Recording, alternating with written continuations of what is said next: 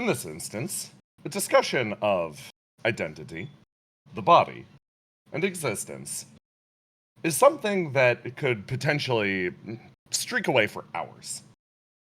It could become a long-lasting discussion, stretching for the majority of a night. But, in this instance, this is not some far vaunted philosophical discussion. Instead, it's a very practical concern. Basil! You sit across from Riddle Arendite, having what could only be described as a doctoral consultation on your current existence. At Mike's insistence, the sniveling and crying, you have been placed in this room while she and others attend to other business, specifically to figure out a way to make your brain a little more survivable. Because right now, you look down at your spongy body. Your brain is strong. Your mind is powerful. Your ability to deduce and discuss, immensely good. You open and close a mittened hand. You're currently rolling zeros. This is not a philosophical conversation. How? Riddle sort of tilts her head. She's like, I suppose it is a philosophical conversation, but I guess in the other angle, we need to figure out something practical we can do for you. She like sort of lightly smiles and like leans back in the chair. So, I actually had a few questions if you're willing to enlighten me. Okay. It's nice to talk to you again. She actually smiles. She's like, yeah, so, for stream's sake, you've been sat down in front of Riddle, and she's asked you more or less what brought you to this point. How much have you shared with her? Did you share the events of the stream, or for the most part, are you keeping that close to the chest? Like, what level of information is she working at? She's explaining what happened to her. Yeah. Specifically. She feels like it would be unproductive to tell her what she's seen, in that if Riddle gets leaky, then she'll just fall asleep. So she's not hiding it out of any other reason other than to prolong the conversation. Fantastic. Riddle's sort of like, she reflects on everything that you've told her and like attempts to like turn it over in her head. She's like, okay, so I'm clearly missing a bunch of pieces here that you probably have a better handle on than me, but... Sorry, I can't tell you. It's okay. She, like, genuinely the consideration's appreciated. She actually, like, you feel a warmth coming from her. You're acting on that old lesson of yours. And she's like, okay. So, when it comes to your current physical shape, she taps the table a few times. Based on the experiences you registered, there seems to be some, I won't call it an issue, but complications? Okay. What are the complications in your estimation? She actually, like, leans back.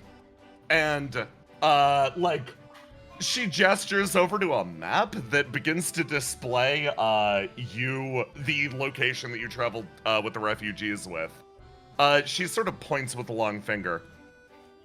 While you're working with the refugees, it seems like your body expressed some rather unique abilities. Primarily your ability to change in size and, fire the beam? She looks at you very I have a laser beam. Yeah. It comes right out of my brain. That's genuinely great. She blinks. You see that Riddle is a beam appreciator. The Chad beam appreciator. Sword havers versus the virgin sword haver. She When will they learn? She smiles and she's like, There's one issue, though. When you were working with that large group of refugees, your body was able to change in shape and scope based on, well, what appeared to be your will. But since then... I like to think of it as imagination. Yeah, exactly. She nods! Since then, it seems like things have changed slightly. She looks at you. I want you to do me a favor. Try to focus on growing or gaining size. Okay. Okay. You, very easily, grow gigantic and on the chair, and Riddle's like, oh, fantastic. Okay, perfect. Now try to shrink again. Okay. You shrink back to the same size as before, and God, easy! That was so easy! Your body expanding and contracting. This body is great. And Riddle's like, okay, let me see if my theory actually applies. Okay, try to do it now. Okay. You try. You feel a struggle. Give me a roll to do. You do it! But it's like hard. You managed to grow big. It's not the same size. You managed to break through, but man, it was difficult getting to this point. You're like, what the hell? What changed? Are you perceiving me as smaller? Riddle sort of nods. Yeah, no. Literally read my mind. Good job. I see. So what you're saying is that I have to fight against other people's perception. Literally right on the money.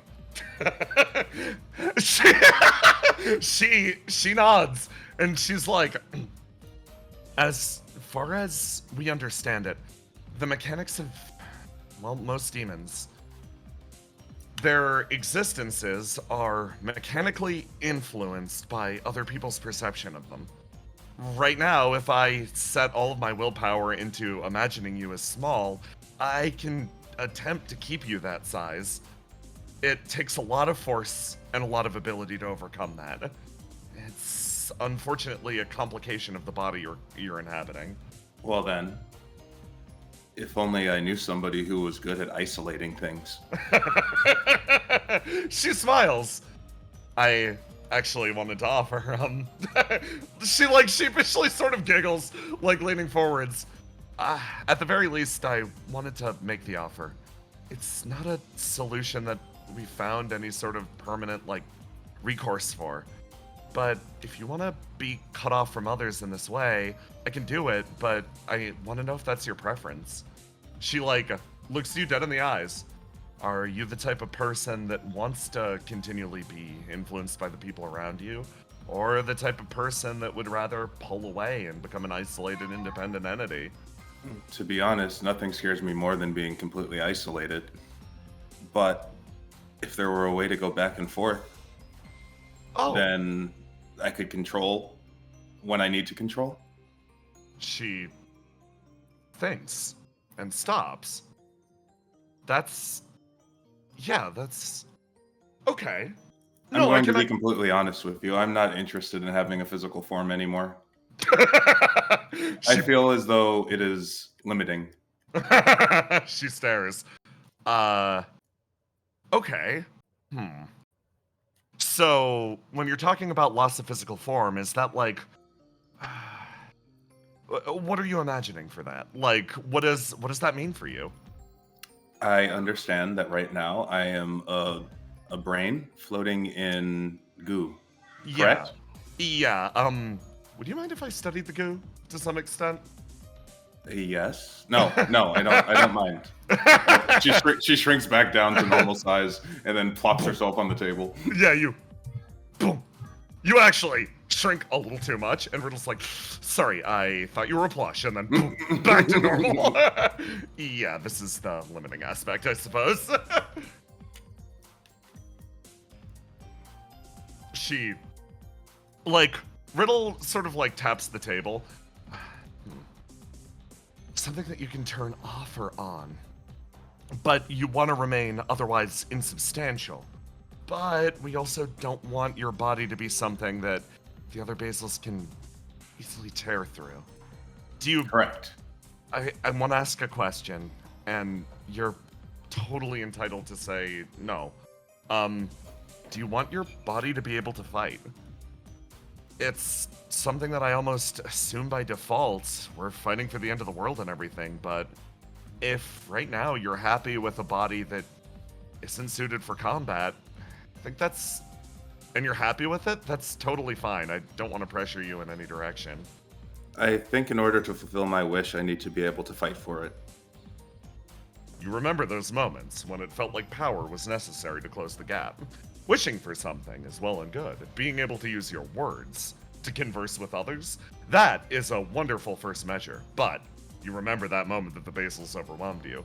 Sometimes reason and philosophy are not enough.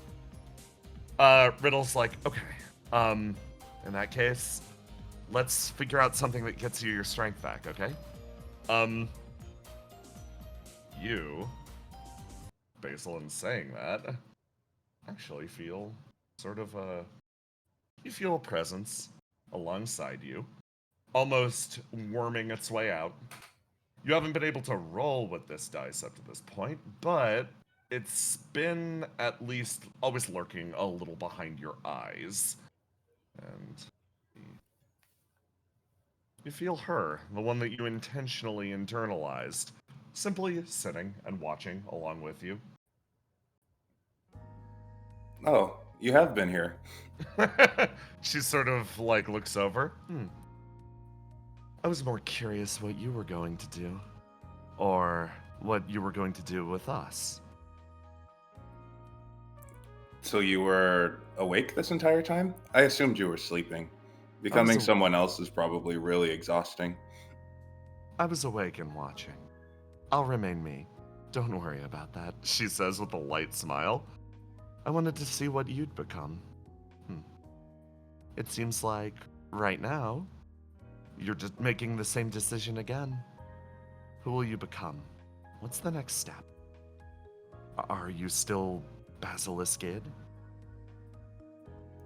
I think I'm becoming something else, but also the same thing.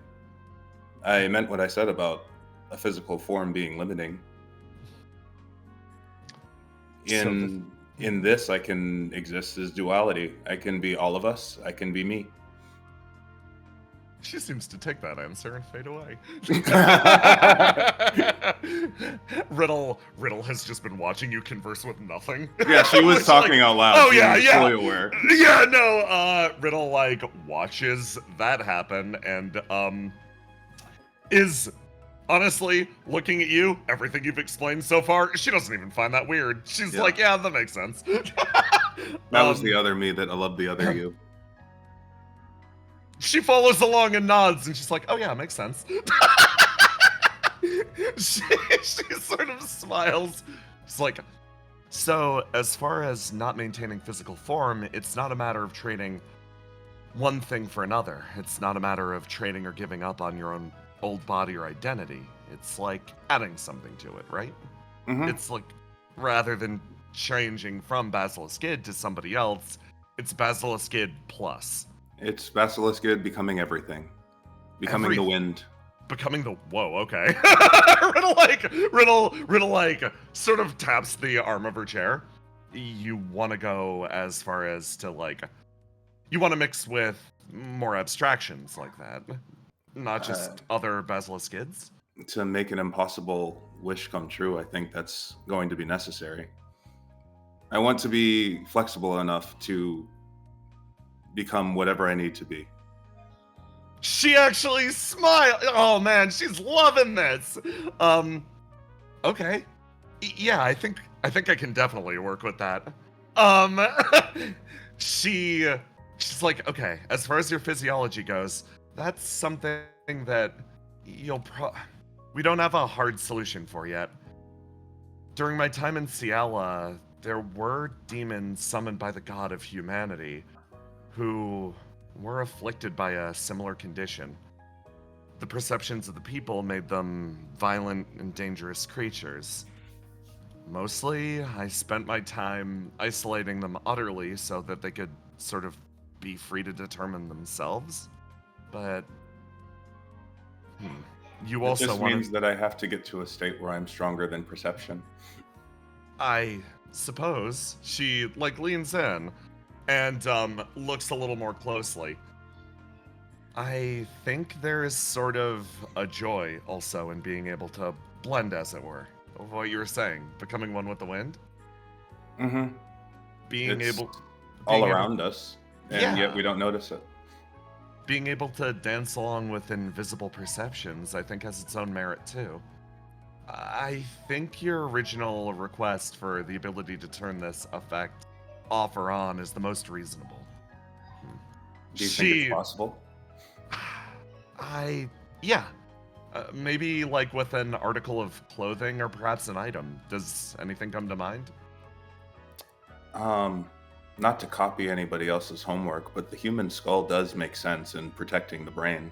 That, yes, it does. It's efficient at that. Riddle's nodding. So you want a skull?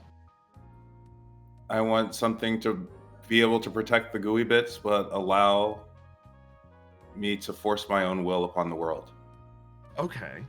Yeah. I mean, by all Yeah. accounts, I shouldn't be able to walk around as just a brain, right? She nods. So it takes a certain amount of willpower to be able to do that. Probably a ridiculous amount of willpower.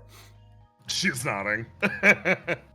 And to fight other people's perception, it would take even more. So, a shell? A shell. Yeah, a shell. A shell for the face. All right. She, she stops. Is there any visage that you'd prefer it to match? Like, featureless or what? What are you thinking? Something I can make myself. Something you could make yourself. Think of it less as a. Aloha's right. Less as a brain and more of a core. Okay, so it's not a skull. Right. It's a piece of armor to protect that. I'll get the basics done, and then the rest you can carve or create yourself. We've got a 3D printer back at OPIA that I'd be happy to let you use. Okay. Sounds good. Yeah. She sort of like stands up and dusts herself off. It's like, in that case, I think I'm gonna move on to the next patient. And this is officially speaking now that I've left the doctor chair and I'm leaving doctor mode. She walks forward and picks you up and puts you on the ground. Doctor? She leans down and actually beams a smile. Your new state of existence is absolutely fascinating. Also, the ability to manifest or fight off other people's wills via pure strength of will, seriously impressive. You feel like that wash of warm air from her, and then you feel another impulse. It travels through your body again, and you remember a time long ago where this girl worked alongside you and smashed up visages of your old face, masks or ghosts that passed you by one after the other. You remember a moment that her influence even then bled into you. She wanted something very simple. She wanted you to be happy for no reason other than she thought, at the very least, you deserved it. That same emotion sparks from her over to you, now felt utterly clearly. When she was sitting on the other side of the chair, it was a relationship of someone, of a doctor trying to help someone who she believed needed help. That is one directional. In this instance, she stands alongside of you and seems to be almost glittering. All of that goodwill extending from her and pressing into yourself. Your body feels lighter, significantly so. It's easier to feel it without a barrier. It certainly is.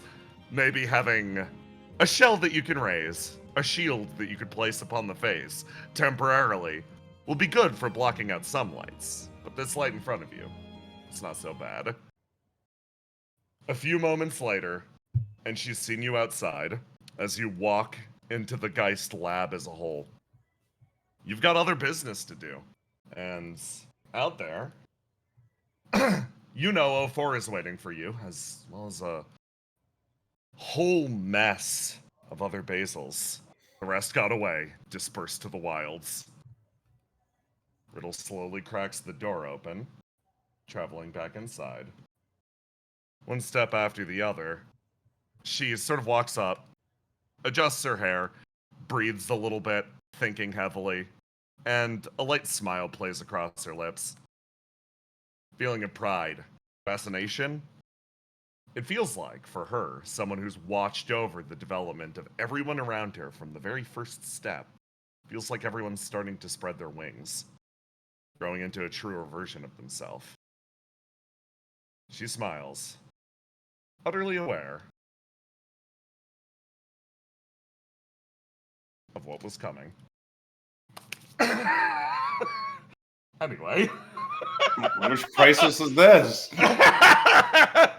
It's time. Inside the clinic.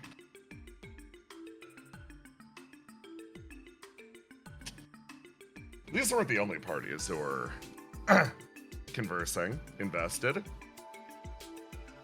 Willow, Riddle called you over for assistance, and you've been properly waiting in the nurse's station, aka this chair, while that consultation happened. Apparently the other patient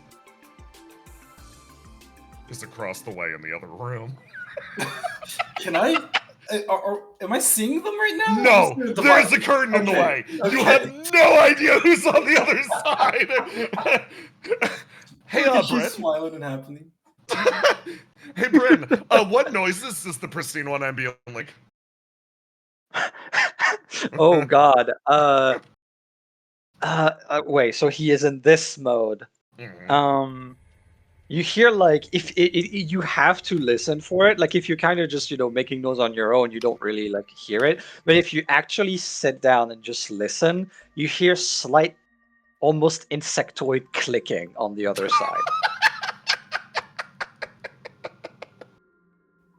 Huh. I guess there's got some bugs in the next room.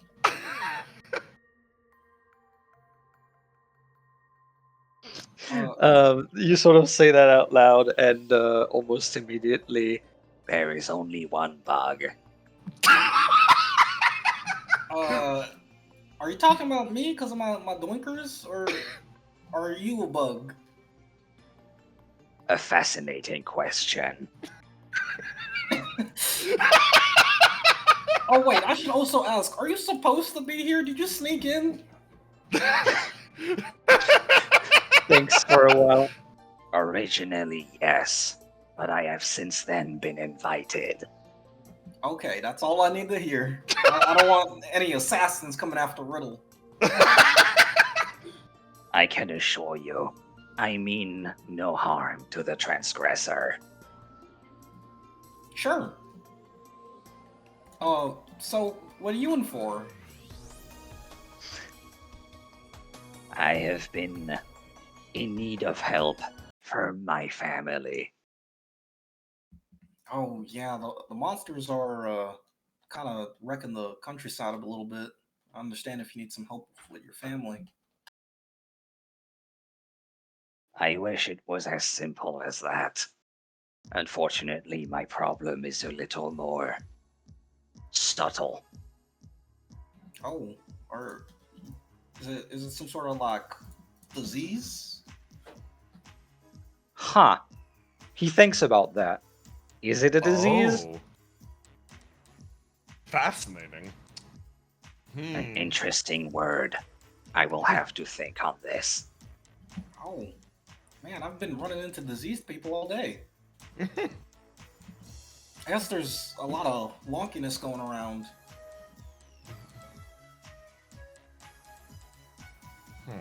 Like you can feel that that whoever is on the other side is still thinking about what you just said. Yeah. No, it's... Is it? It certainly affects you like it is one. Yeah. Yeah. So Willow and I were there during the Basil Of consultation, course. right? We heard the whole thing. Then he's gonna say this. Did you pay attention to Riddle caring for my little sister? Wait, Basil's your little sister? This one is. Oh my gosh.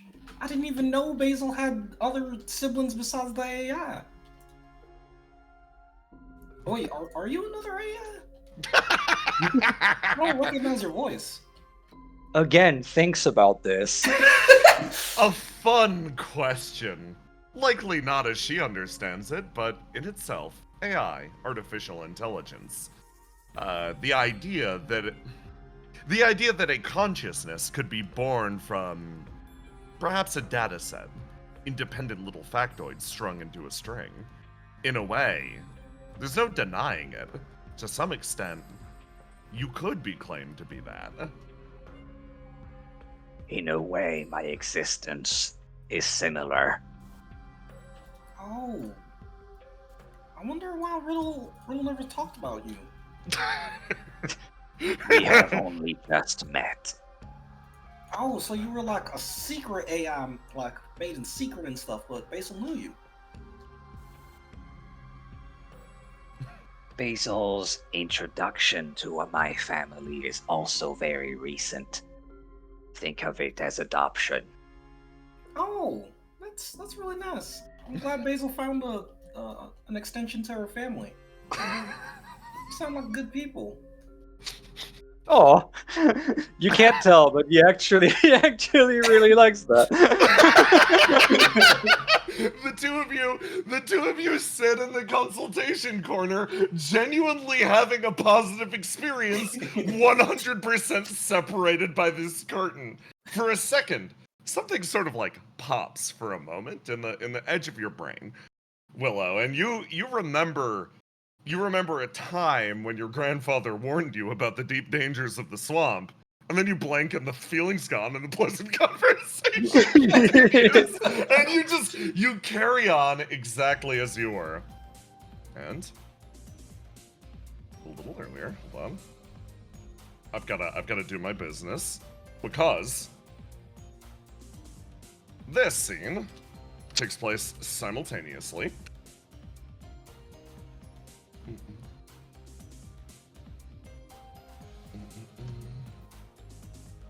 I jumped to the wrong map.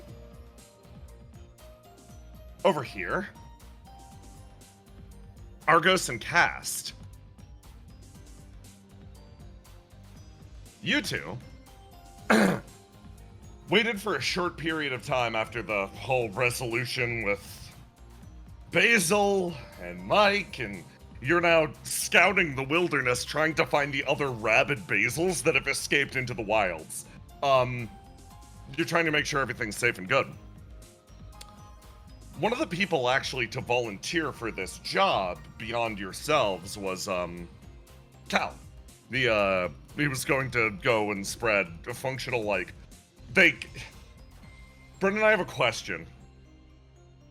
If you were trying to attract feral basils with, like, bait, what would you use? what would the bait be? What they want. In that case, we are a very single-minded people. They were assigned to two different things. Mike handed over what spare possessions she could provide that would, like, have scent on them, and they're being distributed across the wilds into distinct basil traps to try to call them to certain locations. And Cal is not only assisting with the distribution, but also the fortification of the area to make sure that the hunters have an easier time in the future. This happened as a snap split-second decision of, like, Basil's been mauled.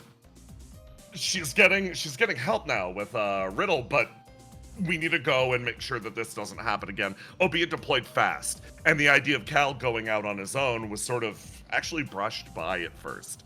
That was quickly rectified as you were reassigned to go make sure he's okay. So the two of you sort of walk together to, let me pull you over to the map. This is genuinely very important.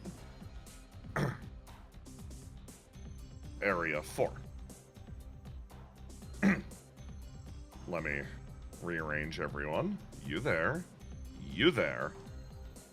You there. Don't worry about that. And as such,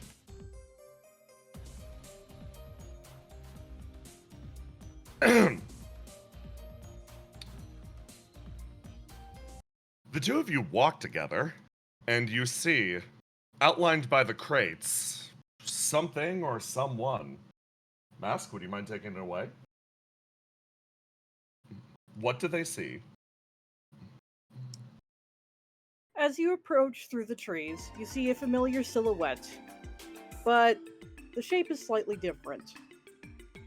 And then you realize, Kel's not wearing his bartending outfit. You look over at the man as he shifts through the crates, and you see him like pulling. You see him pulling like tools out and getting himself ready.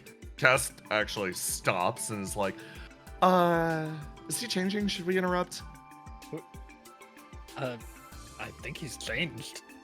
Oh, okay, let's go then. Hey, Cal. Almost Kinda didn't like recognize start- you. He doesn't exactly start as you approach, but he does like freeze for a second before turning around. Oh, hey, didn't think anybody'd be out here for a bit. He closes the box that he had open. And then he stops and thinks about it and then goes back to opens it again and goes back to doing what he was doing. I'll admit, it's a good fit, but at the same time, I'm kind of shocked to see you wearing dark colors. Usually you're like neon, bright white, pink. I mean, that's just the OPIA look, isn't it?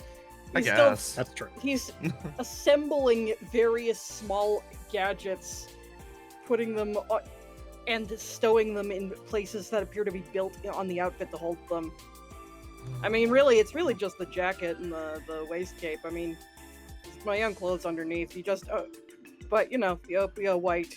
He is clearly not addressing the elephant in the room. Is that? Whoa, that's actually Geist brand nano weave. That'll stop a knife. That'll stop a It was bullet. at one point, yes. Yeah, you're going full tactical. I'm impressed. I don't know if you should be. And he stops what he's doing, and he puts a hand on the crate. You definitely look the part for someone going out on a mission. Speaking of which, we're here to back you up. We kind of realized that we sent you out alone. Yeah, no worries. It's not the mission I'm dressed for anyway. This is pretty specific stuff. It only kind of works in an urban environment. Don't tell me those are your street clothes. I mean, the top's the same, man. It's just the jacket. Yeah, but it's got like knives and stuff strapped. Is that a grenade? It's not. You know what? Technically, tasers? yes. 2 tasers? Oh, here, why don't you come over and sit? Cass moves over, plops down. On these 2 to 3 normal boxes. Yeah. Hey, Argos. Yeah. Was it? Do you ever wonder about the job you have that isn't streaming?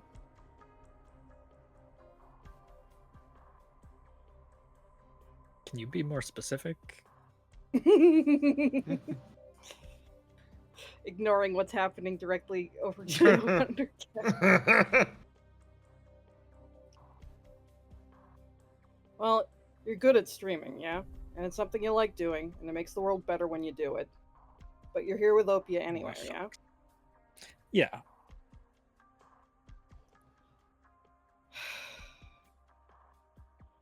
Do you ever have to do things with... Well, I mean... Would you say you've had regrets? in working with OPIA and the stuff I've done. Sure. Only in that I wish I could have done better sometimes. Do you think it's changed you? Arcos instinctively looks down at his arm. An eyebrow micro rises at that, but he says nothing. I mean, probably, yeah. I hope so.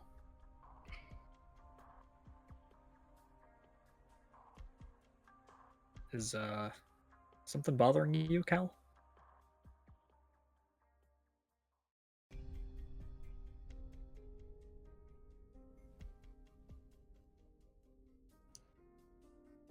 Yeah.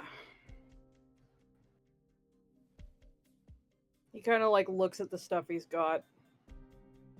He's got like a gauntlet that fits over one hand that's got something going on, but you can tell it delivers a nasty shock.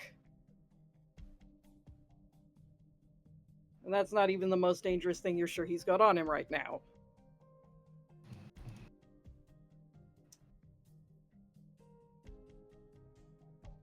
I think I gotta do more than the thing I know that I'm good at. The thing that I like doing. I need to be able to fight for my friend. And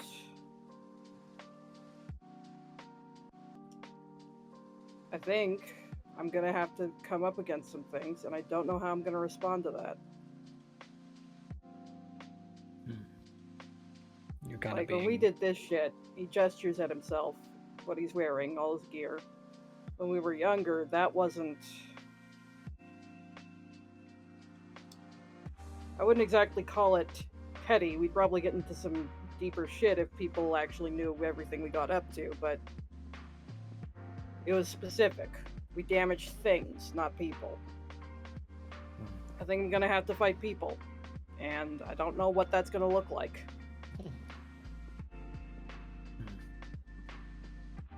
We're gonna fight people who won't mind seeing me dead. Won't mind seeing my friends dead. And instead of being back behind the bar waiting for everyone to come home, I'm gonna be there. And I'm wondering what I'm gonna do when I'm faced with that. Do you feel like you have to face it? Or are you being It feels like it would put in be... this position? It feels like it would be naive to ignore what I'm likely to wind up against when I choose to go out. I'm putting myself on the field. It would be irresponsible not to consider everything that might happen as a result of that. Right, but you chose to go out. Did you do that because you felt like there was no choice? To. You had to. No, I feel like I need to. Both because, I mean, I've always felt like I was helping behind the bar, as silly as that sounds. Helping out with the weird stuff I'm not allowed to talk about it with Riddle and everybody. Oh, no but doubt you know, about it's that. all basically the same job. It's helping out. But now I'm going out into the field against thinking people who are going to try to kill me. Odds are, try to kill the people around me, and I'm wondering, what am I going to do when I'm faced with that? Am I going to rise to that? And he kind of looks at his hands.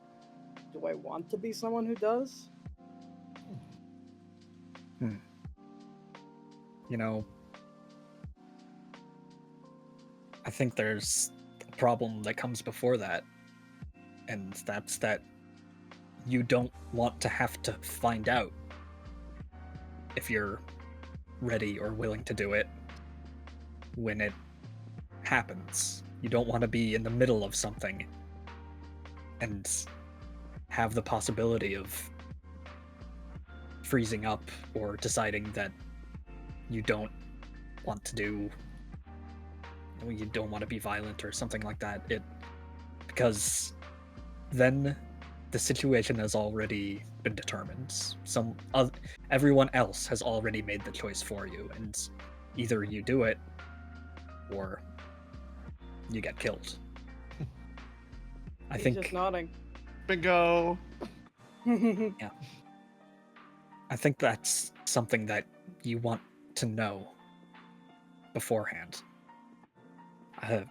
It's probably not easy to know without actually being in the situation. I think I could only go from fighting video game people to fighting, real people, real demons, because it kind of prepared me for the games. I mean, they kind of prepared me for situations like that. Like, everybody loves to throw moral quandaries into their games. And like, oh, is violence actually bad? Is killing people? Oh, what are you doing, you monster? You're shooting people. They're not real. So having gone through that in like simulation already, I feel like it was a little easier for me. But Stream really likes to bother you with that question, yeah. yeah. I don't know, Cal. I don't want to see you get hurt, and if you're going out there half-cocked, it's a recipe for disaster. Hops down. I mean, there is a surefire way to check, and it pretty much builds off of what he was exactly saying. Look, between the two of us, we've got all the capabilities in the entire world to create something that's simulational to see what could happen on what appears to be, for all intents and purposes, a battlefield, so you can feel out if you think that this is okay or not. Because there's no dishonor or shame in just trusting somebody else who's a little more willing to, jump to the violence and the killing thing. But we've got ways to test your mental endurance or fortitude in this area, and they look over to you, Argos.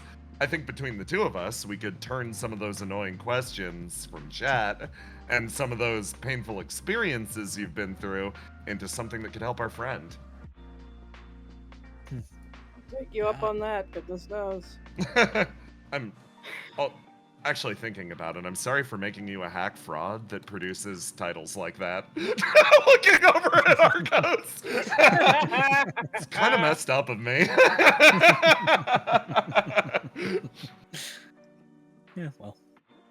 I can tell you, I got some experience. I know I won't freeze up, but gotta size again. Is it selfish of me to want to be the same person that I was when my friend left?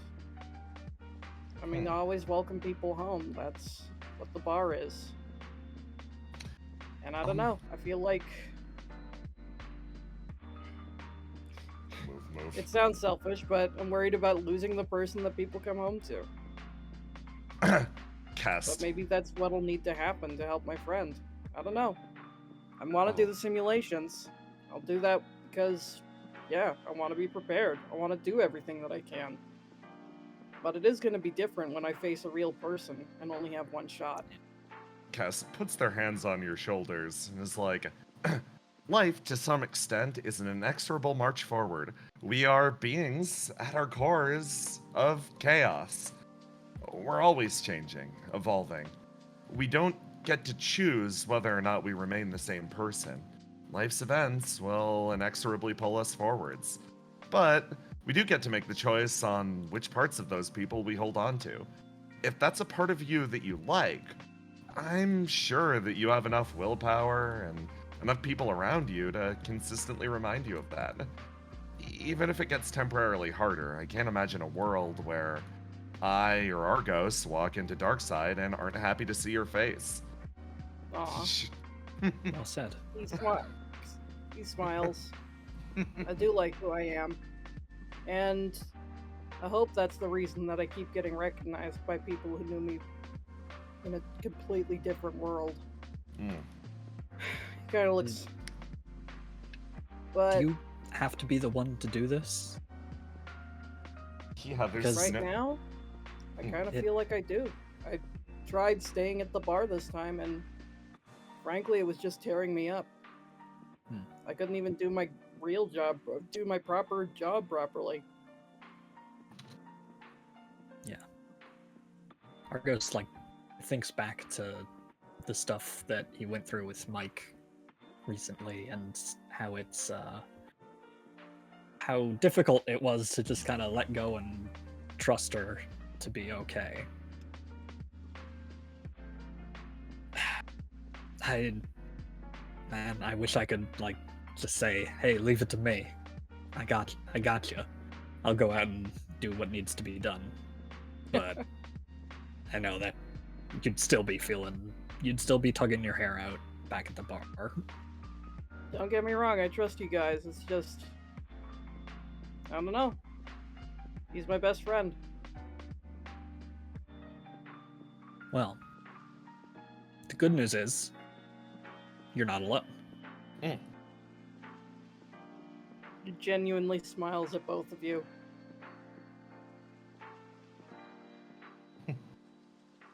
Cass sort of beams and like it's like, well, in that case, Argos, Mm-hmm. let's start discussing ideas. I mean, we got to put this guy through his paces, right? Oh yeah. What sort of horrors should we subject him to? I'm really sorry. Oh, You're fun, the horrors again. gonna you're Hey, gonna calls after you. Thanks, you Hmm? two. Cass sort of smiles. Don't thank us yet. Yeah, wait until you tolerate my beginnings as a really artsy fartsy art game maker guy. They like sort of step one in front of the other.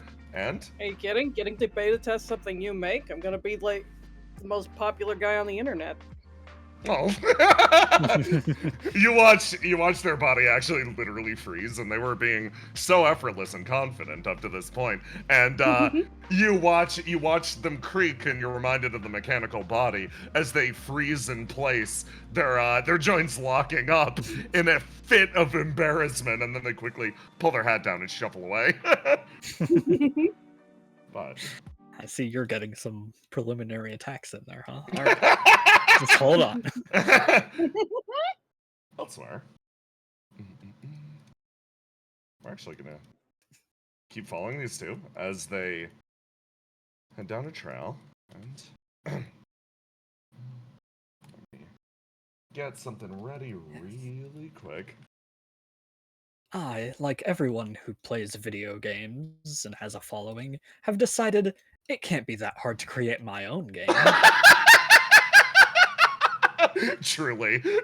This is what Cass has been doing for the last few months. The early experiments were not Yeah, pleasant. With Cass here, it's like actually has a chance of being something good. Let me play this.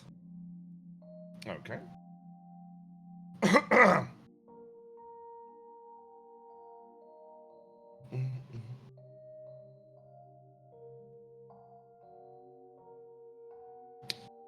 The two of you walk down a path. Cass sort of turning around is like, okay. I think that actually helped. You sent Cal on his way. He's back to now the Wisp household. You've set the traps. Everything's looking good.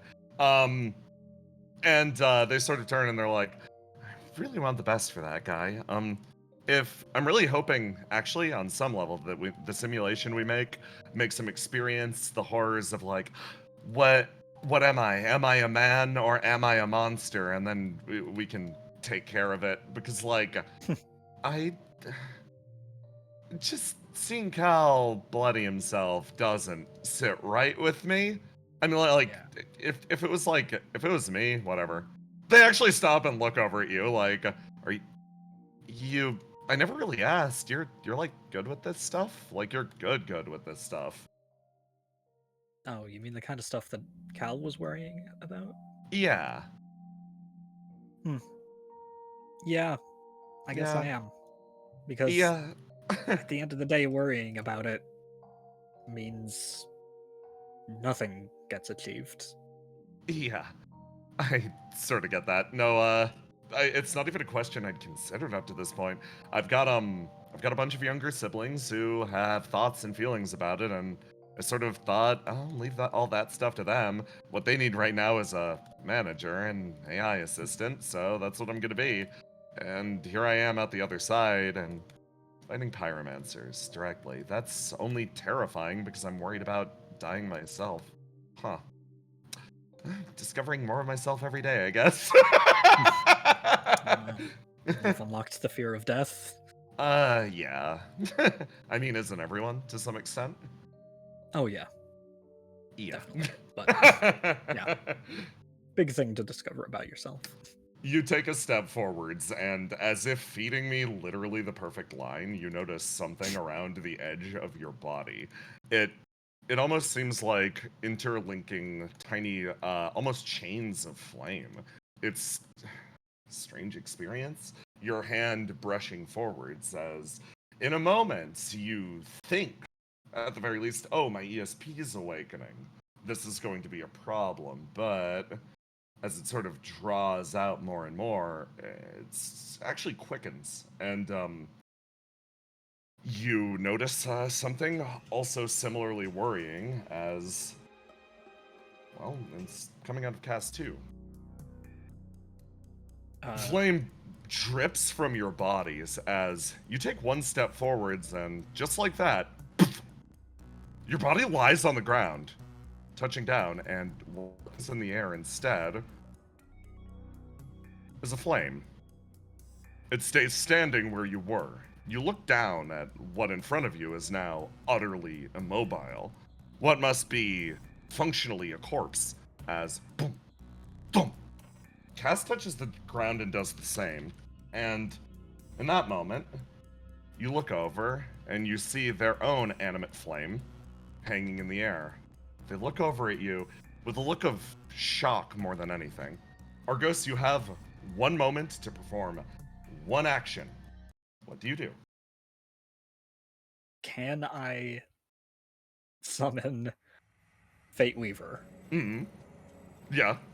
All right, I'm gonna summon Fate Weaver and immediately try and bind our flames together and to our bodies.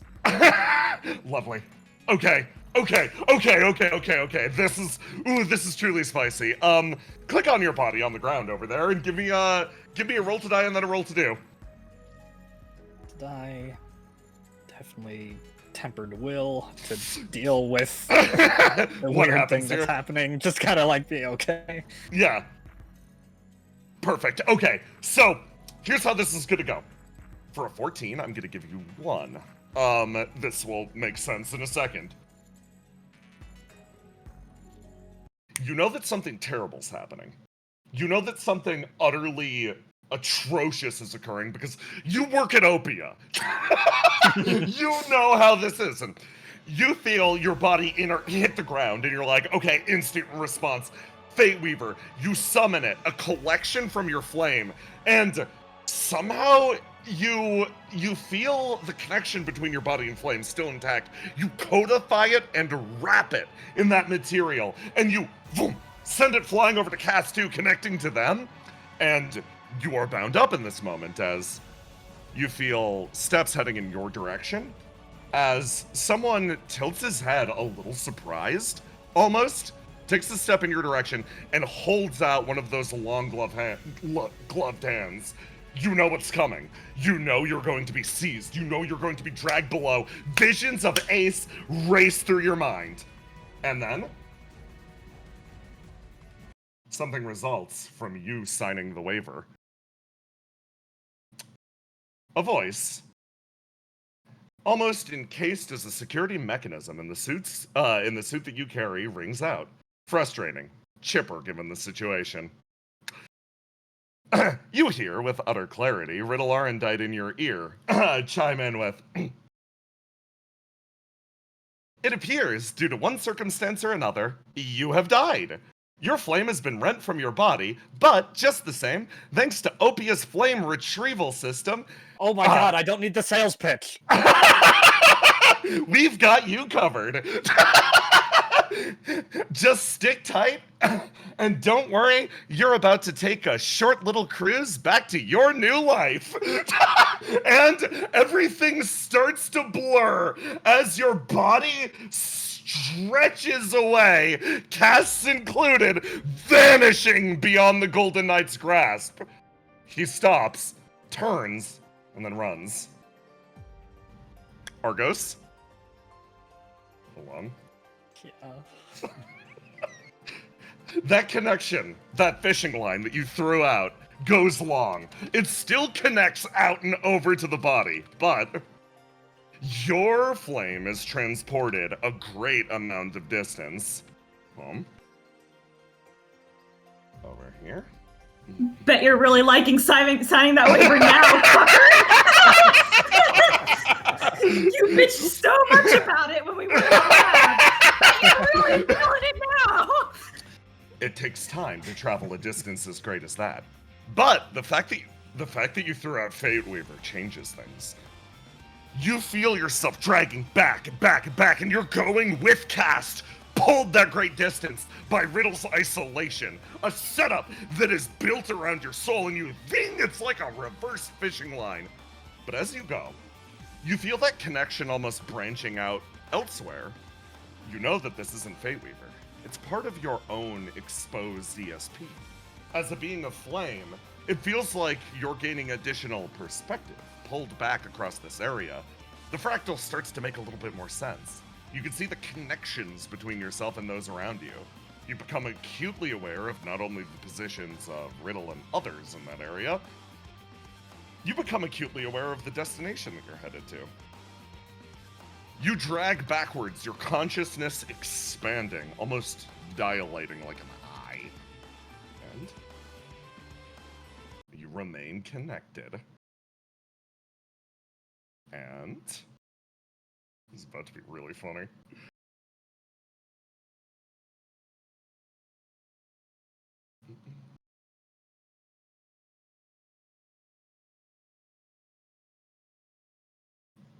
For people in chat asking what the waiver is, all flow agents were given a waiver that they can sign that gives R&D permission to make simulacrums for them in case they die. And some of them signed the waiver and some of them didn't. A hand punches through the wall in the simulacrum room. Argos, you crawl your way free, buried behind the wall, and touch down and look around. Your body, fully artificial now. Look down at it and sort of pat yourself down. Feel strange. I'm wounding one of your stats, however... God, the fucking cake! That is not what I hoped to say.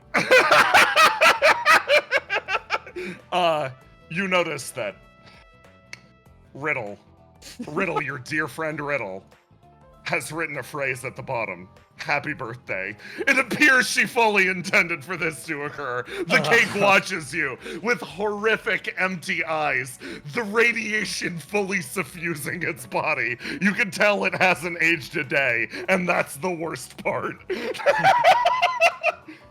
You sit in the middle of the floor, and hold on, I've got to kick the roll 20. Choose which one to wound, or Your orange is indeed going to be wounded. Let me hit the button.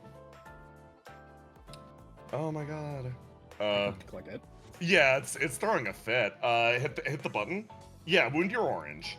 And that is not wounded. You put that orange in your body. That is your anchor point. You're still connected to some extent. When you say my body, you mean Your corpse. Yeah, your OG corpse that's now over there, which is I great. don't like calling it that. Okay. You're right. It's not technically a corpse. Yeah, get over it. Because a little segment of your flame still exists inside of it. Welcome to being the rest of us. You sort of emerge from the wall, and then somebody runs out of a room over here.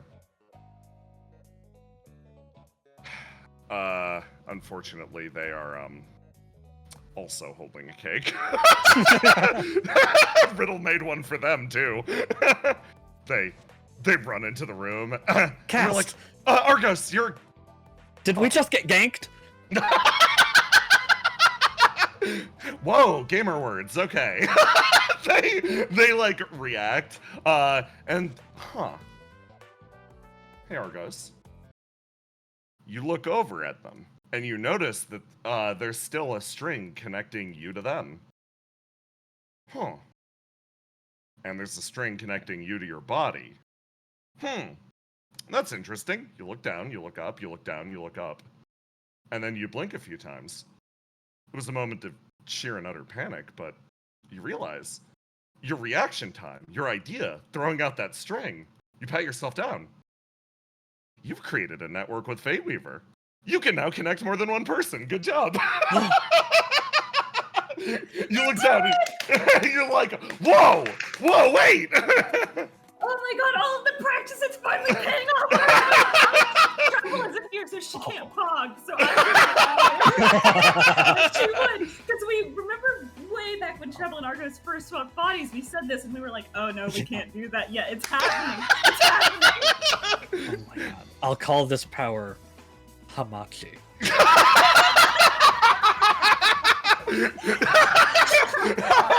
You look at Cass's upset expression immediately in front of you. You deserve this. Okay, yeah, fine. Peer to peer, whatever.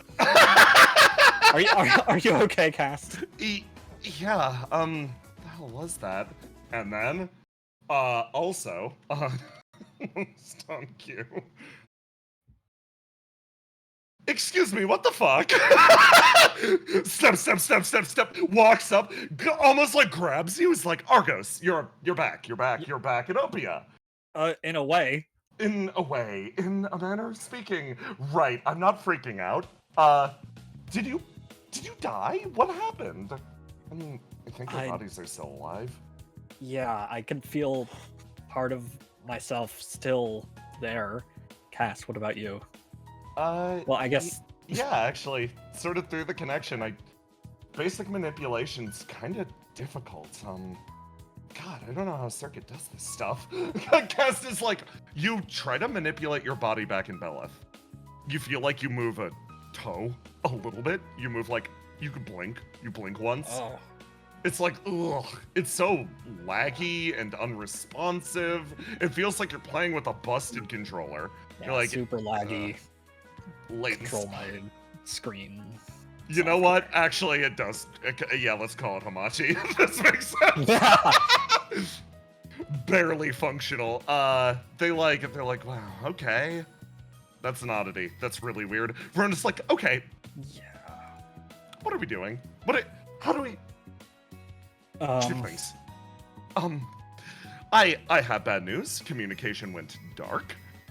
In Wait. all of Beleth. We don't know what's happening over there right now. All of it. All of it, yes. Did it happen about, like, 15 seconds ago? No, it happened, like, 2 hours ago, roughly. Oh. Okay.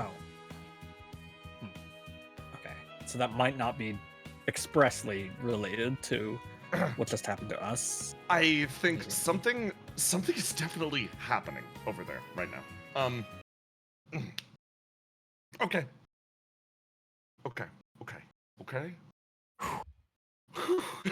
You both make the same noise at the same time. Argos. Yeah. Your current precarious situation is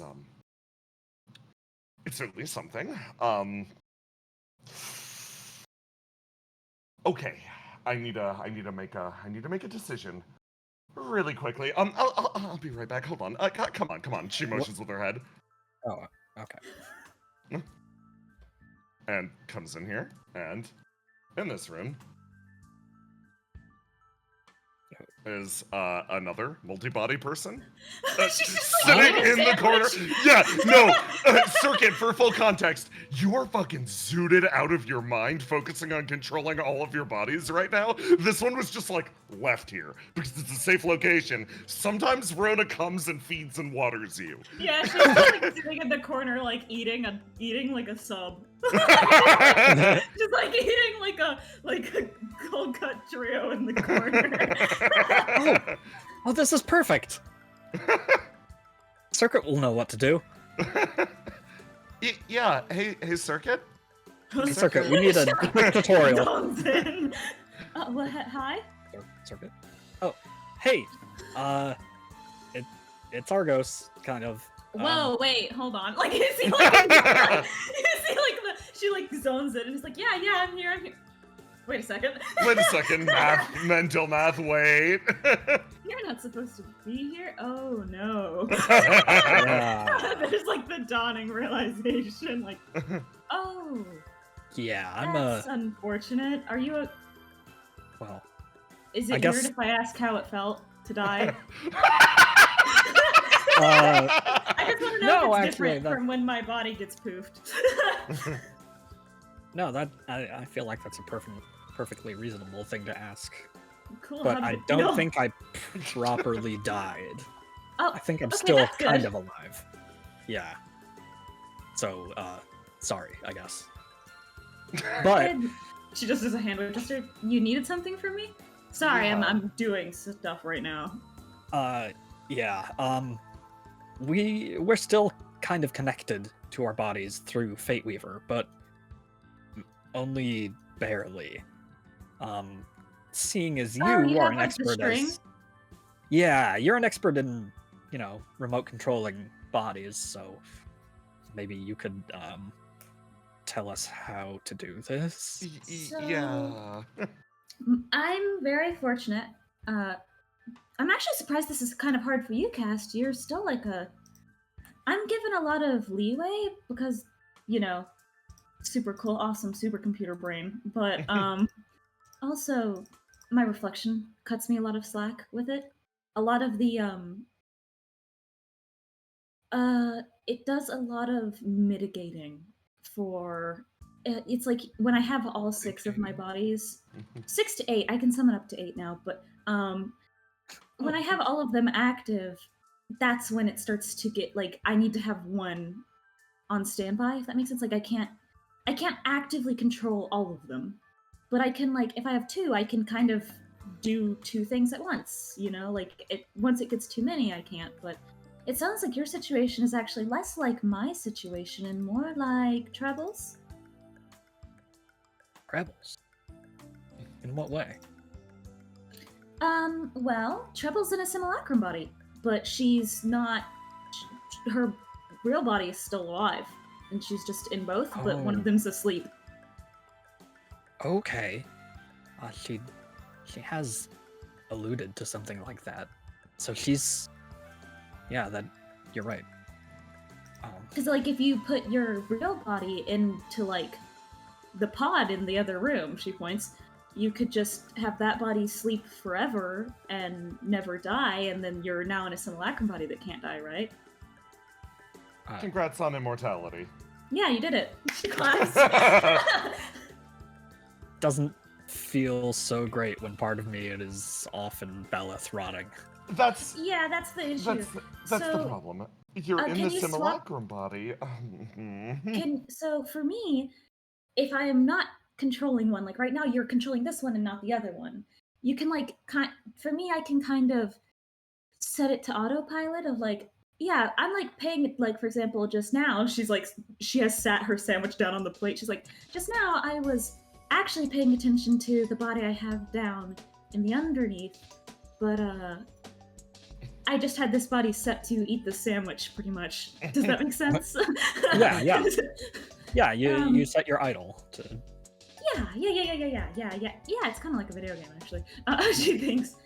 So, then when I swapped back to this one, it left the body that's currently in the underneath floating just in a straight line above the sea.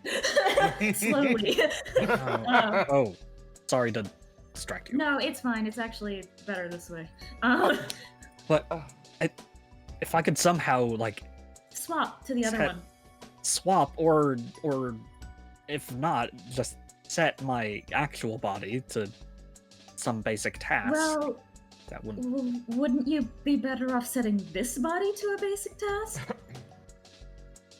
If you- If I could totally swap back, that'd be the best. But I think feel about like it. And testing your connection and your flame, right now, due to the nature of how all of this occurred, it feels like most of your flame's stuck over here, and the inarticulation of your other body is likely because it literally just doesn't have enough power. It won't die, but likely you've fallen into some sort of a sleep. Okay. Do you articulate that to her? Yeah. So then the real issue is we just need to get your other body more flame. Yeah, Because hopefully all of my flame that's body's- sitting here. You can kind of tell from me. I think the way it works for me, I'm not totally sure. Take this with a grain of salt. Is my flame is just equally divided between all of my bodies. They're all constructions of flame generated by my reflection. So I don't have this issue. They all have an equal amount of flame. Right now, all of your flame is here, and one thing that's really cool about flame is as long as there is one ember, you can really fully reconstitute it. So if you've effectively left a single ember that is creating a flame trail back to this body. You're effectively... Wait, is that what happens to Ace to make... Argo stops. Okay. Sorry, continue. So think of it right now as you're actually a really long snake, and there are two Argoses on both ends. That's a weird metaphor, but I think I follow. Okay. Verona. Oh, you go. Theoretically, if we can get in contact with the people in Belith, Mike said she was, she's still off comms, but Mike said that she was heading over that way. I'm sure she's in the area. She could maybe supply your body with enough flame that you could go over. Flashback to Mike. Pie! At Yeah. Basil earlier. Would it be... If she supplies flame... Okay, I know this is a crazy scenario, but let's just say, hypothetically, she supplies it flame.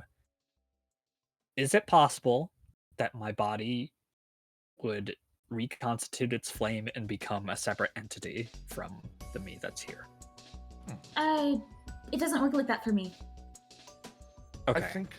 I think by the virtue of the connection that you currently share, that's not a concern, but if someone cut it, like say Riddle, she got curious, yes, that is a possibility. Yeah. Like if someone could sever...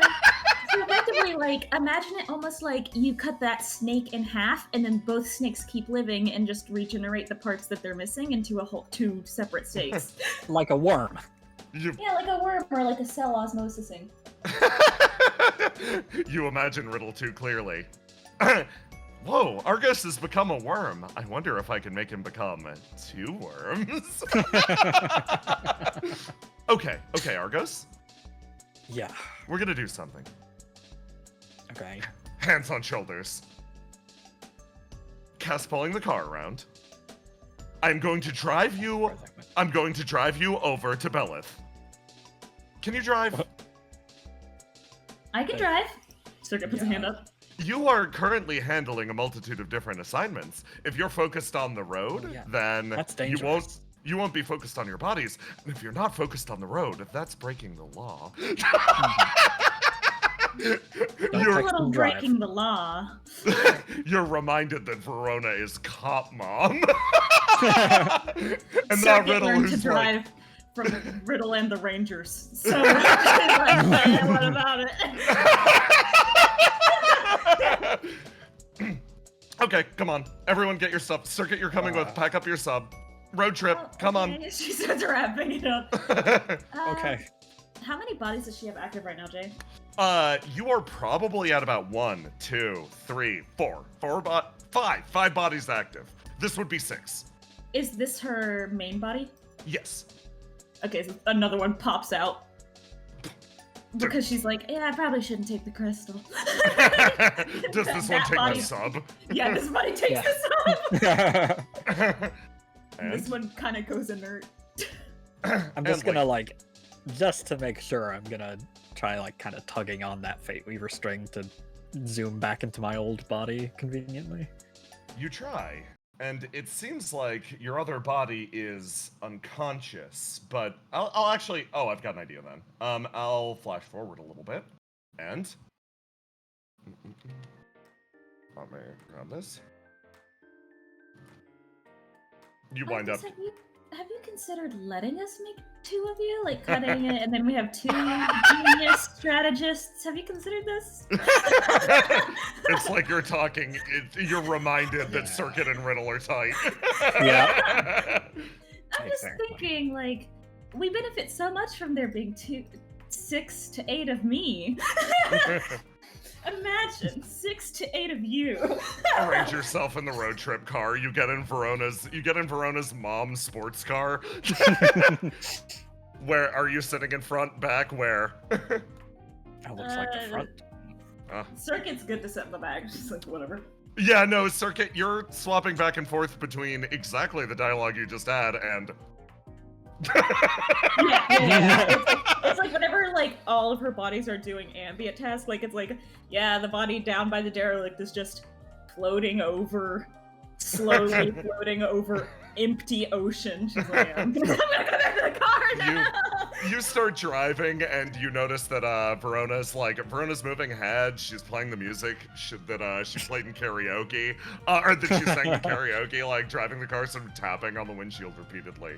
And it's in a condition like this that you tug again on your Fate Weaver string, and you feel almost like a warmth spread through you.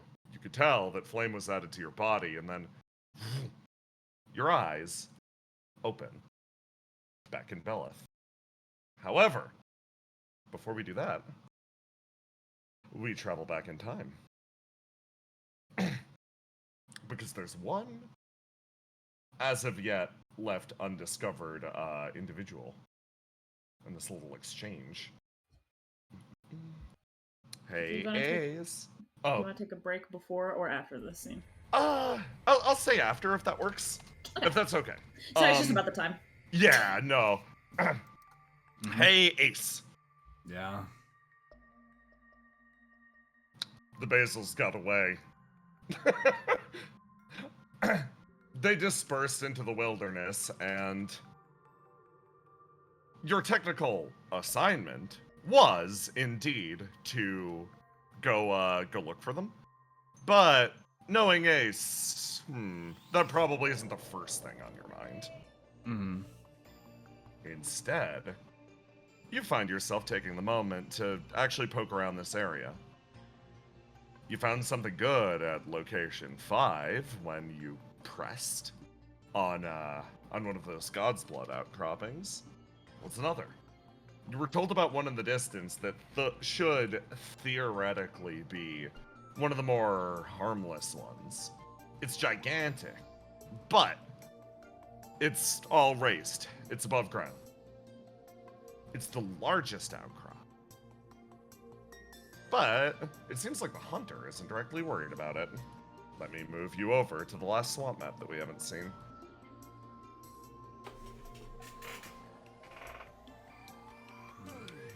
Well, actually, I'll move you over here. You crawl your way up a cliff and place yourself in what appears to be like a creature's den almost. Looking around, you see an area where something's cleared the brush away with its tail. If you had to guess, this is likely where Swampzilla regularly makes its resonance. However, due to current incidents, it's currently not available. Your eyes, however, are easily attracted to the far side of the lake. Individual glimmering motes of God's blood hanging in the air. They slowly shift, dancing up and down. This large protuberance that extends from beneath the earth is certainly overwhelmingly large. Just looking at it sends almost a tingle of excitement down your spine. You're unsure of what the emotion is or how it works, but it almost feels resonant with you. Okay. He looks around in this area. Probably no basils here. No basils here now. Yeah. It seems like almost by instinct they avoid the God's blood. Yeah, that's fair. And anyways, it's not like we have any bait out here. It's fine, someone else can deal with him. You say that out loud, and you watch as you see someone sort of splash down into the lake in front of you. You see a figure that was temporarily moving with Basil, traveling deeper into the lake. Something about her appearance always struck you as odd. It's like a voice in the back of your head, or some sort of recognition that feels like you should know the name, the face, but it never quite comes. She takes another step deeper and moves towards the god's blood. Hey. She slowly turns around. Good afternoon. You dumb or something? Excuse me. She sort of like looks over. An interesting question from one who is similarly walking towards the god's blood. Yeah, I'm walking towards it because you're in it. Get out. Ah, this is where you're mistaken. I too have a duty to perform. She points ahead, and you see, at its base, a large congealed mass, sort of wiggling, shifting around in the god's blood, almost mixed in with the muck, but just as determinate as any other being. She looks over and sort of smiles at you. It is my responsibility and duty to help individuals such as this. Okay. Can't you, like, lure them out? You don't have to step in there yourself, do you? Sometimes the best lure is... She stops and thinks. I do not have enough flame to offer anything other than my body. Okay. She sort of moves forward, and she walks in a little deeper. She stares at you, freezing as this figure actually moves a little bit closer. And she's watching you now. She seems almost unaware of the being behind her. And her eyes sort of dilate as if recognizing your face. Tell me, Ace, how do you feel about this being behind me? How do I feel about the being behind you? Yes. I don't really know who they are. I've seen them before, but they're just things, I guess. You take another step forward, and almost a searing pain lances up to the side of your head. You remember your body when it was on autopilot. You remember collecting a large number of them, finding them and pushing them aside to some alleyway, almost as a matter of instinct. For some reason, these beings seem to be entwined or wrapped around you like a vice. Their presence is choking. I guess another representation of a chain holding me down. She turns over and is like, if that is your conclusion, then allow me to deal with this. She holds her hands out and, okay, say, it's time for you to roll to do. She holds her hands out to either side, and then you watch as individual little swords seem to flare to life, and she drives them forward and almost into the being in front of her. But, and this is the big one, as she does, they sort of lance out, but don't make true contact. It seems like they got caught in the sides of this being and sort of freeze there. And you see, as the person in front of you, blink, blink, sort of freezes, and the being lurches forward, and I'm going to post its ability. We are going to use this. Dregs of stars yet to fall. Action. Target rolls to die. Wound every attribute that rolls a 1. You see it lurch around Say and sort of like attach to her, but you see as the demon manages to hold fast, now bound up in the goo. It appears to be more resilient than I originally expected. Ace, what do you do? Alright. So, what Ace is going to do is just run forward and yank Say back from this, like, goo being. Give me a roll to do. Boop. Boop! You... She pops and, like, you drag her backwards with a 13. This will... Functionally like this, it comes with you a little bit and like sort of yanks partially up to the shore. You pull her backwards and she's like, perhaps it would be better if I gave you this. Instead of manifesting the sword for herself, she hands it over to you. There you go. Allow me to post Say's ability. Really fast.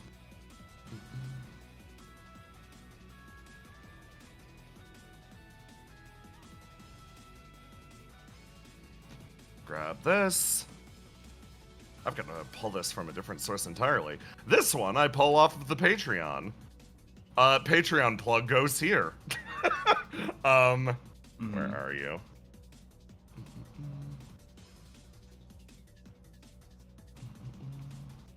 There you are. There you go. So, Say tosses you. Unaspected majesty. I'm not gonna read all that to you. Functionally, a sword forms in your hand, and now I'm replacing your black attribute with a green. Oh wow, I'm sure someone's very happy about that. She loves it. Delightfully, this is an ascended green attribute. Okay. Let me click, click, click. Okay. You feel it lock into place. Say's smile sort of widens. There, now handle it. Alright, I don't know what's up with all these people handing me swords, but... roll the die. Whoop. Yep. Wow, 6. Yeah, who would have thought? Alright, so he's just gonna roll up this, like, goopy being, and he's just gonna jump up and try to plunge it down into the God's Blood with the sword. Give me that roll to do. This is at a +6. You get 6 uses? Okay, 25! You just sink the blade in, and you watch as, almost like an, if Seagazer causes destruction, degradation, and chaos, this blade, as it touches down, simply resounds almost clear like a bell. The being in front of you freezes in place. The God's Blood freezes in place. All of it becomes motionless. Held still. It's certainly stopped. Is it dead yet? Dead. I believe it is dead already, or perhaps death is a concept that will not come to these beings. Regardless of what we do, there is nothing we can do to grant them true death. Cool. Are they not a danger anymore? Looking forwards, it seems like they've been successfully suppressed. Excellent usage of my abilities. You feel a ping against the back of your skull as Seagazer throws the biggest fit you've ever felt her throw. Yeah, sure. So yeah, I got it suppressed, and now what do you do?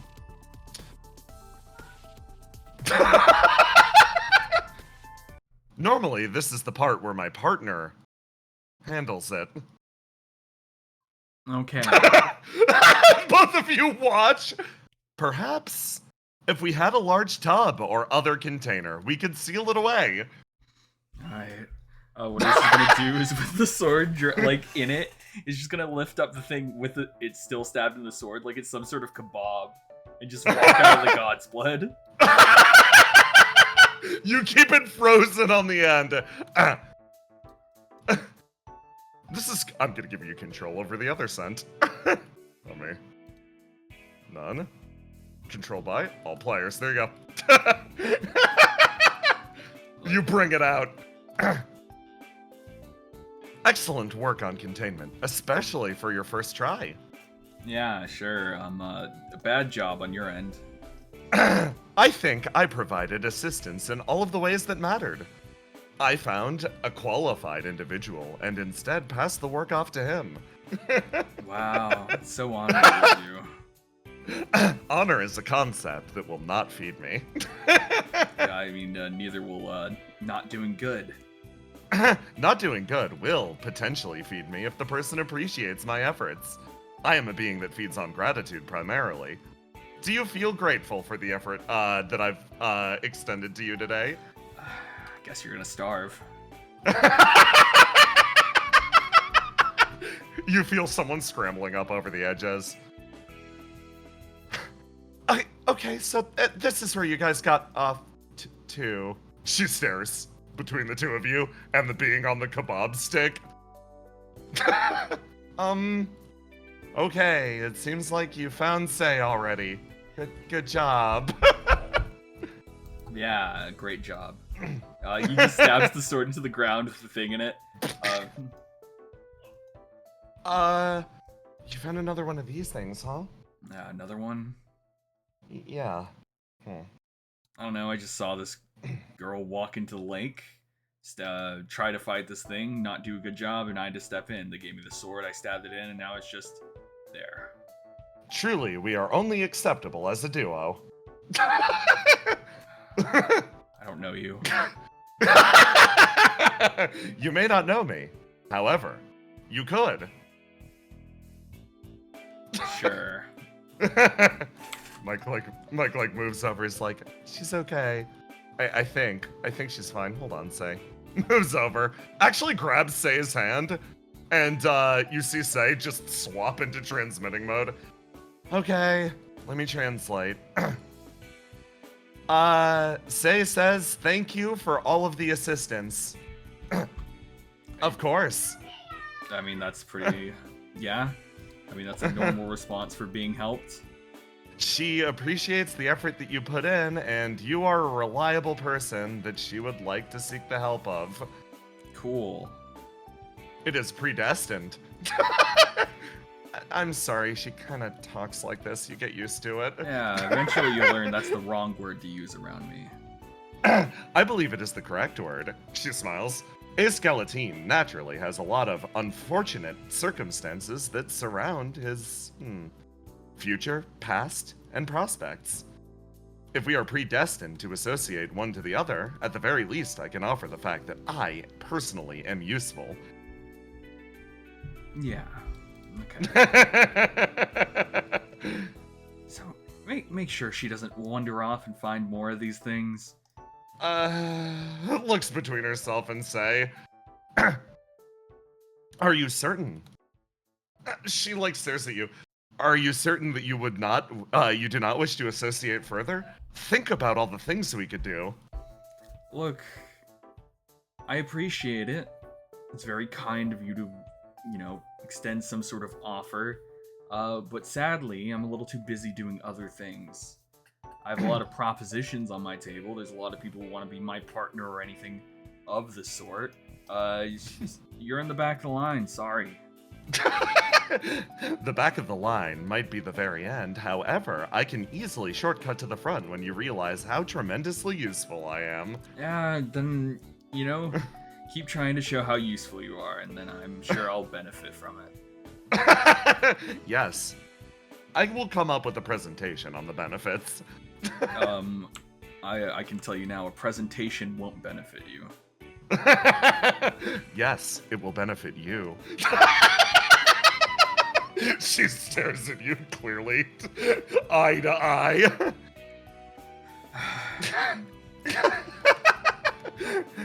Ace, you get a call about Argos at this point. Call? You get a message. Yeah, you get a call from Riddle that's like, "Hey Ace, can you go check on Argos?" Sends you a location. Yeah, sure. You guys, what do we do with this thing? I'll handle it. If you're busy, it's okay. Yeah, I gotta check on Argos. Okay. Let me know if you need help. Ace, you step. You keep looking back at that girl, and you watch her as she watches you, and there's I don't know how to put it. There's a sense there in the back of your head. It's deeply nostalgic, but at the same time, it's... You know the way that people look at you, and they see someone else, they see who they want to see? Yeah.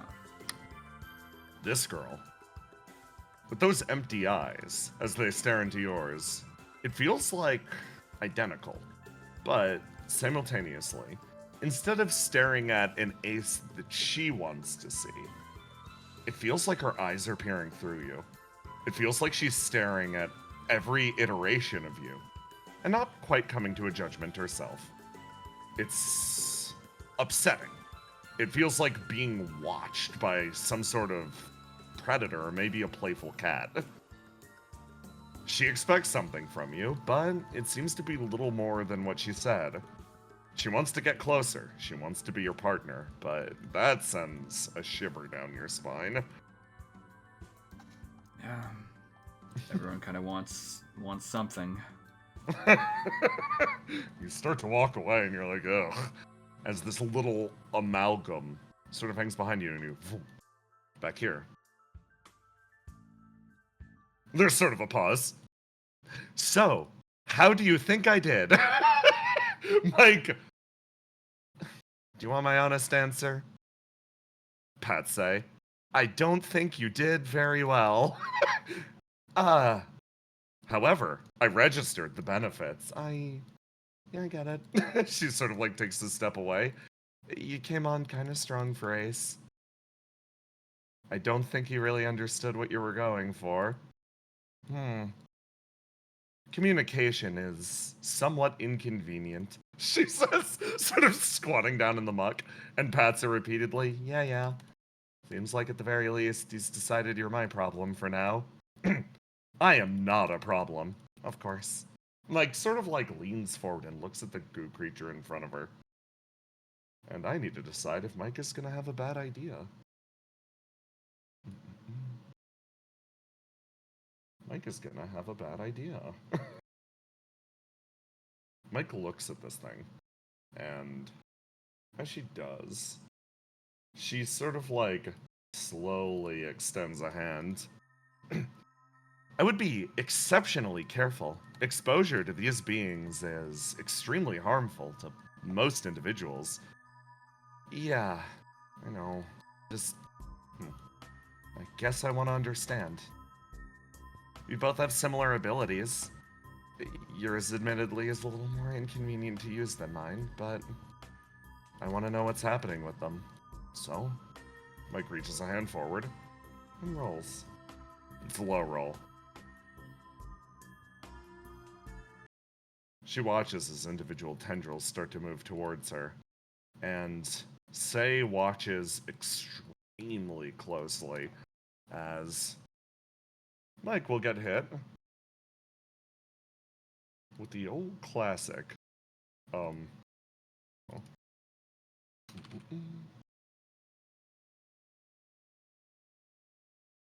the good old-fashioned boop. Mike immediately needs to roll to die. She reaches her hand forward, and that's a wound. Her black dice is absorbed by this being as it greedily moves in and starts to sup from her flame. Mike's expression actually hardens, and she takes a step forward and sort of grabs the tendril, holding onto it. She starts to attempt to empathize with this being, Say watching incredibly closely. As Mike's breathing becomes significantly heavier, she's shoved out of the way. Say sort of moves her backwards. What's the matter? Say moves over and stares. Mike, you're an exceptionally kind person. However,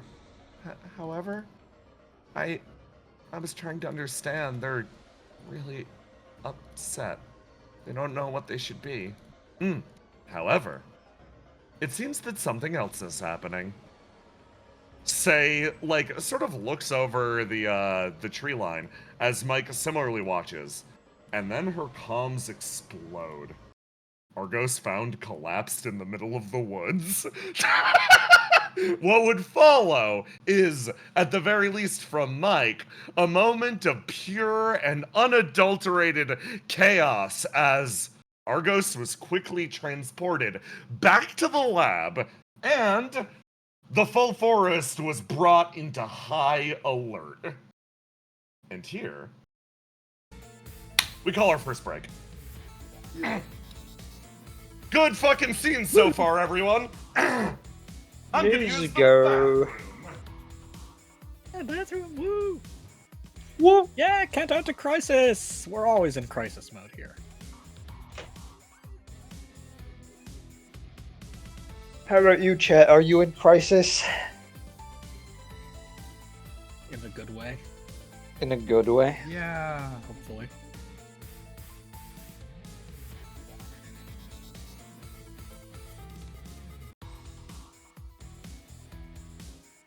Constantly, yeah. 50-50, always, but never have the same time.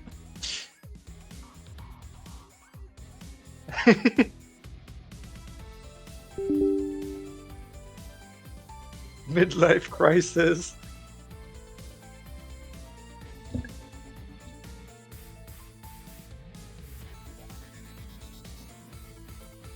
Why did I have to get aced? Ugh, gross. Ooh. Yeah, it is. It's tragic. You got so much in common now. Yeah, that's the tragic part.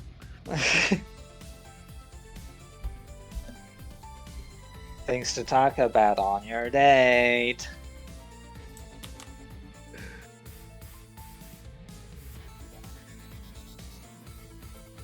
It's the new way of getting Norded, yeah.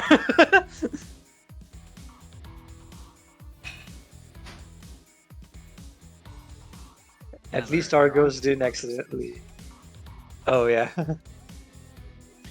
Yeah, that's a good thing. That's a good thing. For now. We need to keep Riddle away from that corpse. Oh yeah. Those dinging noises are me. Sorry, chat. I'm doing some YouTube work really fast. But we're on Twitch. Unless you're watching on YouTube, in which case, leave us a comment telling us, Are you in crisis? No!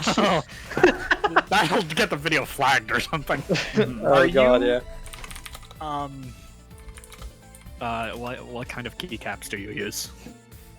The loudest possible. I don't want to hear it from you unless it's in the comment to drive engagement! Comment this overhead, homie. Here comes an overhead. Oh no. I like Jackson's new gimmick where he tries to peek like a German kid on Minecraft. You're welcome, everyone. Yeah. The gamer rage, yeah. Just getting into character.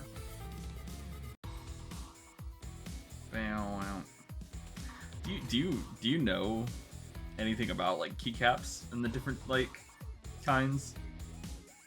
Like I know they're like colors. They're like it's like red, you know. I don't remember which one I have. All I know is they're the loudest. You've got those cherry reds. Probably. I've heard people say that before. Yeah, cherry red is one of them. I don't know if it's the loudest though. Bad decision considering I stream. You know? Yeah, it kind of surprises me how many like streamers and stuff choose to have loud mechanical keyboards. Yeah. And now you're just another statistic. Now I'm just another guy. In chat, no, little German Jackson, don't get your flame taken. Oh boy.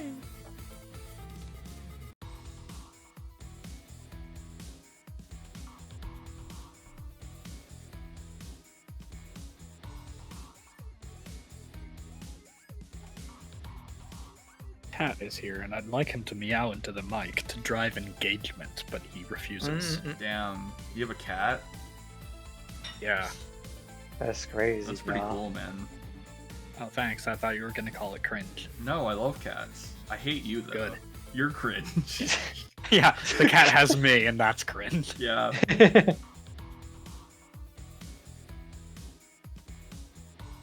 Man. I wonder what's gonna happen when this countdown reaches 0. We're gonna explode. Nice. Nah. I'm Well, excited. it's going pretty slowly with all the time travel. Yeah. Some guy has to like travel up and down like a line that's attached, you know. I'm back. Welcome back. Welcome back. Well, thank you. Sorry But for the cat killing didn't use the Argos. Anyway. And cats. You didn't apologize to me. Yeah. Yeah, apologize for making me more like Ace. I love Riddle's little disclaimer message coming out and Argos being like, God. Riddle, shut the fuck up. Really no thought into the type of situation where this would be going on. I just thought you wanted to hear a helpful and friendly voice in your time of need. Dying. I can imagine, like, there's a situation where you need to, like, activate some procedure, but it's like an automated riddle message goes on. Like, the longest thing, and you're like, Riddle, please! God damn it, Clippy, get out of here! I love that. I was like, yeah, early on, Trouble and Riddle were in the background making simulacrums for, like, Aura, and then we went, hey, Willow Argos, do you guys want to sign this funny little waiver? And everyone was so suspicious. Everyone was like, no, that's sus. Look at you, you're having a great time right now. Sign the waiver. Yeah. I'm giving you a What's second your life, opinion sign on the waiver, bodies you in the fuck. walls now, huh? But this is also Riddle. Maybe I Yeah. could cut him in half and make 2 Argoses. Yeah, Argos. But imagine if there were 2 Argos. Then You're you'd have ready, to, God. so. then you'd have to play 2 Arguses. Yeah, Argos. What's your opinion on the birthday cakes? God, that birthday cake was planted so fucking long That ago. was so funny. For literally since the break. Since Yeah. the break between Act 1 and 2, that has been sitting there waiting for The the moment that you had some horrible thing happen to you and had to wake up. I literally forgot. Literally, we put that there and we went, this will be really funny if one of them ever dies. Here And we I guess are. you just got tired of waiting and just Yes. blasted Argos. And Oh yeah, no. Killed you. Literally, I'm like, I want to do this. So I'm going to spend the rest of this arc gunning for Argos, etc., etc. I'm like, I'm not going to waste everyone's time of watching me slowly assassinate Argos. That's, might as well just go, we all want to see it happen. Let's have all of the enemies gun for Argos until Yeah. he dies. And we Yes. went, why don't we just kill him? Like, fuck it. yeah, Fuck cut it. out the middleman. Yeah. Green aneurysm. Done. So, is everyone back? Yes. So I'm going to rearrange the scenes slightly. We're going to do Baseline 04 please. now. Okay. Yeah. Can I know how we're rearranging it on the, like, Yes. can you hit the sauce? I read it. Let's see. Incomprehensible sentence, by the way. I just said. Yeah, is that some new like Zoomer dance trend? Okay. This is what's left. I'm gonna do it in this order. I fully believe that, like, when you're like part of a team on the GM side, you start developing your own language in real Yeah. time.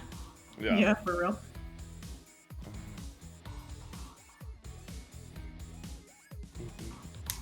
Argos got killed in the cutscene. That's right. Yep.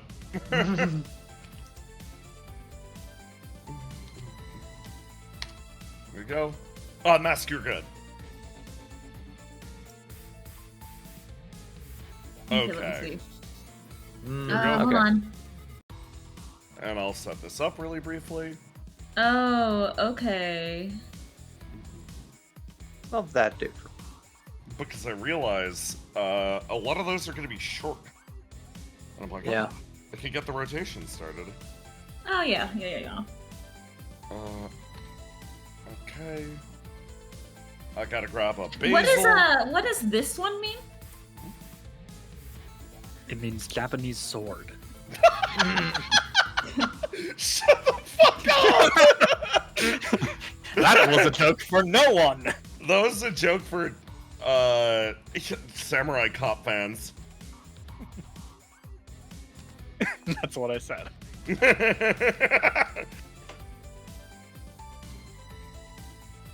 Oh, okay. Yeah. I was just wondering because I was like worried Yeah. that it was gonna go from the one before that to the one after that. And I No. was like, I feel like that's weird.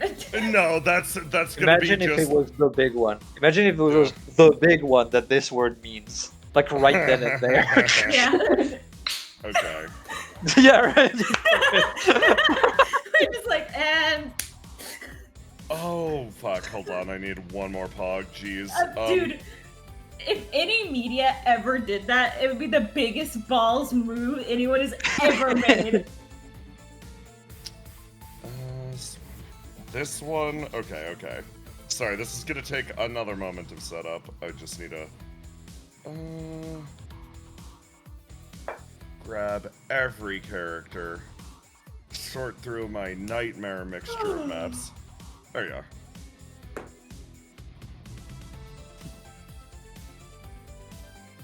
Basil, you are up next. Mentally prepare. I'm never prepared. There you I love are. someone going, Argos getting killed right after talking to Cal is going to be so bad for his mental health. Yeah, we're pushing our characters to the limit. Yeah, we love doing this. The torments. We're doing that on purpose. In chat, if Argos doesn't want to be cut, if you cut Argos in two, then you'll just have two angry Argos. Okay. Okay, everybody good? Let's roll. So.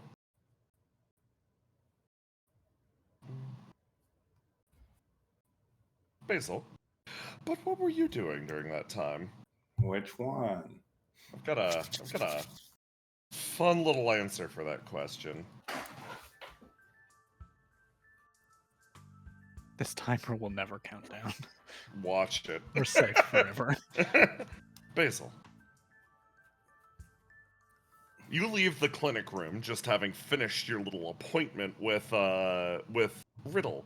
You walk out into the hallway and, well, at least for now, you're free to do whatever you want. Kind of feels like home here. Yeah, it's a homie. Like home if home got destroyed. You know. Overtaken by nature. Home as it was intended to be. Mm-mm. Truly. Am I walking in the right direction, by the way? You are. Okay, good. Yeah, honestly, you're free to go wherever you want. After all, absolute free will project, right? I'm always free to go wherever You're I want. always free to go wherever you want. You slowly move through a door that's set to automatically open, and on the other side, you see two people talking. So, Oh, like... hello. Oh, Hey. hi. Am I interrupting something? We were just talking about Fuse City fashion trends. Yeah. Oh, I didn't take you as a fashionista. Yeah, Sarah's very knowledgeable on it, actually. I know a thing or two, I guess. So, enlighten me. I don't know anything about Fuse City fashion, even though apparently my face was used to advertise most of it. Well, My face now. Fair. If we're talking, like, there's actually a massive difference between, like, Fuse City fashion and, like, the world as it understands Fuse City fashion. Over in Beleth, it's like, you'd think it's, like, sporty stuff, like, I got a cool coat and, like, shoes and everything, when, like, if you walk around looking like a modern art piece here, people aren't going to take you massively seriously, but if you're wearing something clean and you're in the guy's purple and black or, like, OPIA white, people will have an assumption about you. Realistically, in Fuse City itself, it sort of breaks down based on, like, what area of the city you're in or from. All the designer stuff is, like, actually themed after celebrities. Like, there's a whole Ace Galatine line and everything. Oh, that's where all the glow shoes come from. Yeah. What kind of shoes do you like to wear, Saru? He gestures down at his boots. Boots, honestly. The Is- Tims. She points at his hair. Is short hair, like, in fashion right now? I like it for me, I guess. Are you asking for, like, is this for you? Maybe. Are you thinking about cutting your hair, 04? I've been considering it. I say you can dictate whatever fashion trends you desire. You have free will, after all. I do. Whatever you think is coolest.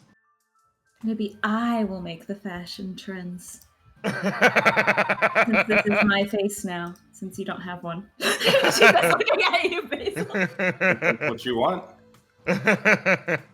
Saru sort of looks over. He's like, that appointment go good? And you set an appointment to get a face or something? Is that what you were doing? Yeah, something like that. Oh, cool. He actually smiles. OPIA is good for stuff like that. Like, actually. Well, they are doctors. Eh. I guess I was just asking for something strange. So Oh. it was something that we needed to sort out. But Riddle's good for that. Yeah, I guess, actually. And at this point, you get a call. Both of you, actually.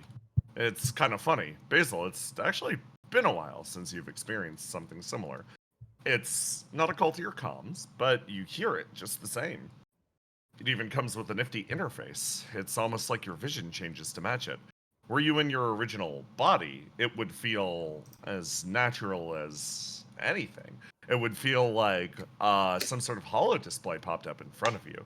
But in your new body and with your new consciousness, you see whatever's happening for what it truly is. Almost segments of smoke worm their way through the air, long fingers that create the impression of a holopad. You know that something else is happening. Your body, to some extent, is being actively influenced. And a voice sort of resounds out. Hi, squad! So, I understand that the mission is run into some complications. I understand that you have encountered the Absolute Free Will Project, and that's great, genuinely. I want to provide everyone with a little bit of help. We've got 2 objectives now. Right now, checking on Basilisk's skin in her current state is pretty important. We gotta make sure she's good. Stage 2, though. We gotta make sure to capture and bring in a live microphone. She's got something very important on her, our spies report. So, I'm setting up a drop point nearby. Everyone head on over to there. Coordinates are gonna be directly transmitted to you. See y'all in a few. Ta-ta. Click. The transmission ends. As annoying as that was, that's actually very helpful.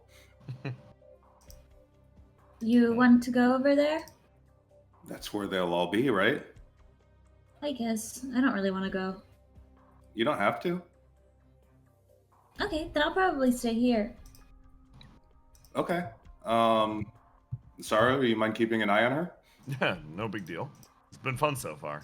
Says with a smile. And you agree on this.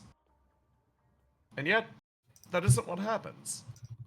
In fact, your smiles quickly fade as there's a realization. Regardless of what you said, regardless of what just happened, regardless of whatever free will that Geist insisted you had, you all find yourselves walking together over to that destination. 04? Your body is moving on its own, but similarly, it almost feels like there's a skip or jump in time. You know... Oh, hi, Ace and Riddle, die. You know... It isn't the same thing as your body moving involuntarily. It feels like someone gave you a suggestion and now you're acting on it. You know, a few minutes ago, you spent that time convincing Saru to actually let you go, and as a result, he's walking in front of you. There's a moment of confusion and horror, and then it passes. You want to go in this direction. Do you? Don't you? It's confusing. It's terrifying. What do you do? I look over at Basil. What do I remember of our conversation? She said she didn't want to go. She didn't want to go. And then she turned around and then explained to you why she should actually go. Why she should actually go and why it's a good idea. Immediately after a call that tells her that she had to go. Yes. 04. Yeah? Can I stop? Hey, give me a roll to die. You continue walking.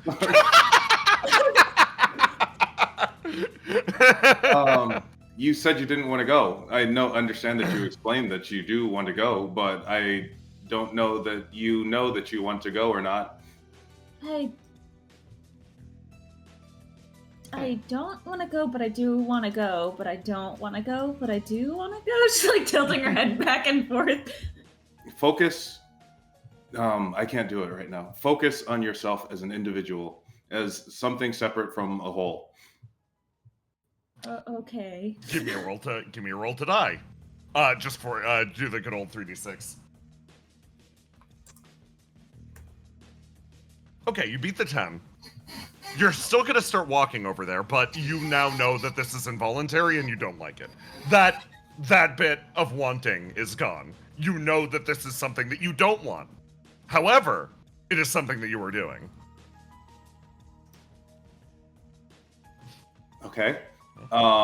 You are one. You are one in a million. You are an entity separate from the organism. Do you understand? No, yes. Oh, You do not have to do what you don't want to do. But I am doing something I don't want to do, and I can't make it stop happening. Then fight it.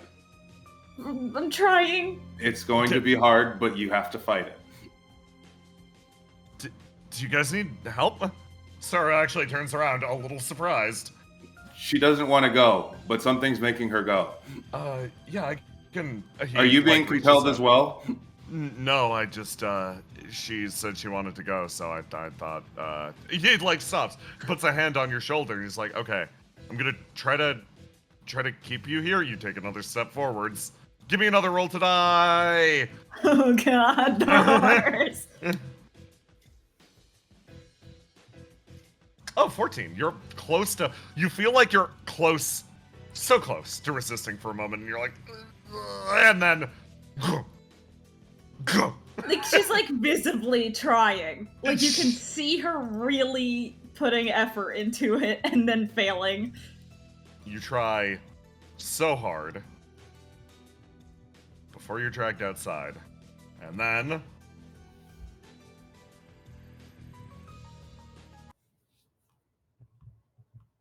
Sometime later... At least Star is very sweet. He's like, I'm just gonna come along since this is clearly not going well. This is not what you want to happen.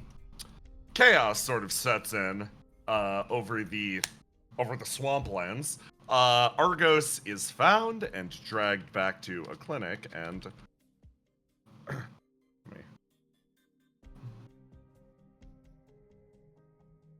actually wait. No. We're not going to do Argos right now. That's going to be in about a minute or two. First, we're doing...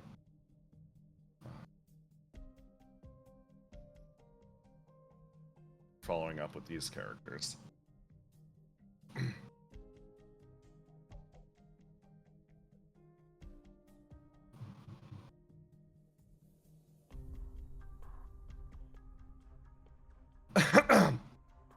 Okay, everybody ready to go? Yeah, kind of a bummer. The boat is pulled over, and Rady sort of like turns, hops, lands.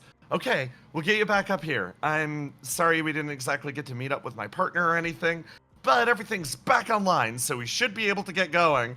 I can't believe I'm fucking grounded.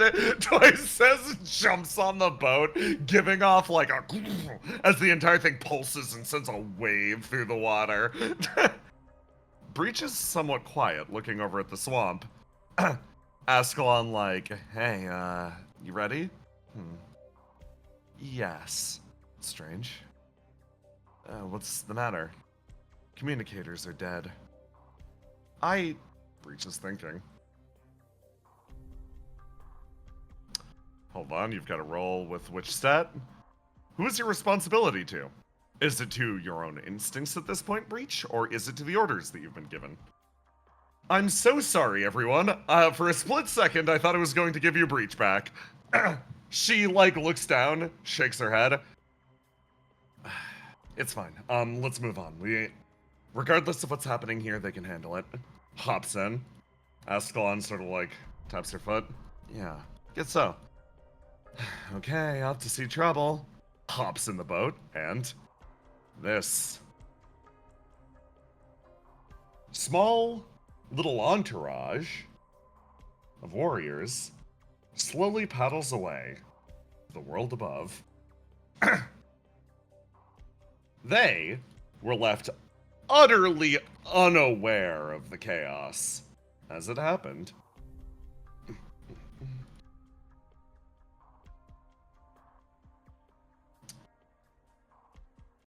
Time to update the situation in here. I put Argos in a bed. I put Cast in a bed. I put Ace in a room. I hide the pristine one. Pristine one's currently in the walls. Let me... Like this.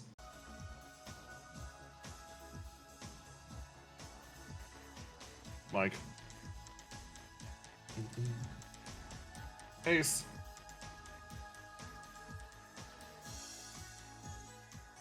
And then finally, the door flies open as someone again re-enters the scenario. Okay, it looks like we've got them, we've got their bodies, everything's fine, their flames are still mostly intact. Hi Ace, thank you for the assistance. She like moves her way past, over here. Mike, repeatedly. Okay.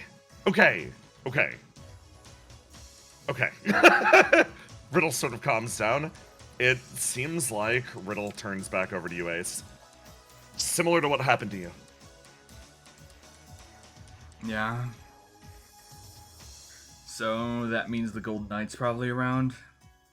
Yeah. Which means we've got problems. That's fine. Like sort of turns around. He's not waking up, even though I gave him a bunch of flame. I mean, it's enough to keep his body alive, at least. I doubt that, most people would be able to respond to this like me, so... And you should be glad that most people don't respond to it like me, because if not, we'd have a raging Argos going around trying to punch people or something. I don't know. Not like that's a threat or anything, but you know. Mike's giving you a look.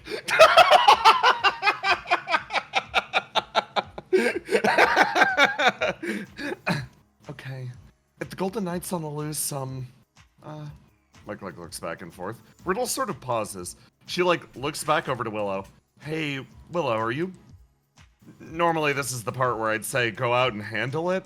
Would you mind actually staying with me for a little bit? I think I need your help with a few things. Wait, what? Yeah, sorry. I want to go find the Golden Knight. Sorry, I need your big strong brain. when you say it like that. Ace, did you fucking laugh? Mike says, Mike is like, where'd you hear her curse? I don't know, I just thought it was funny. Riddle? Looks back over, yeah. I'm gonna go find the Golden Knight, okay? Wait. Mike, are you sure about that? Yeah, I wanna punch him. Mike doesn't have the big strong brain, so she isn't staying here. She punches you in the arm. Oh, okay, I got it. All right, Mike, you know what to do. Give him the 1-2. Right, the 1-2. Exact reason I'm going to. So. You going off too? I mean, what do you want me to do? I don't got the big strong brain. I'm gonna work 3 times in a row. Riddle's claws have sunk into your shoulder. Riddle's like, Willow, if I could get your genuinely, I need assistance here. Normally this is the part where I'd call a lab assistant or something, but the guy that I want is gestures at unconscious Argos and gestures over at Ace. Okay, I see the situation. I'm glad you understand. Now I'm gonna do what I want. Well, you gotta let me do what I want next time. Okay.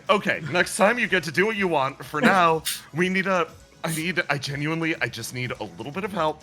And then afterwards, if there's any Golden Knight left, you can go over and punch it. You guys move over in this direction, and Mike actually exits ahead, like a big smile on her face as she walks to the exit. Yeah. Be careful though. Remember, the guy uses illusions and stuff. If he shows up here, this is where Willow is. He's dead. I wasn't talking to you guys. I was talking to Mike. Oh, Mike's like, oh, you have so little faith in me? She says, innocent eyes, 100% a knife behind it. I mean, I've seen Argos fall for like clone mics. I've seen people fall for like. Wait, what? Yeah. No. Spill on that. I want to know. Yeah, it's ill to talk about the dead like that. You guys exit the building as Riddle's like, okay, and in that case, well, the original thing I needed you for, from the fucking walls. Boom. Willow. Something descends. And for a moment, your body freezes, tensing. Almost in the presence of another predator or hunter, you pause, looking at the being in front of you. And what you feel is the prickle of memory. It's a funny sensation, as it almost seems to dance across the back of your skin.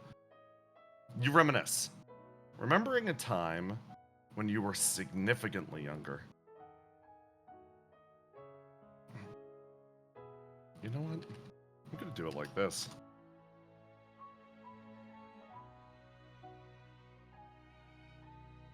In an age past, when you'd managed to run away from Grandpa, you worked your way deep into the swamp. You were still in your teens back then, barely able to lift a lance of 75% the size of the one that you currently use. But you remember as the darkness set in, late that night. The people of Belith always have a glow to them. No matter what, it's always possible to find your way home. That was the idea. But in the depths of the swamp, in the area where not even God's blood is willing to flow, in that utter darkness, there was nothing. All you saw was a triad of eyes, arranged in a triangle, watching you from the darkness. You'd heard tales of the dead one, a being that, despite no longer being alive, still moved. It's funny, all things considered. You're now fighting alongside someone who meets that exact quality. But there, your body froze. You felt the presence and weight of death hang over you. But when it cleared, when that darkness eventually went by the wayside, day had risen. That triangle of eyes was nowhere to be seen. Instead, all that was left in its wake was, well, the tools of survival one could possibly need. An old knife, a net, nothing else. You remember that presence. You remember being stalked by the dead one. And you remember the other side of it. More than any of that, you remember seeing Grandpa, for the first time, actually break down in tears. Warm lines of liquid running down his face. It's not a memory you're quick to forget. And now, sitting in front of you, sits that triangle once again. It poses, watches, and of course, waits. So, this is our patient for today, Willow.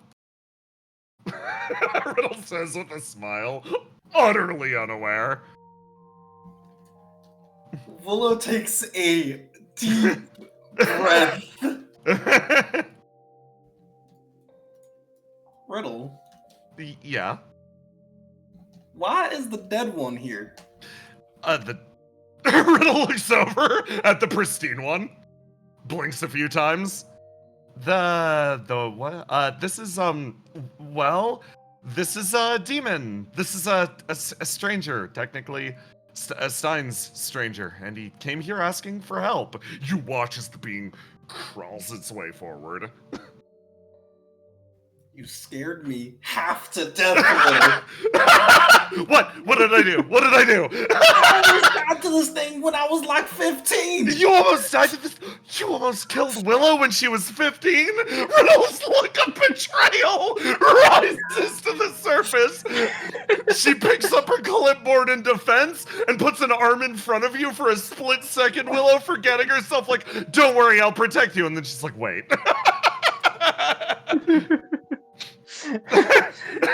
Interestingly enough, the pristine one seems to try to recollect. You can see the effort that takes, trying to remember the other side of his equation. What happens when he is bestial and not like this? I'm gonna roll. Ooh, love to see it. He does not remember. My apologies. I do not remember exactly what happened back then. Wait, that voice, that's familiar. We just had a lovely conversation, yes. Oh. Gosh. Now the two versions of you are fighting in my head. He actually rises as that a familiar sensation. Functionally, he's here because he needs help. It seems like, well, you sort of heard what Basil was talking about earlier, right? Yeah. Demons are afflicted with something rather unique. He's looking for a cure or solution for his family. I was sort of hoping to pick your brain about it because when it comes to, like, absolute and unrelenting will, you're kind of the expert. Alright. You don't have to We're gonna need to, like, think out the logistics of it, but I actually really want to help him. She, like, looks over. So, in your own words, we are Riddle poses between herself, Argos, herself, Willow, and the unconscious Argos in the background. The doctors of Opia. What can we assist you with today? Glimmer, glimmer, glimmer, glimmer. Like for a split second.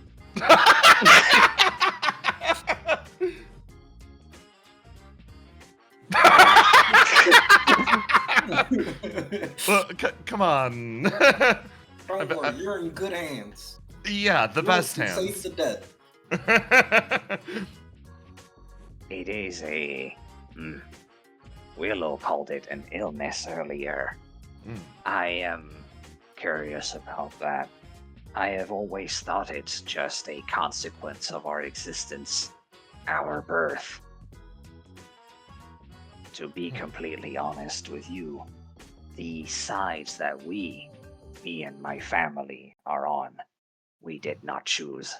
We were born into servitude, and I want for them freedom. He points at. He actually points at the.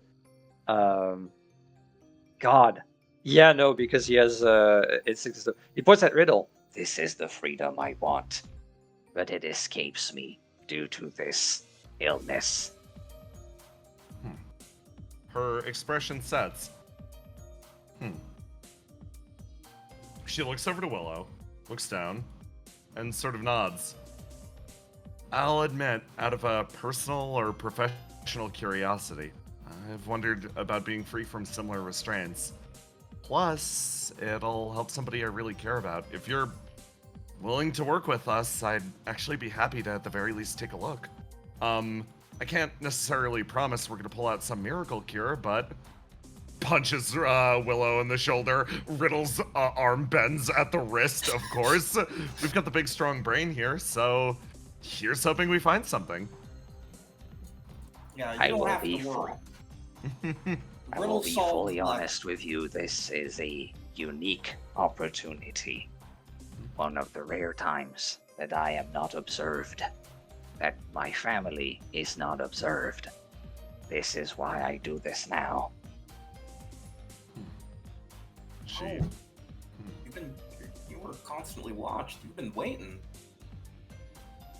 You've been constantly watched, and similarly, perception itself molds you into a shape. This is what we have to deal with, my family and I. Your eyes upon me shape me. Riddle stops, and then actually does something. She raises her hands, and you see her ESP sort of like flare to life. Little bubbles or rivulets of isolation. I can cut us off if that would assist, or would it actually help in this instance if we believed you to be utterly coherent and in control of your own faculties? He thinks about that. Keep me here for now.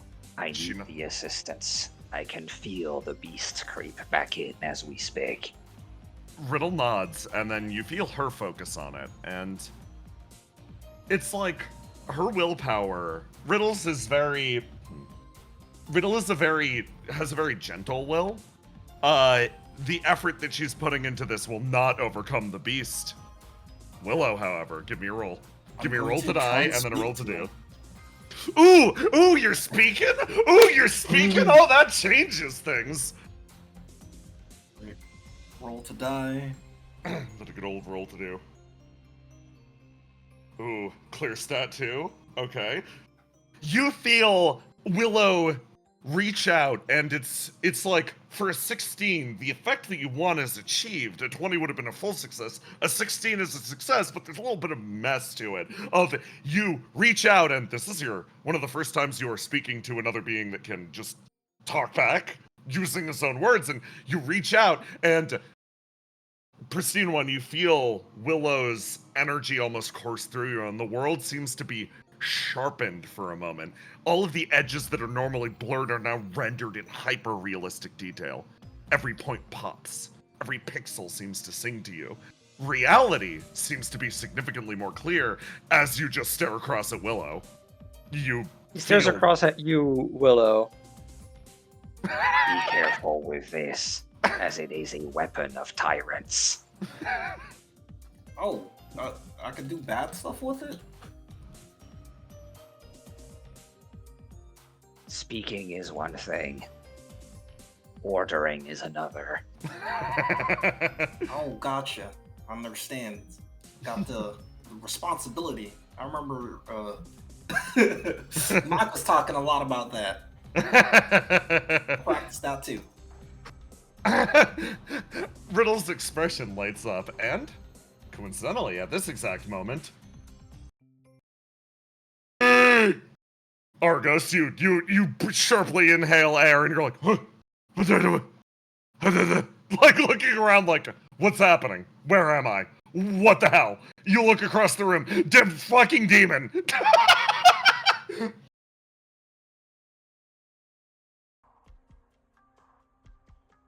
Also, Thanks. you're You're muted. probably muted. I say, knowing what's happening.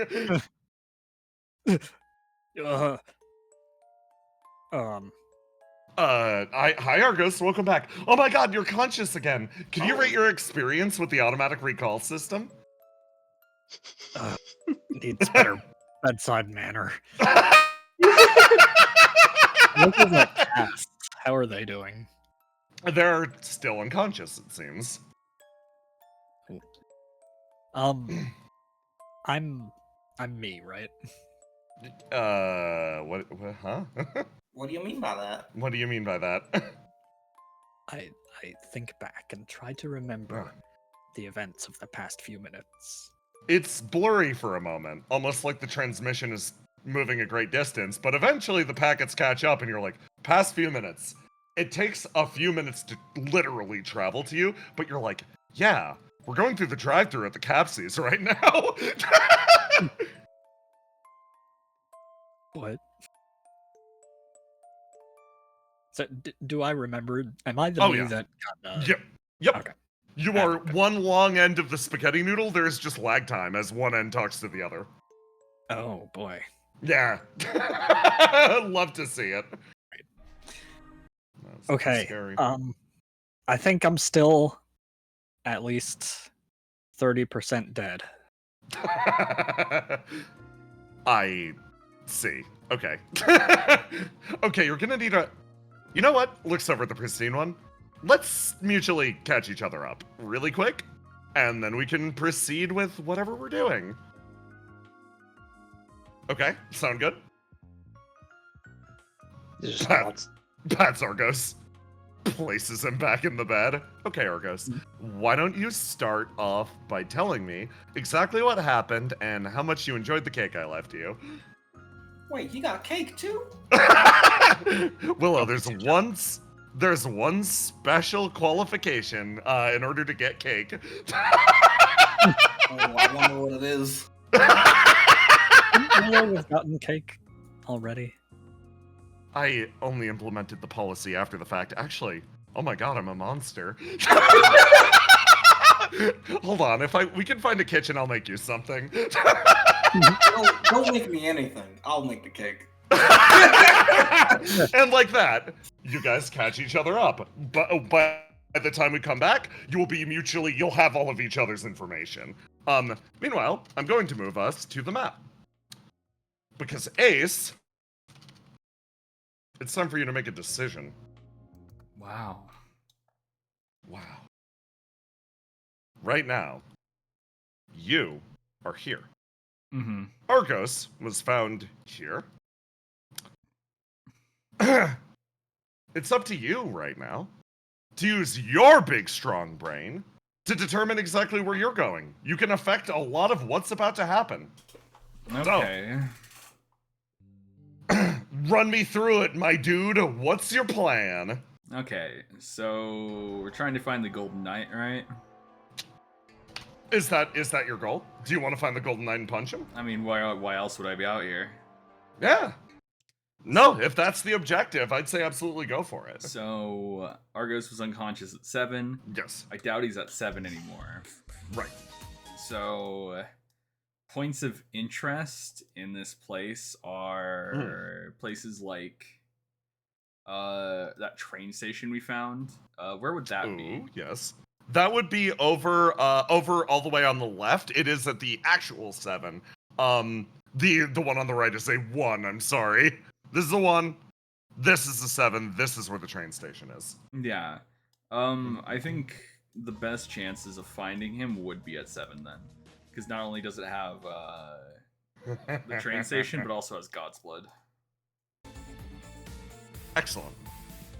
So, you're gonna haul ass over in that direction? Yeah. Okay, let me drop a mic. Okay, so you two go in this direction. Over there. Argos is resuscitated over here. Yay. Meanwhile...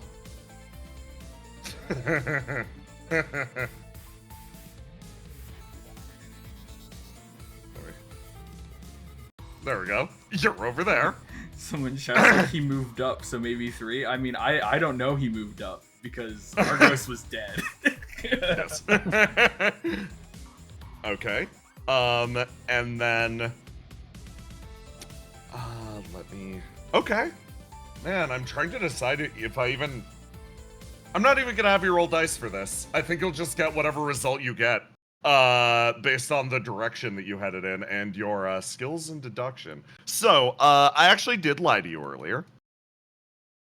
I said that you saw the final map, the final Monster Hunter map. That was a lie. This is the final Monster Hunter map.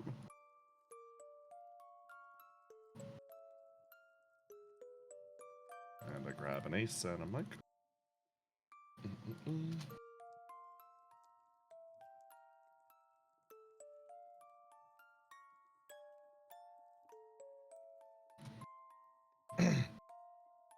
The two of you sort of head into the area. feet crunching across fallen nettles. Mm. Okay. Oh, right, sorry. Allow me to fix this, actually. This place has continuity. You take the path from 5, so that would put you... Sorry. Crunching out of here. Carry on.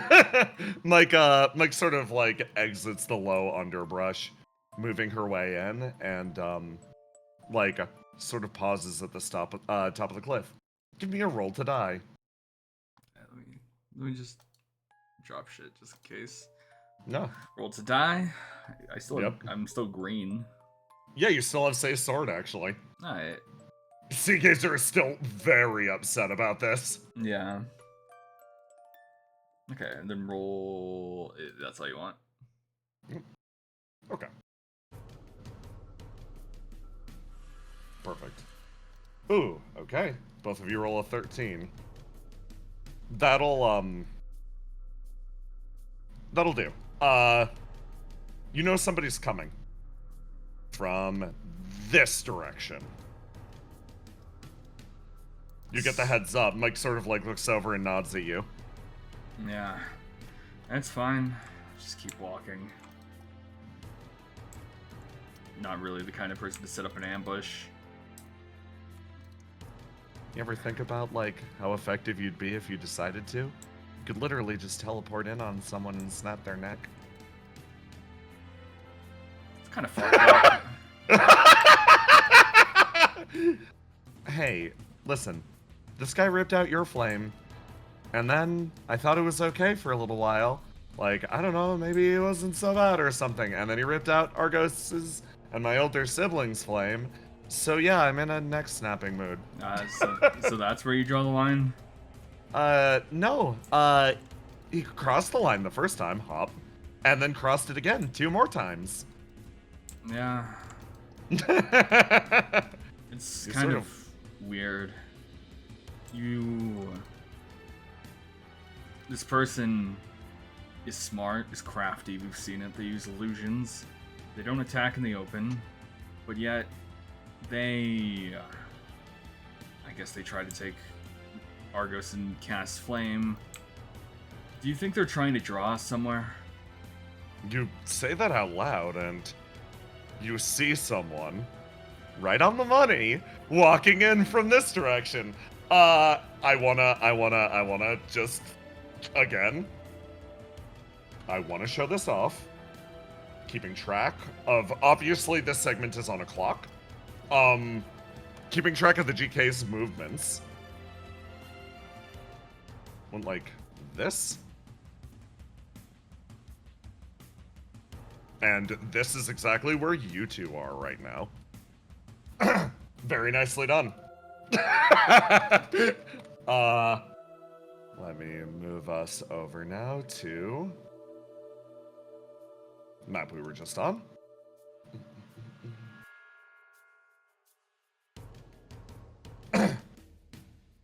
You see the pyromancer's figure sort of like move into the area, and if you're not putting in any effort to hide, he actually stops and starts, visibly shocked to see you. Oh, hey. Wow. He pauses. Just the person I was looking for. Ace, what the hell are you doing here? I could say the same about you. You left 2 of my friends unconscious back there. What? He actually pauses for a second. And then you see his, like, fingers sort of, like, crackle for a moment. You feel like he's about to summon a weapon.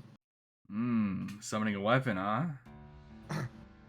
He sort of pauses. Arm outstretched, wrist locks. Now, I'd be very careful. You got 2 tricks from what I know. You can cause illusions and you can rip out someone's flame. Now, illusions don't work on me, and I'd recommend not ripping out my flame. Sort of pauses. I suppose now isn't the time for me to brag about how much more I could do. I mean, if you're willing to pull out that sword, I'm willing to fight you, yeah. Oh, this is a fun thing. He shakes his head. It's not a sword. It's not a sword. No.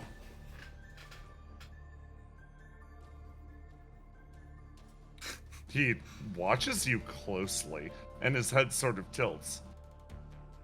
What do you think it was? What do I think it was? Yeah. He takes a step forwards. I don't know. I've always suspected something about you. Mm-hmm. Are you in contact with the other you? Ace sighs. I'm not.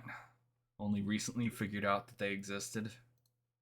A lot of people trying to keep secrets, not being very good at it. I play dumb just to make sure they feel better about it. He sort of pauses. And then watches you. You're identical. He shakes his head. Alright. So, to tell you the truth, I thought if I came across you, I guess even her, looking over to Mike, I thought I'd be fighting for my life at this point, but we're talking.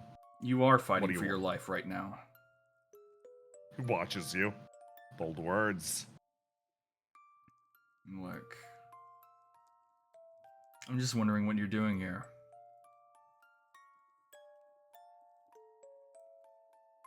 Oh boy.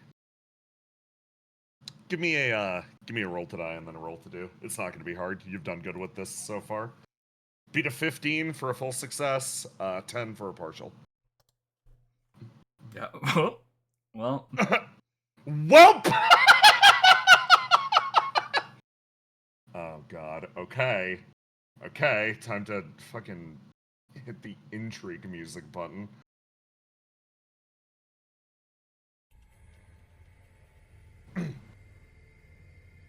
What am I doing here? My honest answer, if you'll believe it, is I'm assisting the other you. Mm-hmm. We've got a plan cooking, and for that we need a whole lot of God's blood. I'm here to investigate it. Yeah. Now, as far as what am I doing here right now, I'm trying to find a way down. I think the answers we're looking for are down there. Alright. So first off, if the other me was here, they'd probably say that you're doing a shit job. Yeah, again. Wow, it's like looking in a... I was about to say looking in a mirror, but... He pauses. If you wanted to get your job done right, you would have just ignored Argos and cast and moved around, okay? He's quiet. And you poke at a point that some deep and buried part of you knows he'll just lash out at you about. What the hell do you think I was doing? I don't know what the hell happened to them. I took a giant circle around the edge of this area that I knew you guys were sniffing around in to stay out of your way. Don't tell me I'm doing a shit job at this. I'm not here to cause trouble. Right now, I'm trying to solve it. Okay. Wait a second, what? Mike stops. Are you saying that you're not the one who ripped out those flames, or...? No! You look at this man. You stare at him, and he shakes his head. I know that sounds fucking rich coming from me. I get it. Right now, I've got other problems. Why would I waste time with the gamer's soul? That's fair. Mike punches you!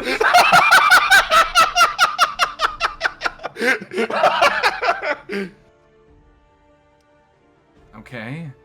So there's someone... an imposter, I guess, or maybe just someone else who can rip out flames?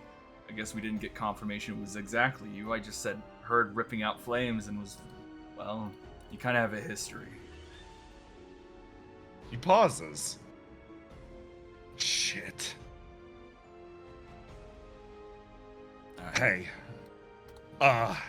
Yeah. You're gonna want to warn the rest of OPIA, like, as soon as possible. They need to get the hell out of here. Okay. Ripping out flames. That's something that I can do as a little magic trick. It's an approximation of someone else's ability. Now, if the real guy's here, if the guy who's actually capable of doing this is wandering around, you and everyone here are in so much danger. Okay. Would you do me the pleasure of telling me who that man is? Why? The fourth tormented. Seems like Eternity has decided to visit your swamp. Mike pauses and stares. Just gonna let him go? The Golden Knight starts to walk past. Like I said, I've got an objective. And, at least right now, looks over at Ace. He's right. The other him would say I'm doing a shit job wasting time talking to you. And then he starts to walk away. Mike lets him pass for now and then looks at you for almost like confirmation. I mean, it looks like the other me has him on a tight leash, so...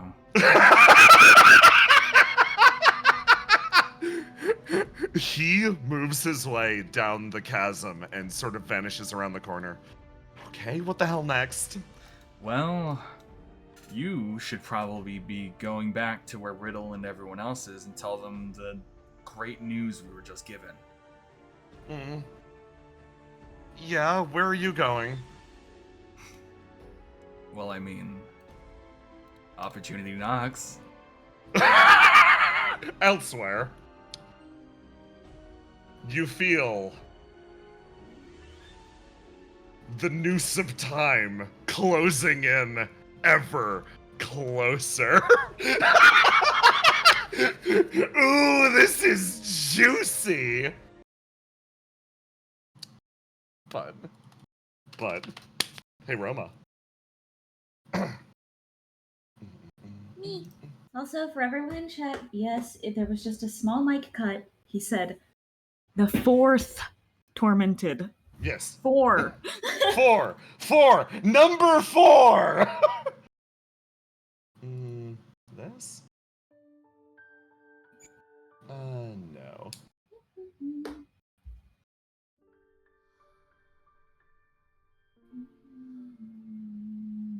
Okay.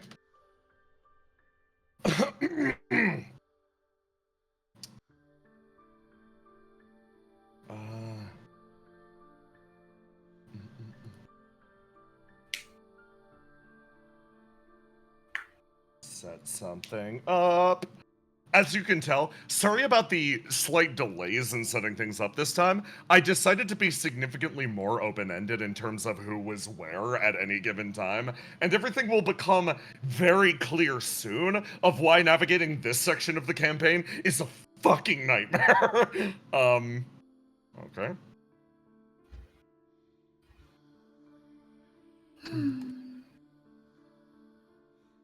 Over here. I play this nice piece of music.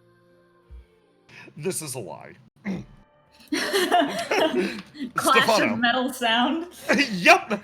There is a spark of steel as an attack aimed at your head comes a little short, Stefano. The Where blow on this map am I? up here. Oh, there I am. Okay. The blow aimed at beheading you, almost using your little necklace as a firm guide on where to aim the scythe, is stopped by something. Tell me, what weapon does he produce? It is actually a very small combat knife. You bring it up into place and you sort of hop back and reset position. You see the man. I don't let him get distance from me. Oh, excellent. Dude, Yeah. he touched me once. If I let him have distance, that touch will be over. I need to stay as close as possible to him. That is why my knife is small. He tries to take a step backwards, but you try to carry forward the momentum. Give me a roll to die and then a roll to do. You are in combat. Hold on, I was logged into something.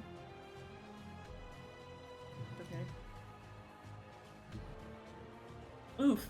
Okay, you send the attack at him, and you can tell that it's going to simply go wide.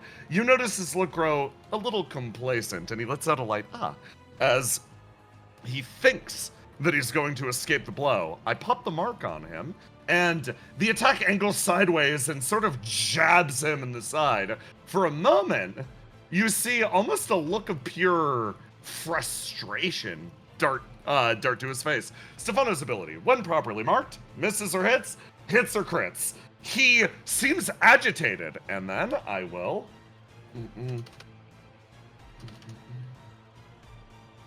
Post this.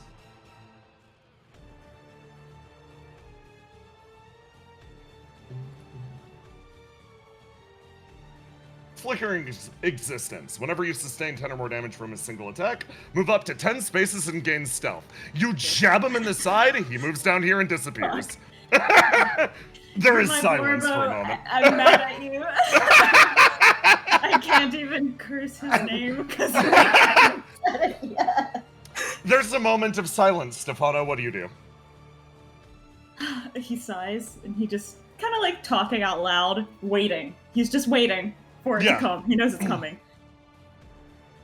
If it wouldn't be a bother, would you mind telling me why a member of Exulansis is all the way down here? Lovely. Give me a roll to die. Okay.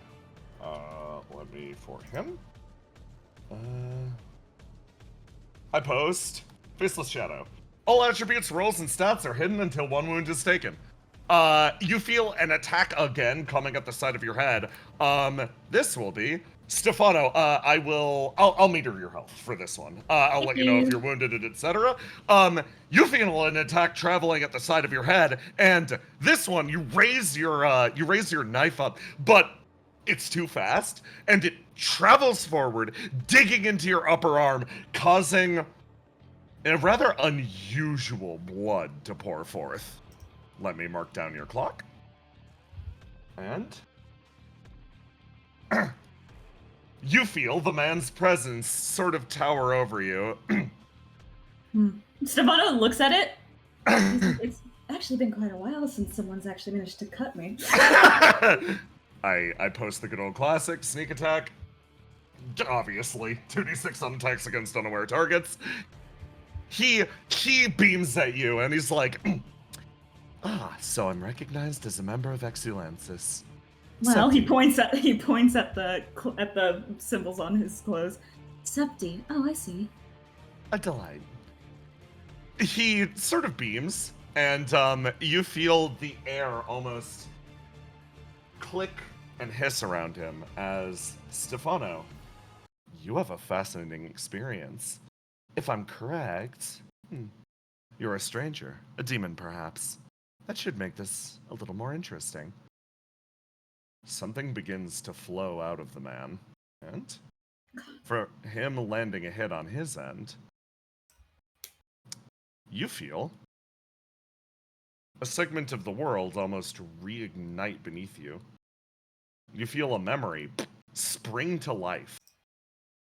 You stand in the middle of a familiar marketplace. The bustling sounds of those that you were sent into this area begin to roar and chime almost in number. You remember, this was your first trip up to the surface. You remember traveling to this location. You remember the errand that you were sent on, and you most importantly remember how it went. You look down at your arm, a severed piece. There are small bits of tentacle wriggling out of the hole. Your disguise was seen through in an instant. One of the local inquisitors seemed to immediately pick your disguise out as one of the demons. You were quickly and rapidly branded some unholy abomination and chased from the city. A world that was a city in itself, a place that rejected you wholesale. The memory seems to flare up around you. Give me a roll to die. At this point, you can choose what happens. Do you suppress the memory or let it remain? He does not like this memory. No, it's bad. The man in front of you seems to be delighted in this little act of sharing. Stefano, like, what an unpleasant thing to do to another person without permission. He continues smiling. Ah, do you believe it's me, or perhaps it's an attribute of this place? Would you mind enlightening me? At the center of the swamp, where God's blood makes imagination become reality. He just sighs. He's like just waiting. I don't think he's. I guess he isn't rejecting it. He's almost waiting to see what it's trying to do to him. He is mid combat. He's like ready to parry mentally. Yeah. Also, if that makes sense. He's gonna take it. You let the memory remain, and then the man just tries to book it. Do you stay on him? Oh yeah. You try to chase him down. I'm marking him with another marker. Tell me, what do you do? He sprints his way deeper into the market. I'm going to follow him. Oh, this is interesting. Do you attack? Not immediately. I was only attacking him because he was attacking me. I'm staying close to him so that I don't have to worry about the timer going down.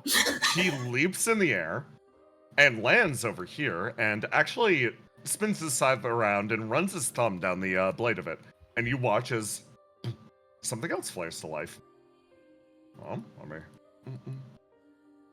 another memory reignited. This time you can tell, perhaps drawn from this man. He leaps and lands on a building top and continues running. Do you try to keep up? Yeah. Give me a roll to do. That's unfair. You have the home field advantage here. By the count of both demons and my organization, World 7 was so beautiful. He runs along the long archways. You never saw this world, but you heard its legends. This was a world in which you lost, in which the demons did not win, and it saw a slow and agonizing, stagnating end. This world held itself still and slowly shuddered itself to death. The man runs forward. The people from World 7 were deemed, even by your estimation, true monsters. He makes his way over here. Do you attempt to simply keep up, or do you attack him? I'm just keeping up. Okay, in that case. Stefano wasn't here to pick a fight! This dude picked a fight with him! He runs his way down here, and again, holds his thumb to the edge of the blade, and boom, runs and leaps. This time down a passageway that seems to lead into a crypt. He sprints his way through. Did you know? World 7 was one of the only worlds where the people died very natural deaths. The greatest Suppose I didn't know. The greatest sickness of all, living oneself to death. Very interesting. He continues moving his way down. And you jump again, and boom.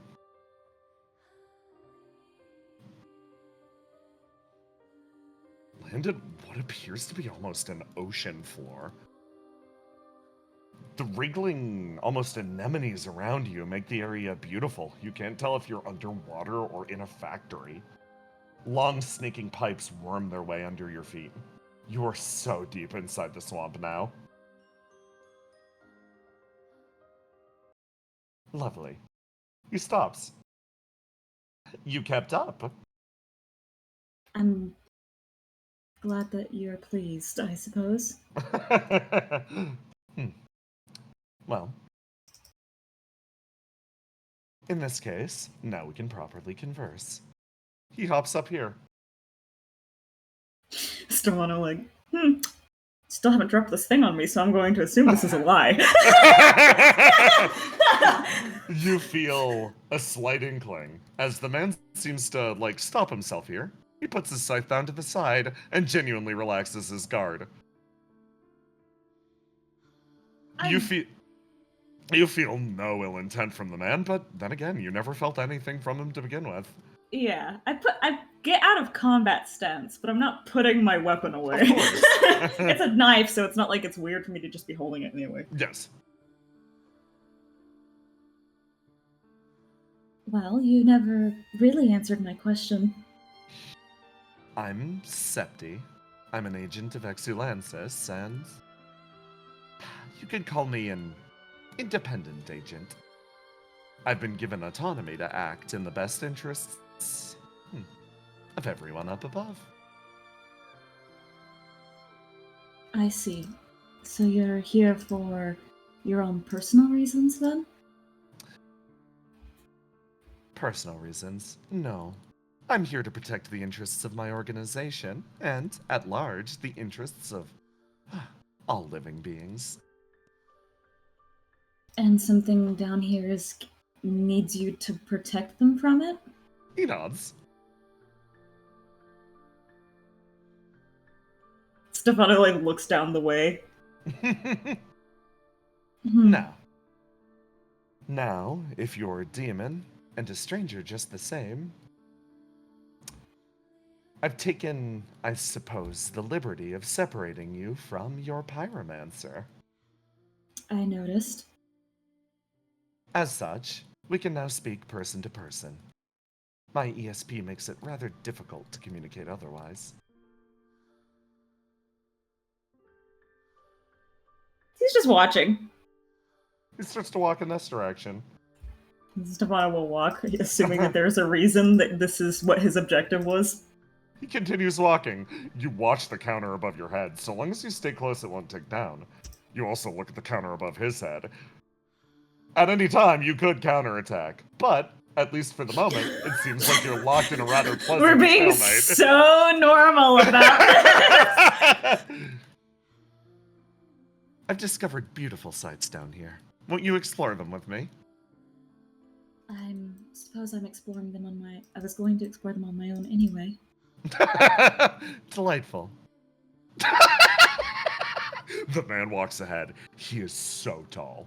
Yeah. He's so long. And he just wreaths a long path up ahead, sort of moving deeper in.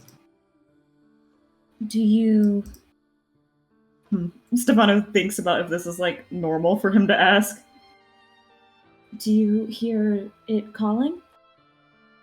He looks over at you. I don't, which is why you're important. Oh, so you could tell I could. My ESP gives me an unfair perspective into other people's life states.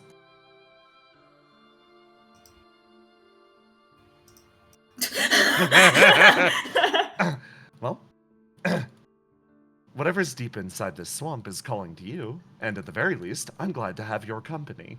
If it's calling to you, then perhaps, at the very least, I can walk in your shadow. For now, just consider me a helpful little tag-along. Well. This awful man. You remember Nectar complaining at length about World 7. Yeah. The people there, tired of normal delights and turned to games of death and other sick satisfactions in order to entertain themselves. It was a place of true moral degeneracy, and she would tell you to avert your eyes should you get close. It was also a place of deep philosophy, people waxing poetic endlessly. Watching this man calmly move forwards, who, without a care in the world, aimed his scythe directly at your head, you could almost feel an impulse from him. Whether it was via your own will should you come along, or if he simply walked in carrying your severed head, he believes you, to some extent, to be his key into the deeper mysteries of this place. With the weight of his attack still bearing heavy on your soul, you follow behind him, walking behind the cheerful Reaper. God. I love you so much, Septi. You're, from Savannah's perspective, you're such a fucking freak. chuckle in my mind like, that's my little Blorbo. I love him so much. I used to root for him in the death games all the time. Stefano like, this fucking guy. What a fucking freak! That did not go the way I expected, Roma. Did you think Stefano would attack him? I didn't think he'd not attack him and would just stay close and would let Septi just run with him. And Stefano's like, yeah, this is fine. I'm like, oh, okay. It's Stefano was going there anyway. Yeah. He's like, I don't want to get put at a disadvantage. The thing is, he's like, I understand how this works. Every time I come into contact with you, this goes down. If I just stay in contact with you, I'm good. Yeah. I will simply do that. Somehow, this is an area where Septi's smarter than I am. I did not sense this outcome. Okay, so also, for the person in chat, isn't Stefano like 6'5"? No, Stefano's like 5'6". Yeah. I think you've got the numbers flipped. He's like very average height. Septi is the long boy here. Okay, so we catch up after you guys. Oh, right. Of course. Hold on. Let me. By the way, for people asking how it's spelled, it's Septi. Okay, so you all have mutually been caught up on each other's situations. Argos, your body is it's heavy. Doing combat or anything as you are will be difficult, but you're mentally here. You're present. You're able to explain everything that's happening on the outside, which is not what I expected. I also yeah, would have asked if there are any messages since comms are down. Love to see it. This is how we get the squad that left back. Maybe. Riddle will pass the situation along and tell Verona to pass along to Treble, etc. Basically, all of Opia is now aware of what's happening. Question 2. Does Ace report everything that he just heard? I mean, he just sent Mike over to do that. Okay, so Mike's the one doing that. Yeah, okay. Mike's So fast Mike as will fuck. Yeah.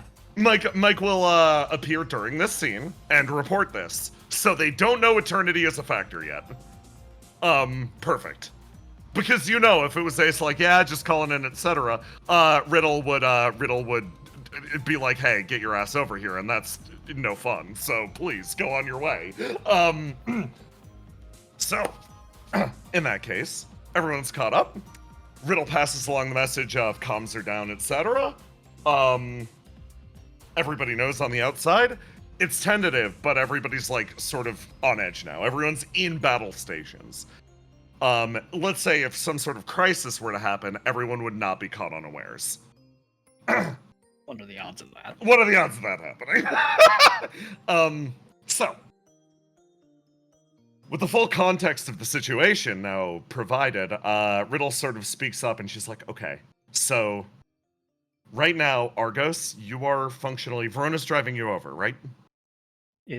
Yeah. Should we wait on her arrival? Or should we start poking at you? You're reminded of the war metaphor. Because, I don't know, we could start poking. What are you trying to achieve, Riddle? I don't know. I don't know what's possible yet. Just poking for the sake of poking? Argos, I'm trying to discover what could be achievable. Think about it. The breakthroughs. Mm-hmm. The breakthroughs, Argos. I think this is already a breakthrough. I've made a breakthrough. I'm perfectly willing to call it broken for today. You're good. You're good? Argos, suddenly you feel an overwhelming sensation move through your body. You just ate your Capsies takeaway meal.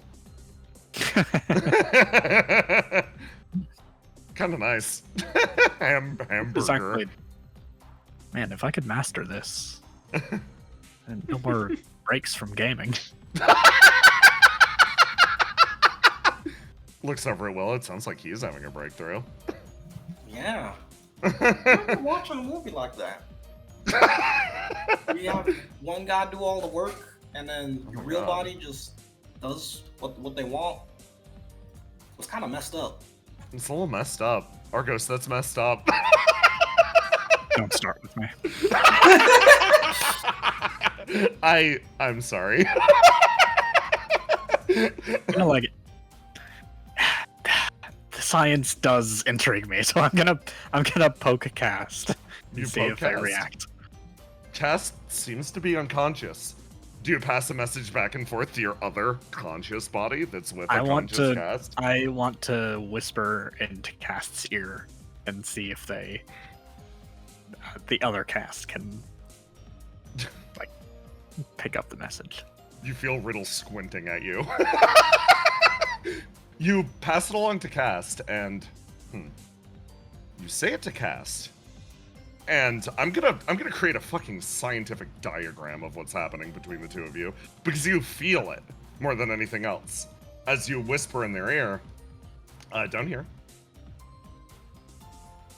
there are two pairs of you, but you're arranged into one long spaghetti string, because you sent a line over to Cast. So these are your two body selves, right? The ones that are in this room.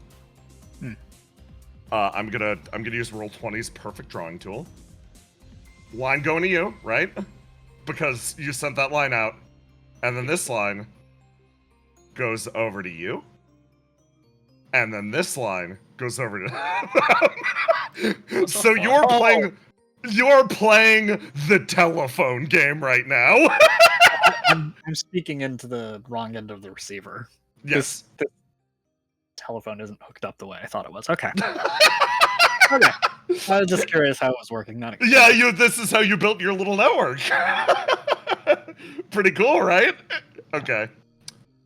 In that case. Yeah. What are you about to do? I'll whisper into my own ear. The message.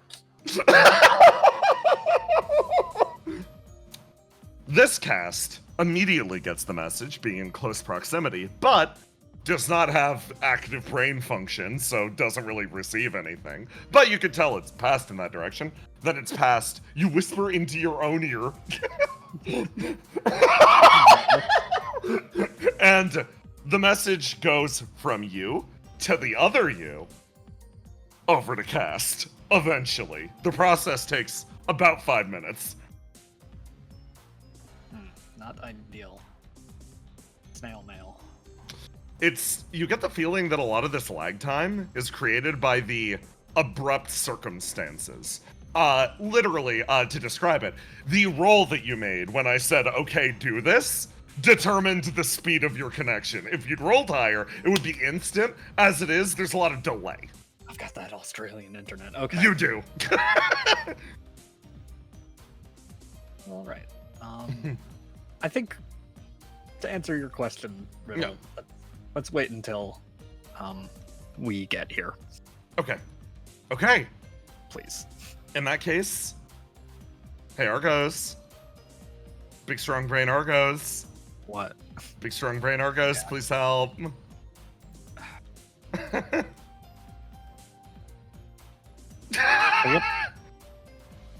What's that guy doing here?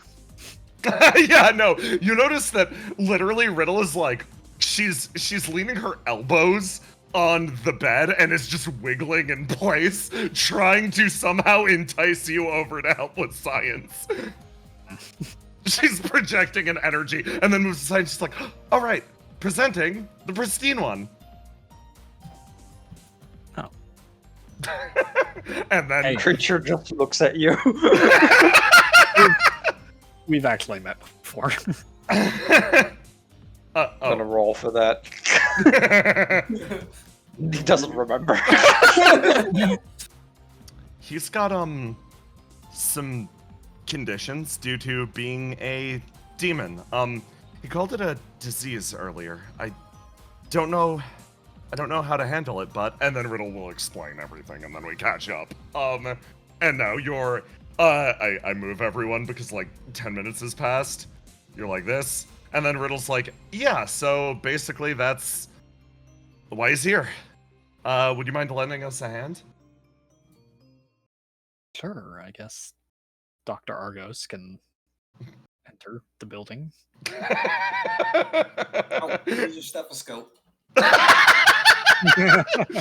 and your clipboard. they dress you and pat you down. You seem awfully prepared for this. I found an abandoned clinic. You make do. I have like 10 more clipboards. Do you want another? No, I have. Here's another. Riddle moves her way back over. So, functionally, we're running up against one primary issue we've got to think at.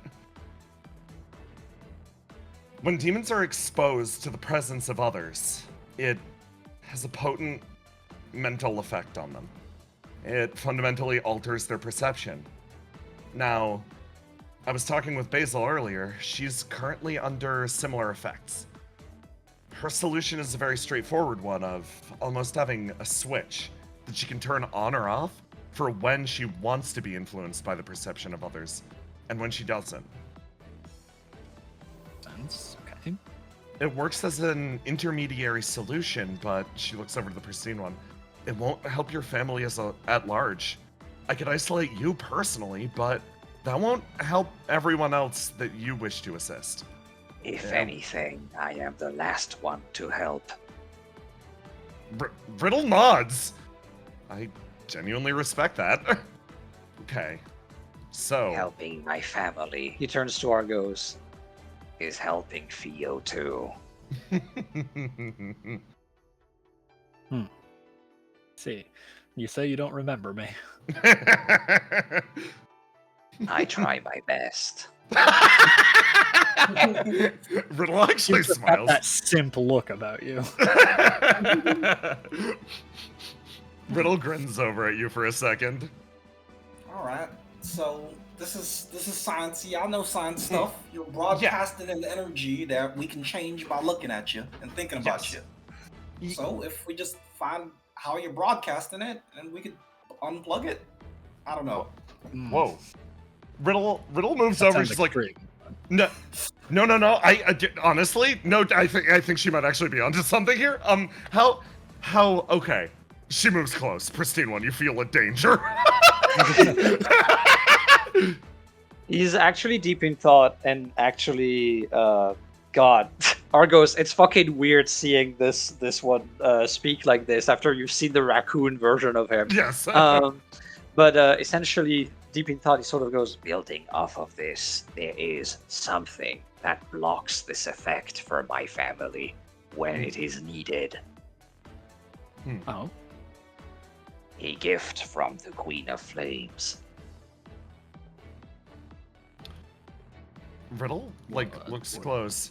Oh, I actually. She points at his eyes. Look, I thought that these were lights or something. That's flame inside of him. Oh, that's flame boiling to the surface. Oh, so like how I glow sometimes. Yeah.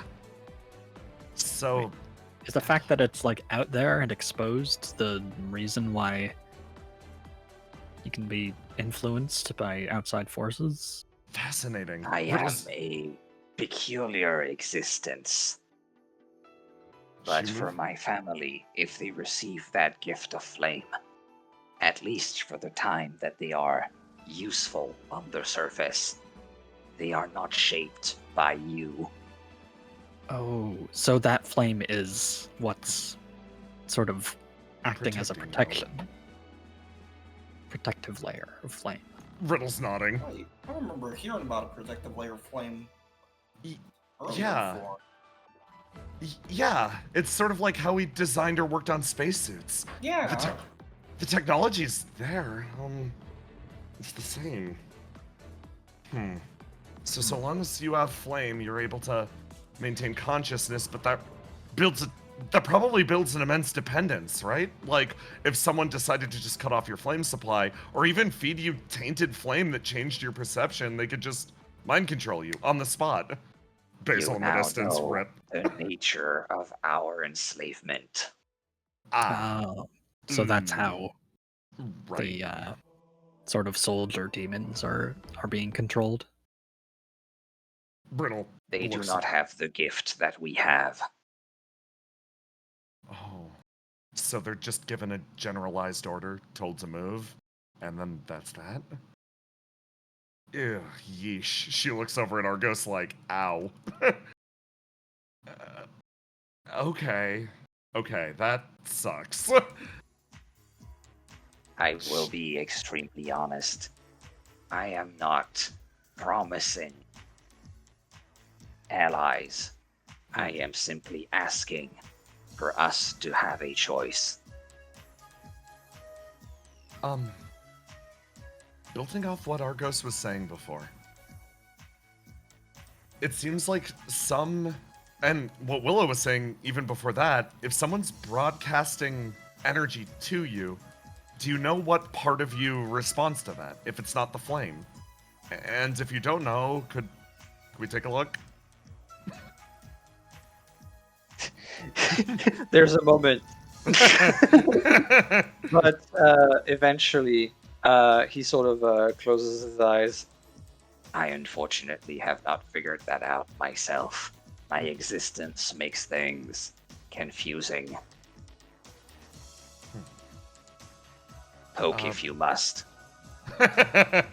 Riddle smiles, and then is like, okay, do you mind if we bring you over to, gestures at one of the beds, gestures at the bed that you were just in, Argos. Starts moving. Oh man, science is so cool. Thank you for the assistance with this again. I don't think how do I put this? I don't think I have the moral plausibility to, like, work with new patients. I've been told that. I don't know. I'm too, Will, quote, you've been doing really suspicious. You haven't said you were gonna, put them in like I don't know, a goo or something. Yeah, this whole situation's kind of suspicious, so.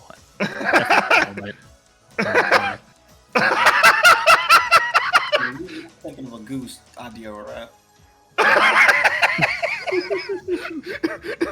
Riddle's entire expression, you notice her ears, like, shifting up and down. She's like, I know you're encouraging me, but this is definitely born off of a precedent that I brought on myself. She sort of turns over and,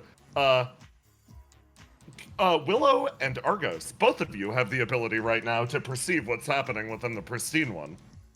Could you give me a roll to do and a roll to die? It's been a while since we've done a good old-fashioned health scan. You get a roll to do first, Argos, so give me a reroll. Riddle's got a roll blue. Okay, Willow. 13. I used all my good rolls. 18. Swampzilla in a crater somewhere. And then give me a good old roll to do, Argos. Plus 1d6 for the scan. Dr. Argos is quite good at this. Love to see it! We roll bad here! I don't know what's up with you, bro. The three members of OPIA, like, crowd around. I'm doing this remotely, okay? You are, yeah. This is a remote health checkup. Show me your desktop. Okay. You scan through the pristine one's body, and Riddle pokes and prods, and given enough time, Willow, you come to a conclusion. It's more like a sense than anything else. It's, as you're looking, you start to almost subconsciously, like, you feel your own intentions spreading out from your body slightly. And the pristine one does shift and change as you project this. And Argos and Willow, you are going to get hit with a vision. Let me grab this really fast. As you focus on this, it almost seems to boil to the surface.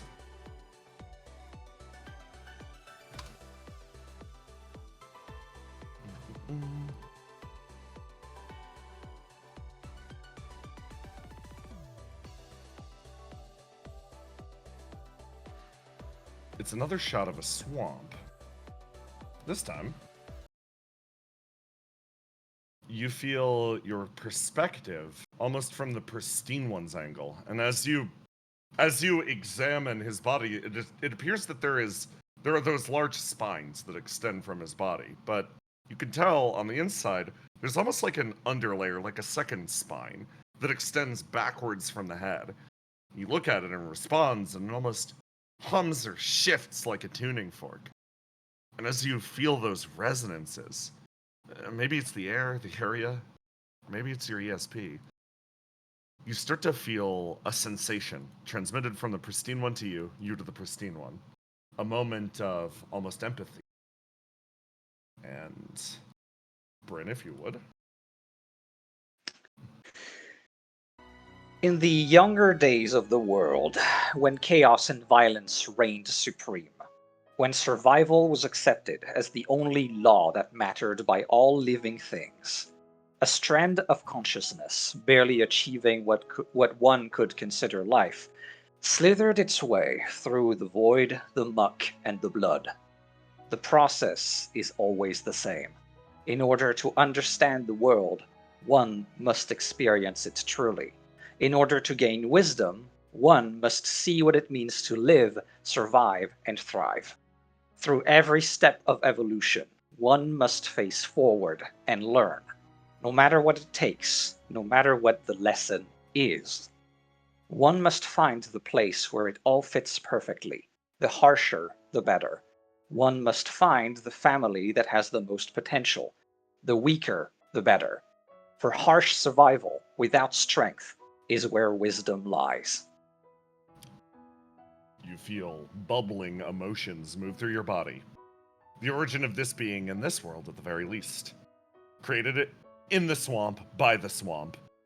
This body, this form willow that you see in front of you, is so clearly a reflection of everything that Belith is. If his body has been influenced by the perceptions that others have of him, this, likely, this dead one, is a legend that your people made for themselves. Crafted this body with their intentions for this being. That organ again responds and moves. It appears to be almost chalky. You couldn't call it bone or anything similar. And Argos, you have a flare of recognition. You saw something similar to this. You saw it when Say was being created. You saw whatever this is. It inputs or takes a large amount of information in order to create the outer shell. That's the info you two get. Riddle's oblivious. I mean, I guess I tried to express that to Riddle as best I can. So basically, looking over at Willow, there's an organ in there that is meant to almost respond to or recognize the intentions of others? Yeah, it's I'm gonna call it the reception organ right now. The reception organ. Okay. Okay, she's nodding like she likes it. I embrace this nature of my existence for my own reasons. Yeah, I would but it's assume also... to some degree we all have it. She folds her arms. And It's thanks. also sort of like a back door into your self. Essentially.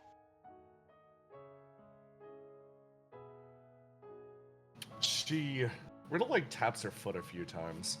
So, this is not only a means of creating you physically, it's also a means of control. If someone speaks loud enough, you don't have a choice but to listen. Putting you in a vacuum would, again, solve the problem, but people exist and are influenced by others. We do, to some extent. She thinks back on what Basil said earlier. We bleed one into the other. We become one with the wind. She says something real cryptic. I think cutting it out or cutting you off wouldn't do what you need to do. Yeah. It sounds like your sensitivity is too high. Yeah, Just gotta find the option to turn it down. We dampen the organ, and maybe you'll just be okay. Oh. Something that always confused me. Within the derelict, we do not suffer their will. Perhaps something with those suits that they wear. Riddle thinks. What do pyromancer suits do? They stop flame from leaking out on the inside. So it creates an environment where flame can't touch you. Do you have this issue with other demons? She's moving forwards. She's excited. Does he? No! I do not.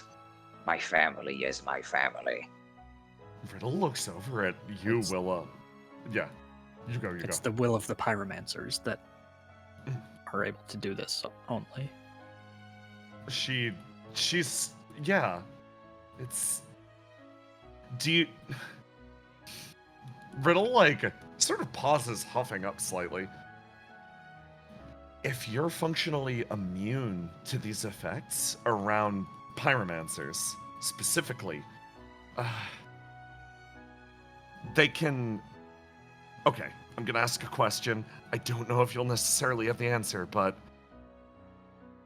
If they release a segment of their own flame, can they order you? Like, those pyromancer suits can leak. Is that how they give you commands? Is that how the queen gives you commands? So from what me, Bryn, understands, Yes. right, which is Yes. not like complete, right? It is, course. right? Like she's right on the money, right?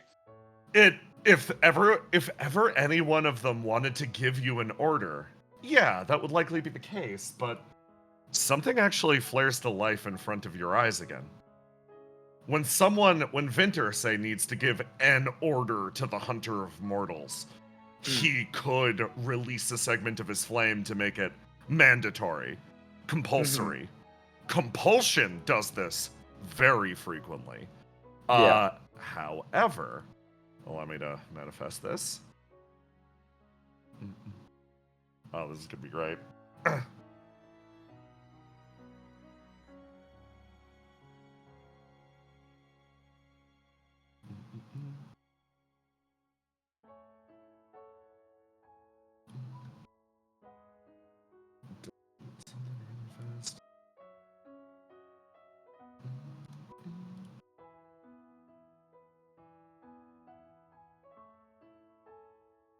I love being at Roll20 quota because I literally have to delete things as I upload them. This vision flares to life in front of your eyes.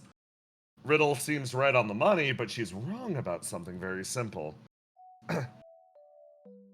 You remember the day that you were summoned. Somehow, this is an inexorable point. An origin that somehow supersedes all. Whenever you look at the tube, it's what comes or bubbles to the surface. You were the very, very first of the strangers. And the person that you were summoned for, well, everyone else was fighting over what role their stranger would exactly take, or they were too passive like Isaac. But your guy, of course, he spoke up first and said, I'm willing to give it a test run. Just give me whatever. It was a connection between yourself and whoever this was. An organ floats in the tube. That same that the two just discovered within your body. Shaped by his will, the pyromancer suit is temporarily thrown open, and a segment of himself exits it. It influences you, and as a result, you are called through to that organ. You become yourself, and you respond to him. What exactly that was, in his own words, was extremely unhelpful. You're allowed to pretty much do whatever you want. Honestly, I'm just here to test drive the system. So, why don't you tell me? What are you interested in? When no response came, the man decided to do what you would do, only around animals or otherwise completely alone. He started to babble, utterly inanely. I mean, if I was you, and I was just like a spine in a jar or whatever, what I'd want is a big, strong body. I'd want to be free. I'd want to grow fierce and tough and, like, make sure that nobody at any time could boss me around. I'd want to make absolutely sure that freedom was something that I could assure for myself and, well, make sure that nobody would cause problems enough to take that away. The vision fades for a second, and it flares back to life. Your consciousness resumes. You remember your first moments. Some of them do, some of them don't. But the possibility itself must cease. Right. Riddle looks over to you, Argos.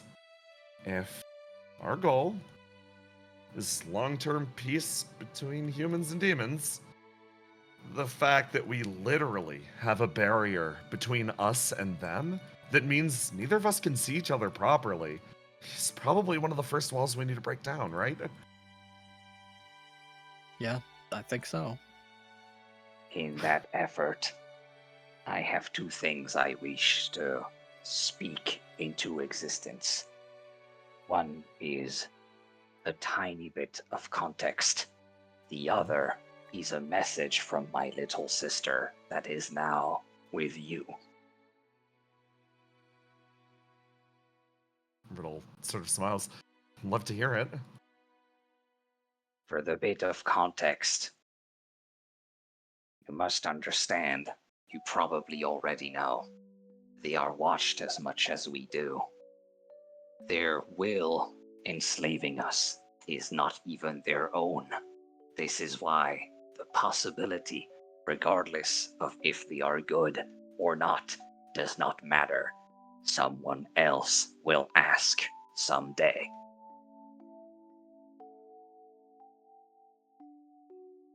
Sort of waits for that to kind of sink in.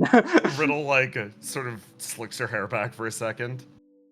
So even if we manage to secure peace, even if it's only temporary, there's always somebody up above, huh? She, looks up. There is always a bigger fish. As for my message, if you would entertain me. Tell her that there is no heresy in a land with no faith, only tyranny. It has made our house a place of lies and mirrors. With time will come contradiction and unknown. See how they squirm at the unknown. You will have to choose who you can trust. See past the smiles. Read between the lines. Forge your true alliances. They will read you beyond your words. I could not hide my truth before I hid it from myself. Every world. But I will never forget you. I am your ally in all things. Riddle hops up. Send my message to the other members of our family. Only you. Riddle, looks over at you. And, looks over at you. Looks write that down. Looks over at Willow and, Argos and is like, yeah, don't worry. It's an instinct for me at this point. She holds up her book, and you see that long line tracing itself down the side of her face. I am sorry, transgressor. I did not mean to harm you. It's okay. It's context. Ultimately, if context is harmful, that's because you're learning something that someone doesn't want you to know. And if it's someone up, she gestures with her thumb, I think I'm fine with that. I'm gonna roll. He's gonna try really hard. He can't keep it. It hurts, man! She her expression softens, and she's like, at the very least, I do want to be able to help your family. Okay. So if we're working from an angle, like you two said, of dampening, where would you start?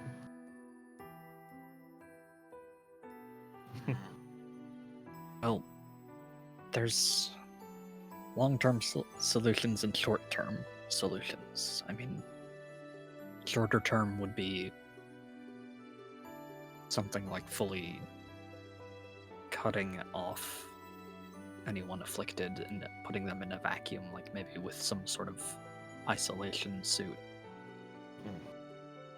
But that doesn't seem like the solution we want, right? Riddle looks over, sort of watches him. All I want is the possibility to choose.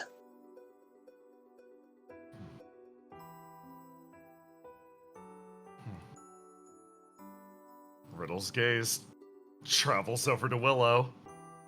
If you had to stop a message from getting to a place, how would you go about it? Well, Willow kind of thinks for a second. To stop a message, you just get the messenger.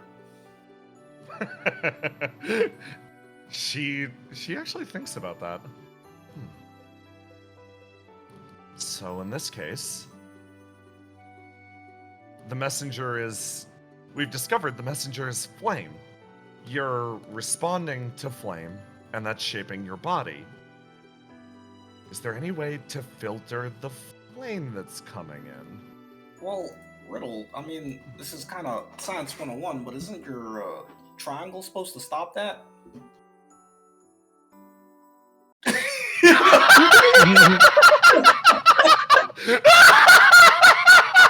A dead silence as everyone turned and looked.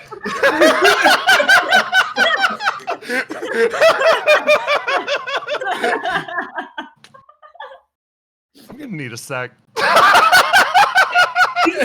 Walks outside, gets in her little rolling chair, folds her hands, leans forward, thinks.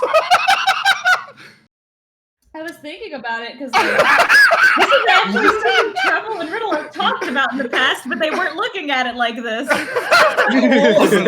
Wait, isn't this just like demonic possession? Am I looking at this wrong? Yes. It's just Riddle walks back into the room. Riddle walks back into the room. Spot on! Brilliant idea! I love it because you're like, isn't this just demonic possession? And 10 seconds before I was like, they just weren't looking at it from that way because they were looking at it from the angle of demonic possession.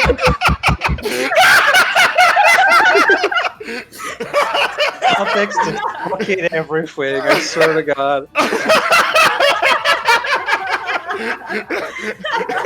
Oh my fucking fractal, god! baby. My stomach hurts! Okay, so in that case, we are the only hospital in the world that is incredibly well suited for treating this exact thing. We've spent most of our time preparing different laboratories as well as treatment plans for this exact issue now that she points it out. Yeah, you get to choose three or two nifty little elements. Your little thingy. Oh my god, I've literally done this before. Oh, we love it.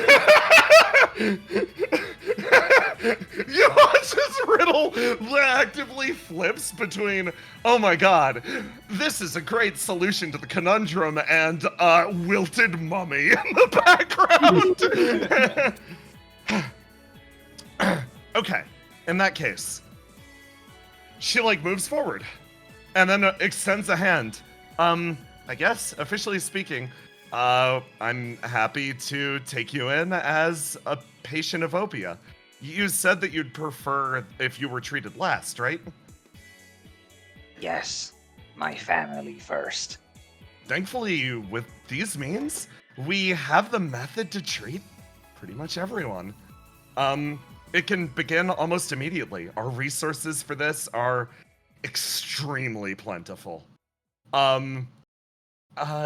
we need to do is, well, we don't have them on us, but if you head in the direction of Opia, Argos, you can even, oh my god, you can even pass message along. Yeah. Yeah, this literally, oh my god, this won't be a problem by the end of the day.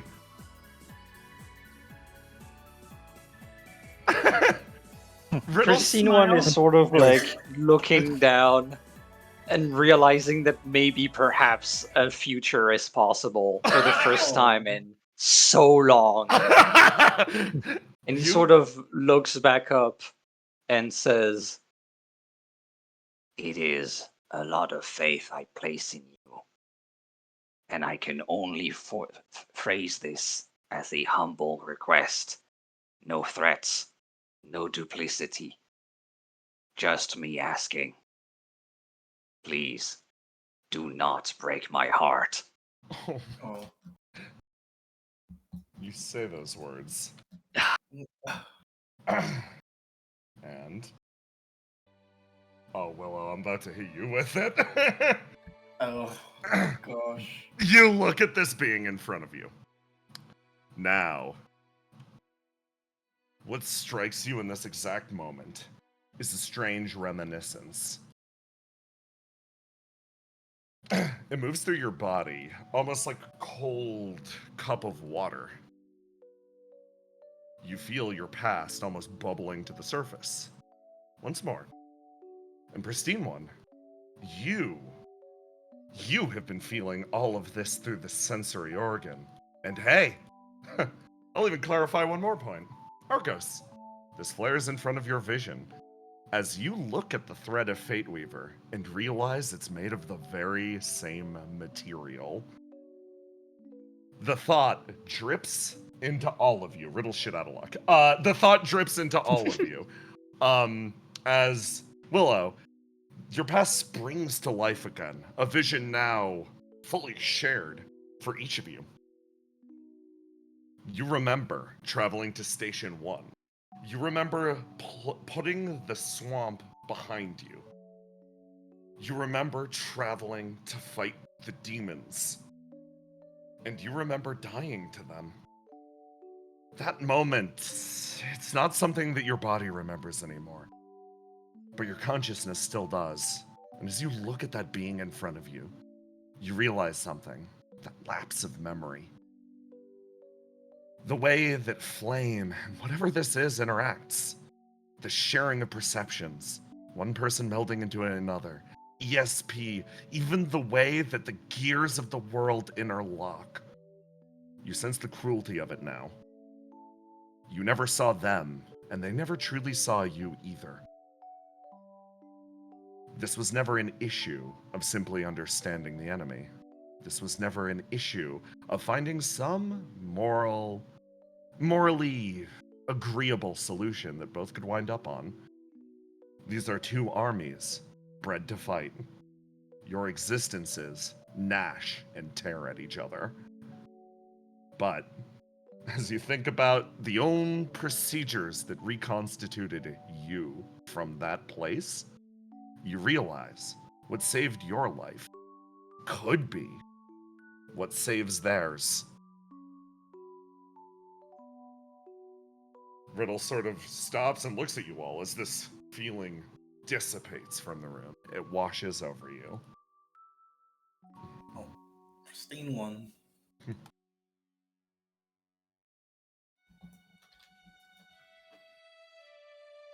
he just looks at you.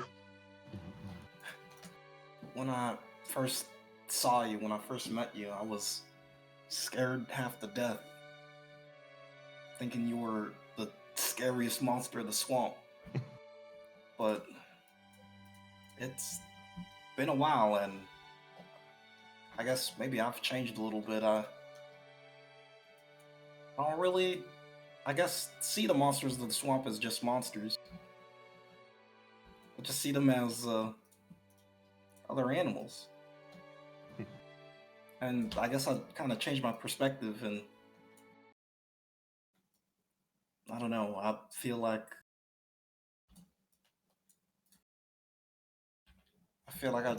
I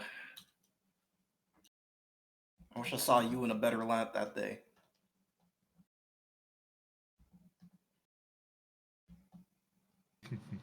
If anything, you were probably not trying to kill me. You're probably worried that I was lost.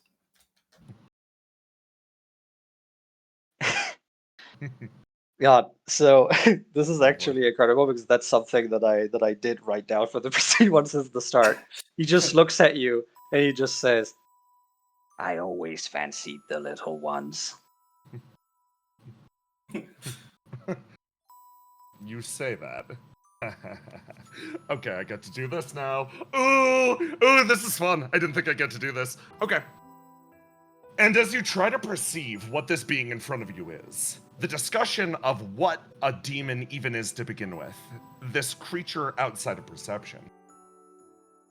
The subject of what is a demon, what is an artificial intelligence, has been established time and time again. Everyone has their own unique opinions, but Willow, you feel like, now that you wish otherwise, you can see the difference clearly. Again, there is a sort of almost sub-communication empathy happening, one to the other. A vision manifests in front of your eyes. This is from a period of time before that organ sprouted limbs and became the pristine one in front of you. You understand. What is a demon? In traditional folklore, people state that a demon is something that you carve a circle into the ground for and you cast wide open a gate to invite something in. That is an adequate way to put it. A sensory organ is crafted out of a strange material, meant to be open to inherent signals or calls. Whatever speaks to it, most fervently, based on criteria set at the time of summoning, is called through. As a result, demons are and are not beings that once yet lived. They are, simply put, manifestations of ancient willpower. You feel the sand crease beneath your boots. It's an ancient battlefield. Your perspective is flawed here. You aren't watching this through the eyes of a being.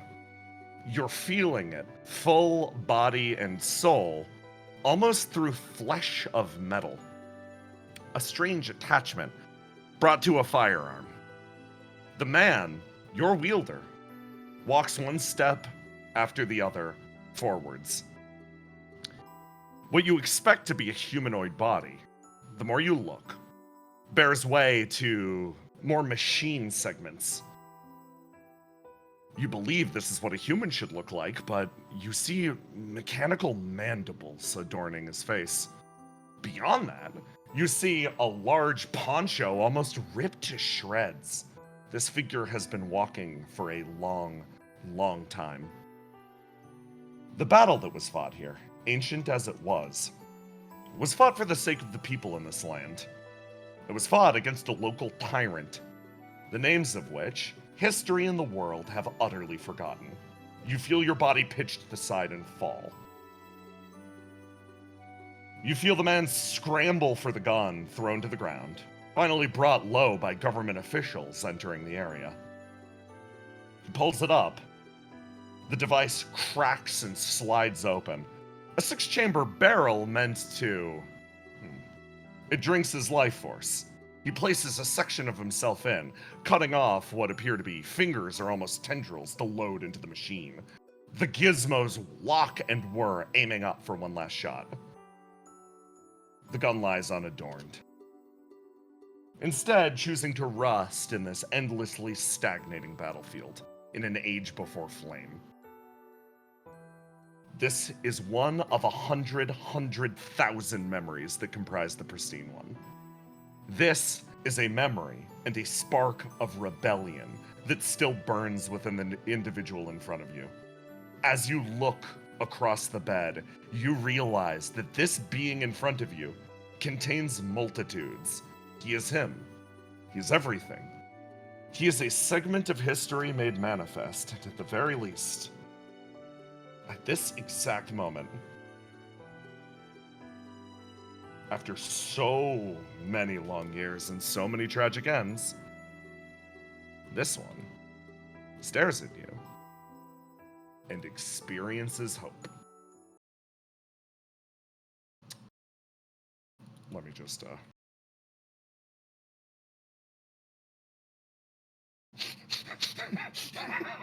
Hey, Basil. Hey, Basil, it's time. Well, at Jay, least I you got can 30 get- minutes to crisis. Yeah. Jay, you're gonna be such a bitch. I'm having so much fun, you guys. You're literally throwing me like fucking fire and then I'm volleying it back. This rules. Okay. You're combo attacking me with the pain. By the way, Dude. Bryn, I want you to know I was like borderline crying. That Christine one, I love you so much. When he gave the whole speech, and I was like, oh my god, I finally get to hear the whole speech. Yes. Because you know he gives it to all of the strangers, but Stefano didn't get to hear the whole thing. None of them did. None of them ever have. Oh my god, I'm gonna cry. Y'all are fucking awesome. Now, let's what do you say we get up to some shenanigans? I would never. Basil, are you excited for a reunion with your favorite CEO? Yeah. Let's see if I've grown. Let's see if you break his arm finally. I want you to know 04 has been like crying and panicking the whole way here. Yeah, I feel really bad for her. She's like freaking out, like, because this is like earth shattering. Because it's like, you know, I do not have free will actually. Yeah, we've been there. It's something we all go through. It's why Basil genuinely just being like, it's okay, you are genuinely your own person, even if this is happening, is like really good for her. But she is still like panicking and crying, like this girl is walking against her will while having a panic attack. Yeah. Okay. Let me play some Geist music. We love it. We love Geist music. Okay. God, Willow making the realization that Pristine One wasn't there to kill her. Yeah! He was just there. Willow's, I could feel her literal, like, worldview broadening. Like, in real time, I'm like, oh shit. It's time. Willow is so... God, that scene was so good. I just keep wanting to be like, oh, I love this, I love that. I just like the whole thing. Dude, that was so fucking great. Oh my god. Okay. Okay. Here you guys go. You enter a clearing where, good news, Zargos. Good news, Cal. They took the mic bait. Sort of move in. And all of the basils slowly turn. And you can tell, Basil, they want to rip you apart again, but They don't have free will. they can't. Yeah, it's a shame. You notice that Saru is trying, like, flitting back and forth, deciding which one of the two of you he's gonna guard. But you make your way over here, and they all watch you silently. And you walk forwards, and you take your place in formation. Let's get in line. Saru's gonna stand by you. And you place yourself here, and then, boom. Huh. You definitely would have seen it as a holographic projection before. Something technologically equivalent. But your eyes now see something else entirely. For everyone else, they perceive him very much as, oh, yeah, no, hologram. But CEO 5 instead manifests as a mixture of almost smoke for you. Smoke and I'm gonna describe it as smoke and screams and not clarify. He boom into existence in front of the line of basils, and he's like, "Hey everyone, great work earlier, I assume. Wow, you look really banged up." Looking over to this basil who is almost dead. That's a shame. Definitely take it easy. She turns. No, that's an order. She sits down. All right. Anyway.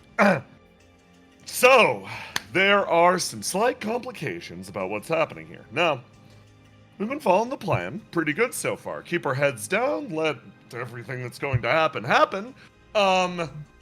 But right now, we actually stand to gain something. Now, something terrible is about to happen to our dear friends at OPIA, so, why don't we take advantage of the chaos there, sweep in, and take microphone. Sound good, everyone? Hold on. 15. Wow. This one says no. And he turns and is like, oh, that's kind of surprising. Really, what would you suggest instead? She's like, I believe right now the most prudent course of action would be retreating from the area. I think we've overstayed our welcome. Oh, you really are kind of different. Okay, yeah, I mean, if anyone wants to do that, they absolutely can. He looks at the rest of them. I roll for them.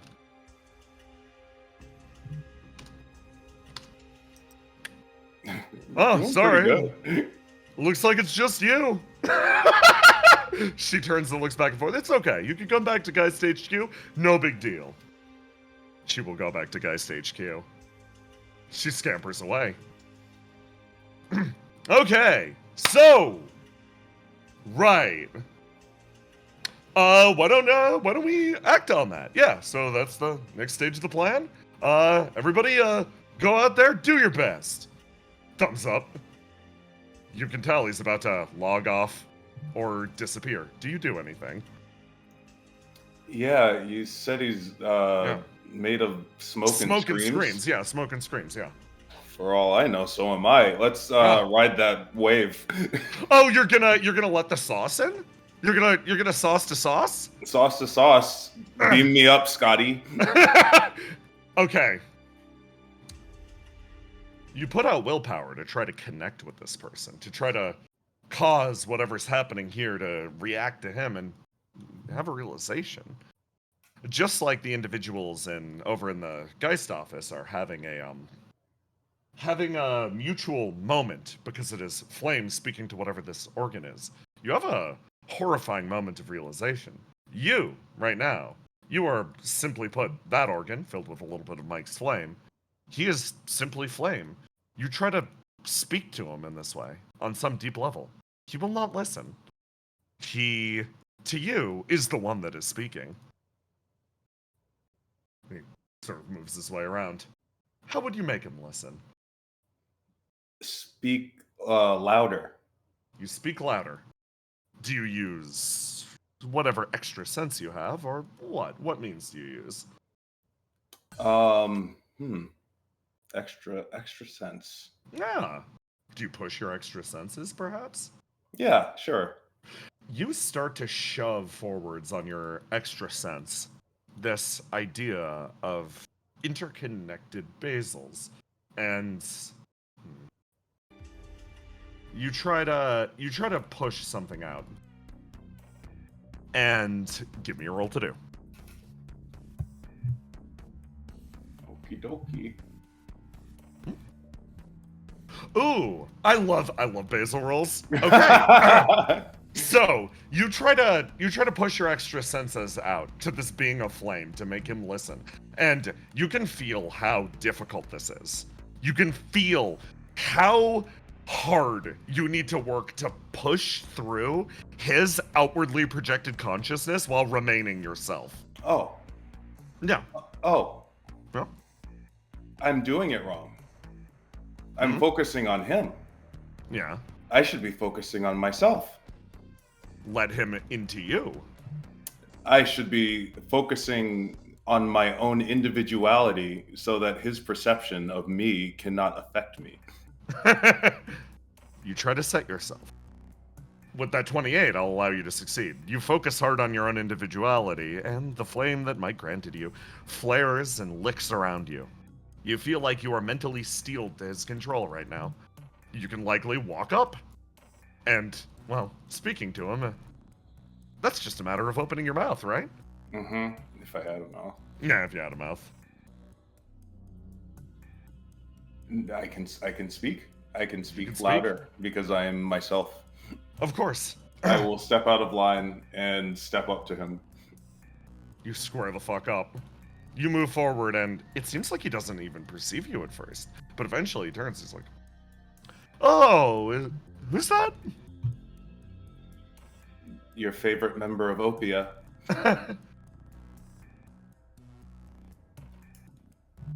Oh my god! Is that Basilisk Kid? Yep, so no need for all the others. You could let them go. Let them what? Let them go. Let them go? Oh, yeah, no, guys, call off the mission. We're good, actually. Nice job. The project has succeeded.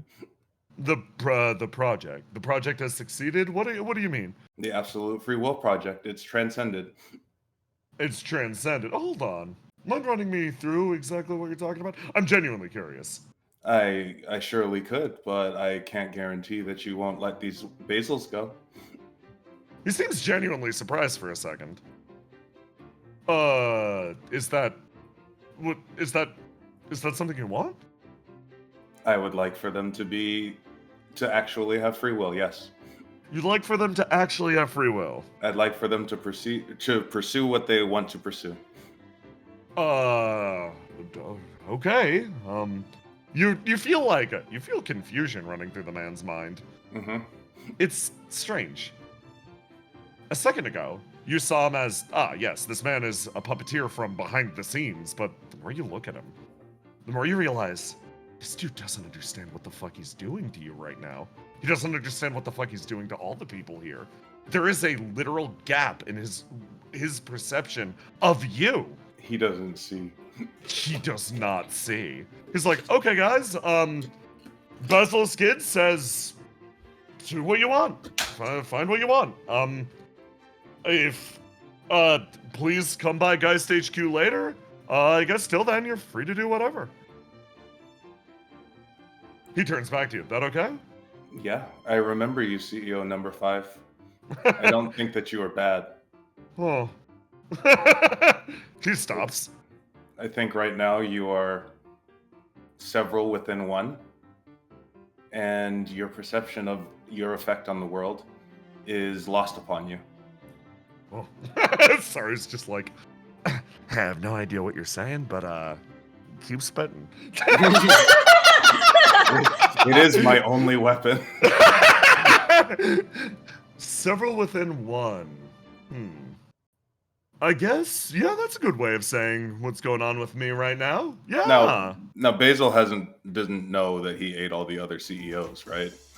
But you said he's made of smoke. Oh, okay. Well, either way, Riddle definitely told you. He's made of smoke and screams. Yeah, he's made of smoke and screams. Yeah. You know, things that didn't want to be eaten scream.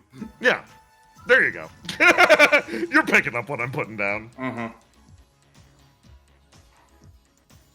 So, why don't we stop fighting each other? And we were fighting each other? She looks at the bloodied basils. Oh! You were fighting her? Like, looks over.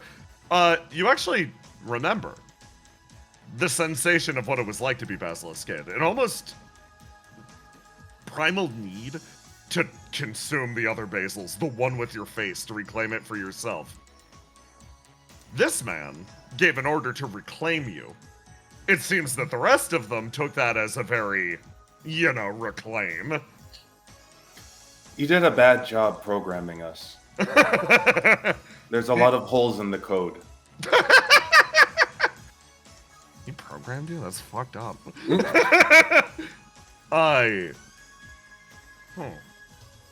Fortunately, whatever will you programmed is very resilient and can overcome it. And that's what I want for all of them. Enough willpower to overcome, what exactly? Programming, lack of childhood. Lack of childhood. Being born to fight in a war. Being born to fight in a war. Is that not what you wanted to do? I thought you wanted to. No. You wanted to do something else? Yes. Hold on, the rest of you guys, do you want to do something other than fight in a war? Can I? Yes. Yeah. You are allowed to express. Yeah, you're allowed. Nodding her head fervently up and down and starts crying again. Oh my god! He blinks a few times. This is really different, huh? He actually he's thinking. He's thinking. I don't think it's necessarily a bad thing. Like, if that's what you want. I think that's what they want. It's funny. He didn't say what they want. He said what you want. And you feel his gaze again, fixating on you. You can tell. To him, all the ones around, they're spare bodies for you. Recognizing their individuality that's going to take some work. He clearly doesn't have it. The same way I was capable of being more, everyone that bears my face is capable of being just the same. In a different direction. Infinite possibilities.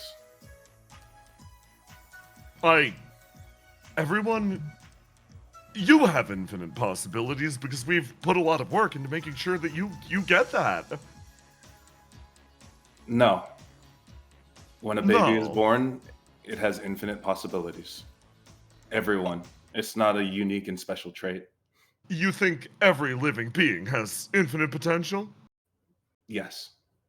Oh my god. As long as they have the will to overcome their obstacles, to make their wishes come true. Oh my god, oh boy, something's about to happen.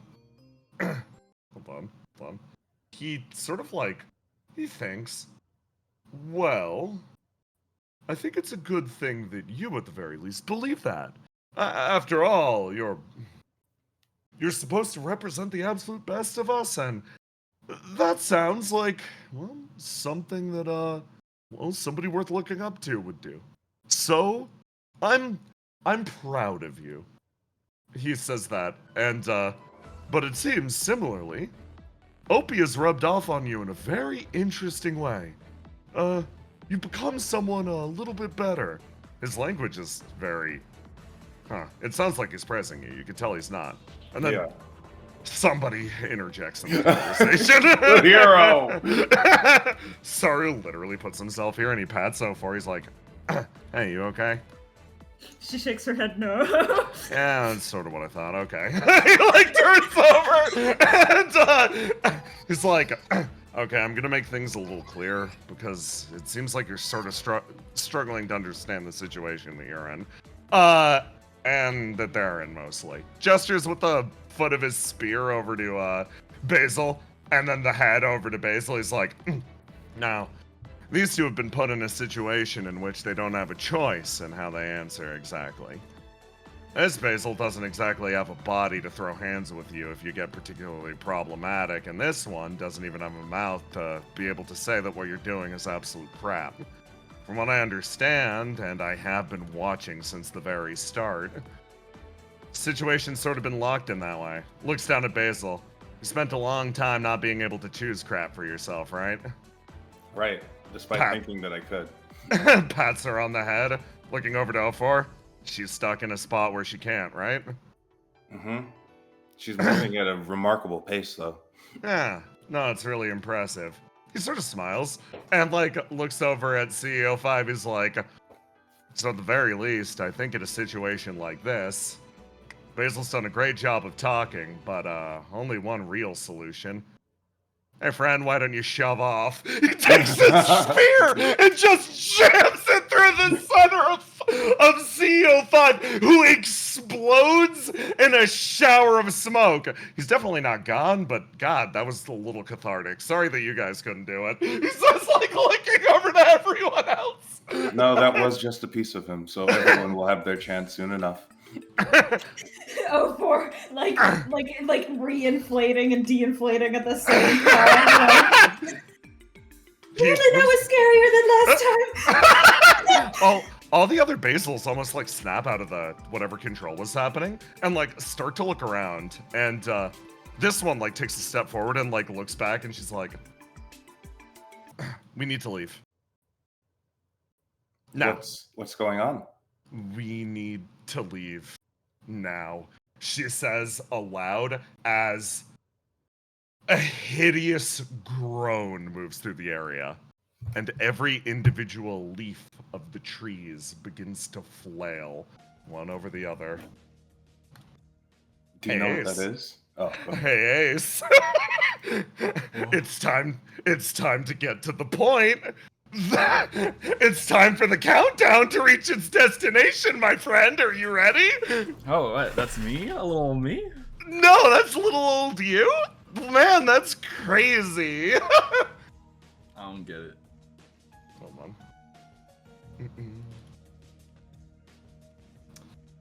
You find yourself drawn to a location. One that you felt drawn to before. You work your way back here. And you find yourself standing in front of that great, twisting expanse of God's blood again. Why here? Why were you drawn here to begin with? Ace, why would somebody come to a location like this?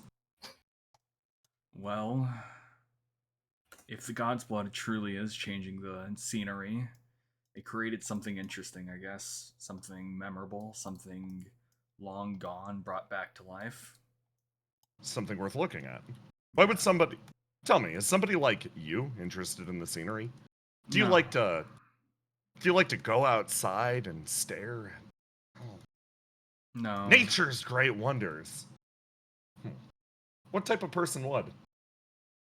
The kind of person who's above it all. You look out front. Yeah. Because, well, when you're standing high enough, on a high enough peak, all of nature's majesty, well, it exists to venerate you. That's a good assumption. That's a really good one. Ace, you see... You see more of those things out there. They're undulating, almost, in the pool. There's something wrong? Yeah, they're all acting strangely.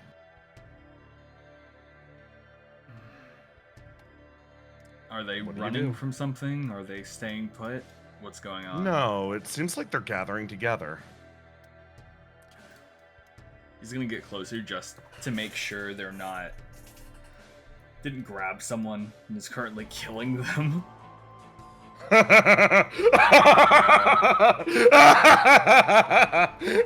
You move close. Who do you think it is?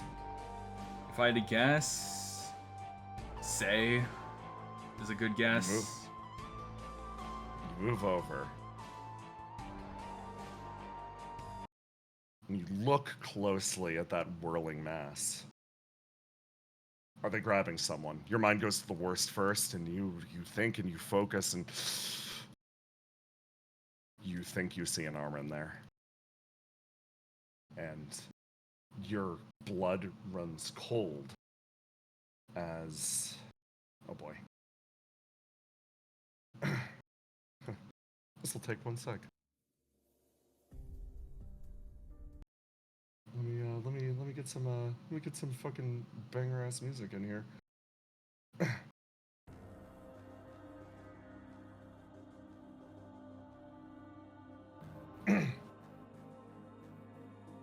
Their bodies sort of entwine as you see an arm emerge.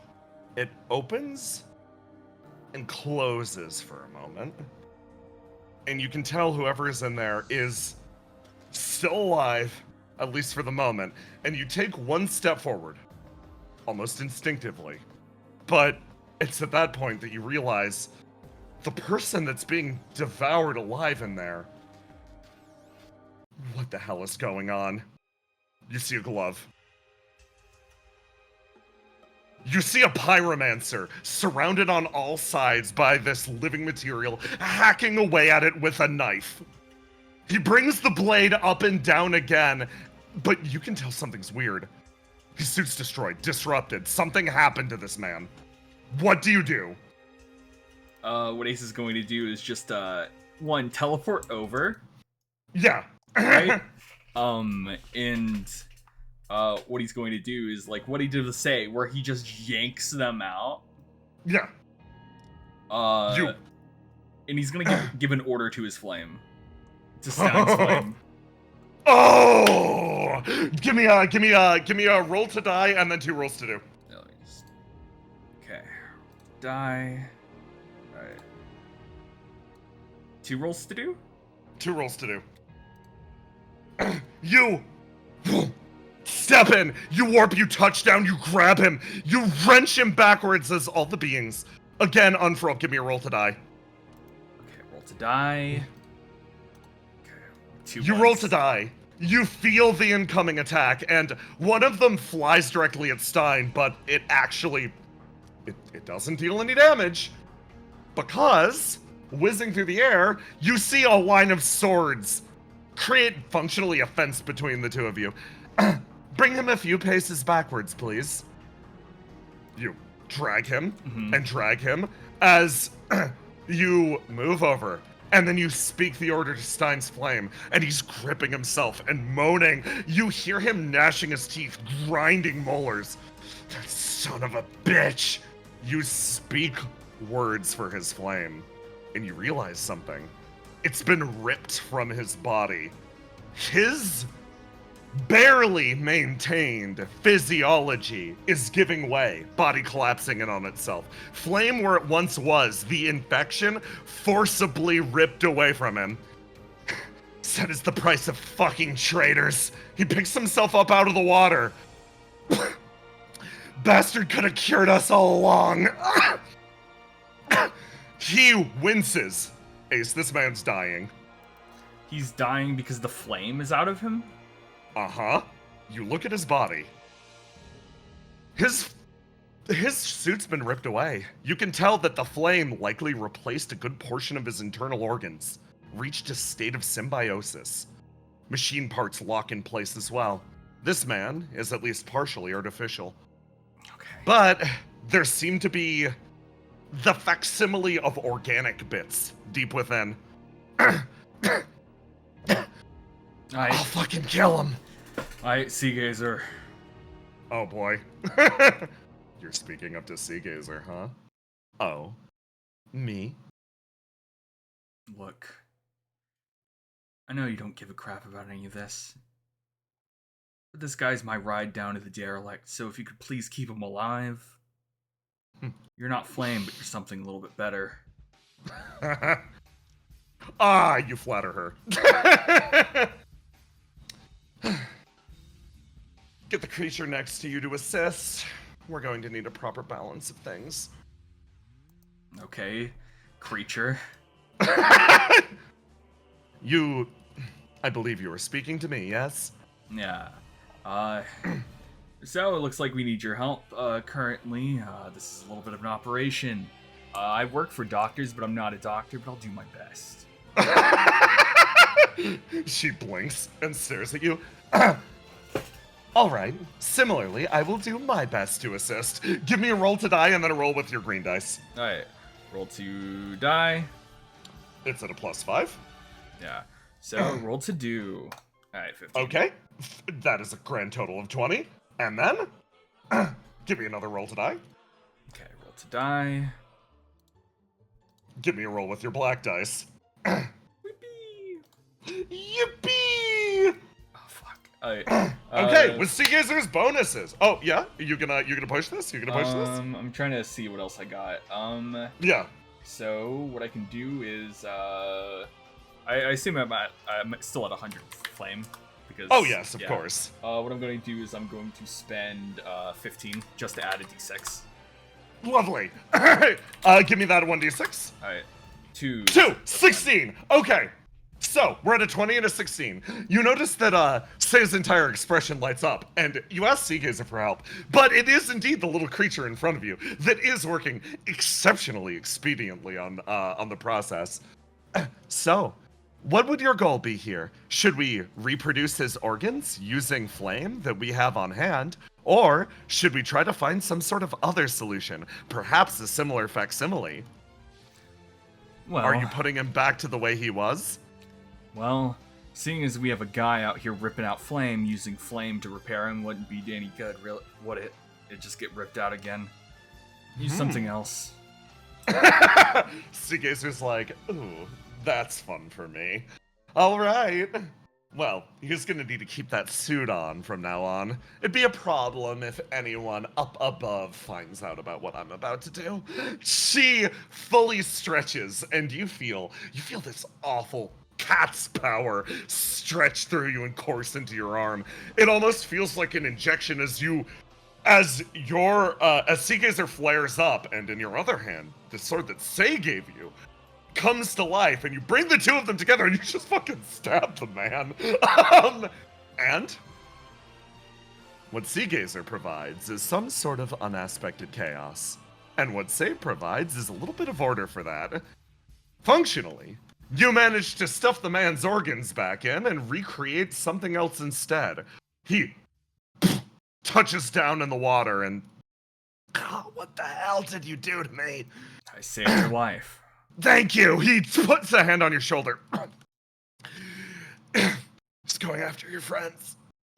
I'm gonna fucking kill him. No. Who cares about getting thrown under the bus at this point? He wanted me to be a traitor, he fucking got one. He drags himself forwards, and like, you see this man's back arc up. The dude is tiny, he's ripped to shit, he only has a knife, but you can feel the determination of someone who is going to fire himself like a projectile at eternity. Well, pats him on the back. Looks like we're doing the same thing. He takes one step ahead, sort of straightens himself up. Just wanted to fucking live. I just wanted to live. He mutters, and he starts to walk, and then he turns around. He's like, hey. Holds a hand out. Grab on. Yeah, I was about to ask. You have teleportation abilities, don't you? He nods. Well, into the thick of Moves it. over. Huh. And here we go. Over here.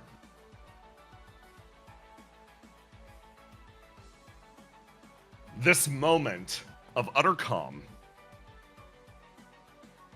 despite being a mote of hope for the future, a star shining on the horizon, a different path that could be taken in a moment, is brushed short in a simple word. A command that he could not refuse. It's a brush against your shoulder, pristine one. Lighter than air, more tranquil and gentle. You feel his presence hang over you for a moment. Riddle, Argos, and Willow, you have a moment to respond to the man, but it doesn't matter. The damage is already done. He whispers a word that you know all too clearly. Survive. It's a command. It's a command that implies danger. And your entire body spikes up almost in response. The gift contained within you, a segment of flame from the queen, begins to roil and respond, almost becoming a wave. But pristine one, what you experience isn't a fight or flight response. What you experience is almost a perfectly alabaster peace. A world almost reduced perfectly to a tranquil surface of a lake. Your mind sinks within it. You gasp for air. You feel like you're drowning, but even that sensation, the fear that would come with that, never arrives. Impassively, you feel your mind. The spaces where it should be panicked, instead met with utter and horrifying clarity. There is a segmentation drawn, a line between your body and your mind, and the true horror sets in as you recognize that every bit of fear that you should be feeling now courses through your system. In this moment, your eyes flare to life again. Every stranger is given an ability, a talent to be used at the Queen's behest. The pristine one is frequently regarded as the most powerful of strangers, but it's never in a fight. It's never a direct confrontation between equals. The pristine one is considered such a force because with a word, he can command the world itself to rebel as he once did. Pristine one, your mouth jitters open. What do you say? Be free. The call resounds out as, in midair, teleporters appear on the scene, slamming immediately down next to Eternity, swing the blade, but it's too late. A pulse moves through the area as space begins to fold in on itself. Now that the command's been given, the entire world will riot. Everything falls away. Sign touches down. Motherfucker. Okay, everyone, be careful. Stay close. Ace, boom. Say, boom. You all roll into the room. Okay. You notice as the chairs in the corner of the room seem to bend. The beds around you begin to shake and shift. Riddle throws up an ESP barrier around herself and is like, this is... You look at the roof. The roof begins to shift and shake as well. Willow, you feel it. As keen as day. If the entire world was something that you could talk to, that it could potentially talk back. Right now, it is not joined together in one voice. The world itself screams and rebels. It is now utterly free. Everything collapses into true chaos. It blurs away, and in this moment, reality itself ceases to be what you expect it to be.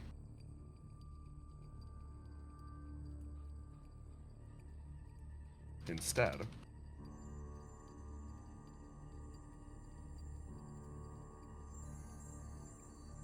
gonna bring us to a map.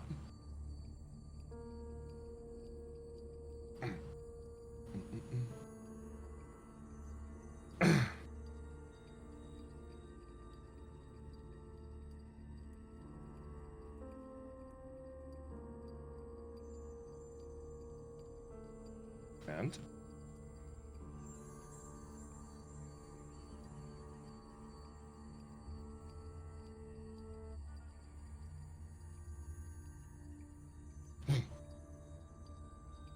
sorry. Nope, nope, nope.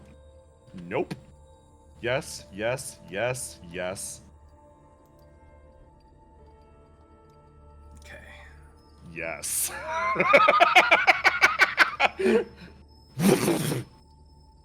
You look around. A mist flows into the area. It feels hot here. Heavy.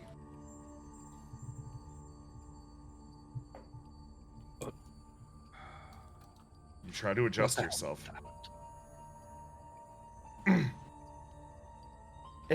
I wasn't with these people. You were not with these people a second ago. No, you're emerging from a fern bush. From Basil's perspective, was it just, we need to leave, Yeah. Yeah, the Gone. snap.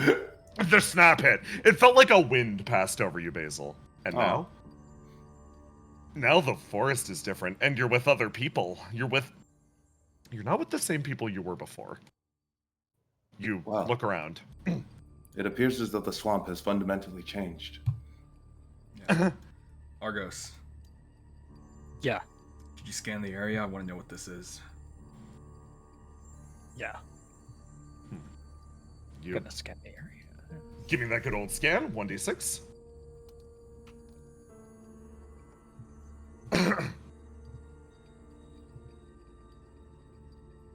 And yeah, add that good old 1d6.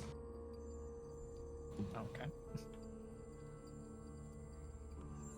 Okay, 3. That pushes you over to 15. With a success, the area around, and particularly the way that it renders flame, appears to be highly inconsistent. Your scanner, usually, operates via a method that's sort of predictable, but now it projects most clearly its heat map. The heat map is utterly insane. You can see flame floating around the area and almost flickering. You're in the middle of a great blaze. Normally, flame is far more still. Right now, it dances with joy. Almost a subconscious sense emits from the back of your brain. Words that are spoken by this place rather than by you, in an innate sense. You get the feeling that what you look at now isn't, in fact, grass, ferns, and trees. Now, what you look at is likely the dirt or the rocks, their perception of what being grass must be like. The trees, the ferns, the plants, they are no longer here. They have gone somewhere else. Does Argos explain that?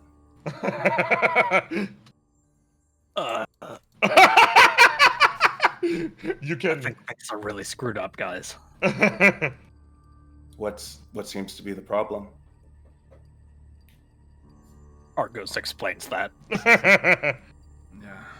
It would appear as though something with an immense amount of willpower has exerted itself upon this area. Ooh. Does not sound very good. Or perhaps. Wait, why are we here? Well, Riddle threw up an isolation barrier. Pristine One's the one who summoned it. And, But I wasn't there. Yeah, I mean, and Riddle isn't here. So that just means that we are the ones whose wills are strong enough to not be changed. Irreversibly by the area. Oh, Say actually speaks up. I do not think we are necessarily at risk of being changed, she says with a smile. Why is that, my close personal friend, say Miscellany? Thank you very much, my close personal friend Basilisk Kid. The experience that we just felt, it was not a command to be changed. It was a command to run free. As such, what shape we are in is likely, if we so desire, the shape that we will remain. Being irreversibly altered is likely at no risk, but there are many beings that quietly bide their time in shapes that they do not wish to inhabit. However, they do not fully understand the shapes that they wish to become. So you have these strange facsimiles of grass, Nodding repeatedly. leaves. I understand. You get it. They nod in the corner. Yes. These two. No. So, this was changed by speaking and the world listening. Yes. Can Willow speak and try and fix things? You can, in fact. You can talk back. Alright, guys. I'm gonna try. Don't freak out. I'm gonna try a little pyromancy. I love to see it. Give me a roll to die, Willow, and then a roll to do. All right. Wow, it was only the clear stat today.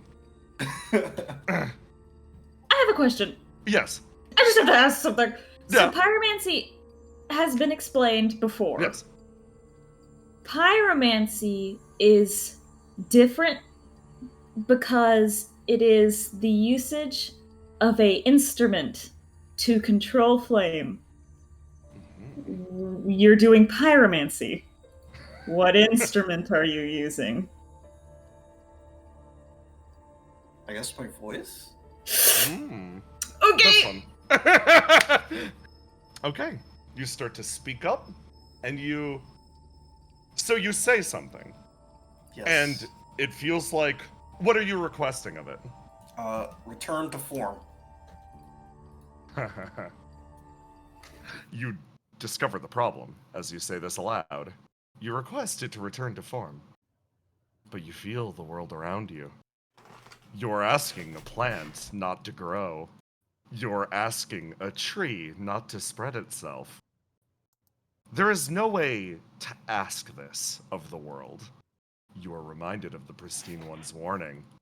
The only way to stop a plant from growing is to order it. Say watches you with glittering green eyes. Basil is also watching with glittering yellow eyes. Will you tell a plant not to grow? This is an important question, Will-O-Wisp. Oh my goodness. Will she have the strength of will to be a tyrant over all of creation? I'm so sorry this is happening to you, Willow Queen. Hold on, let me roll the die to see how Willow feels. Yeah, very important. Okay. You might want to drop your swing and reroll. Yeah. Okay. You can tell what color you have locked in by what color the area behind the roll to die is. Okay. Give me that roll to die and tell me how Willow feels. Okay, it really wants the bond stat, so Yeah. Willow can't ask a tree not to grow.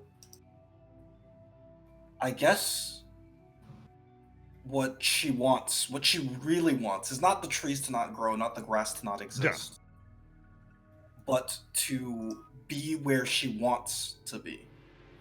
Oh. to bring us to Riddle. Good answer.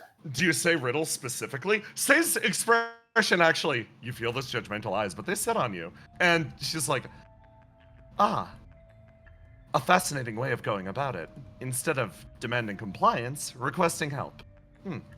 She nods. She seems to like that response. That's not tyranny at all. That's simply asking for traversal. Nod. So you're gonna ask to be brought to Riddle. Yes. Give me a roll to do. A path opens itself. You feel like you could easily traverse the mists in this direction. They are moving aside for you. They won't transport you there, but they'll make your passage a little smoother. You can now leave this screen if you so wish. Alright, I think I did something. I spoke to the world and it listened. Okay. Say, watching you. Why are you looking at me like that? That is an excellent use of ability. Oh, thank you. I just learned I had it today. That's tremendous.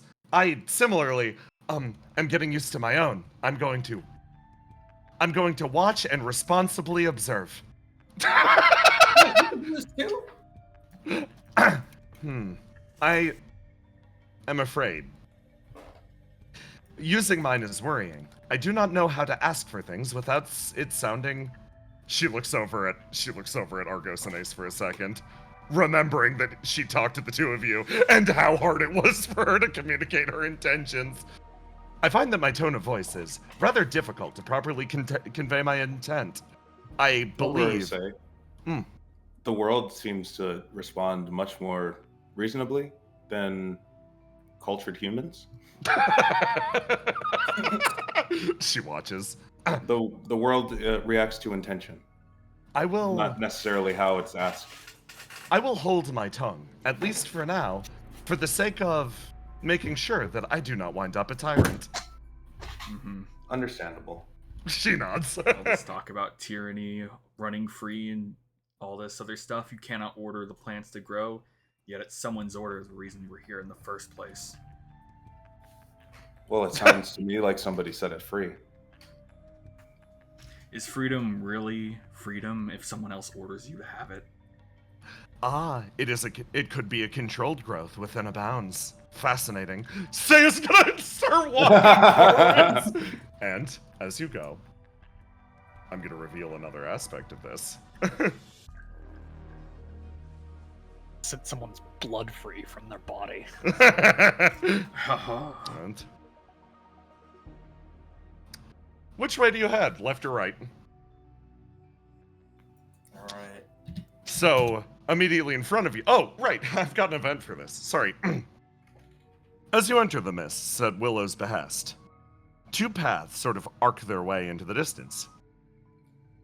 One heads down a long pathway. You believe you see a shape down at the bottom, but it barely appears human. It disappears into the brush before you can get a proper view. That is the right path. The left path. You can travel in a direction that leads almost to a bluff that then pitches down another hill. It doesn't seem like there's trouble in that direction, but your senses are telling you something strange about it. Which way do you go? You decide, Something Tiny. strange? Impossible. Huh. Willow's the one who opened the way, so Willow Which gets one to feels more dangerous? Which one's more interesting? Huh.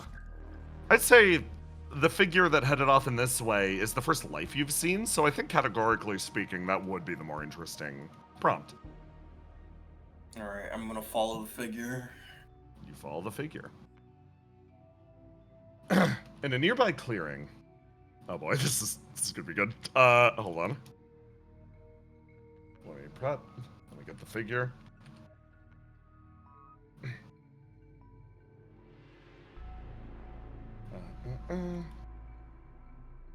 Get something really fast. Where are you?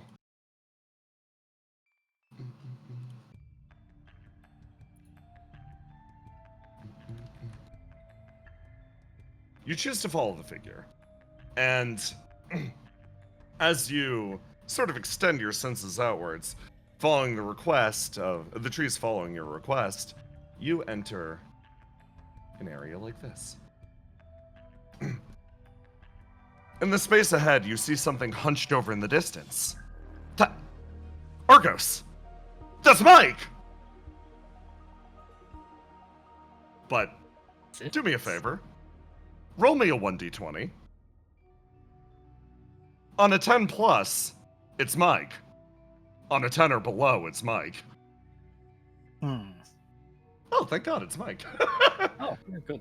You see this figure sitting there in the middle of the way, legs sort of like splayed out in front of her. She's sitting in the same badger posture she always does. And for a second, you're pretty sure you saw an actual badger. But no, that's your dear, sweet companion. She's still sitting there. Like, and you walk in and see her like looking at the mushroom. And you all move in. Argos, what do you do? Mike. She turns on. Oh, Argos. Hi. Looks over. So it's not just me that got sent here. Nope. And That's good. yeah, before you ask, I don't know what's going on either. Yeah, okay, cool. Good to see you, though. Yeah. Mike, looks over at everyone. Should I roll to die? Ooh. Good roll.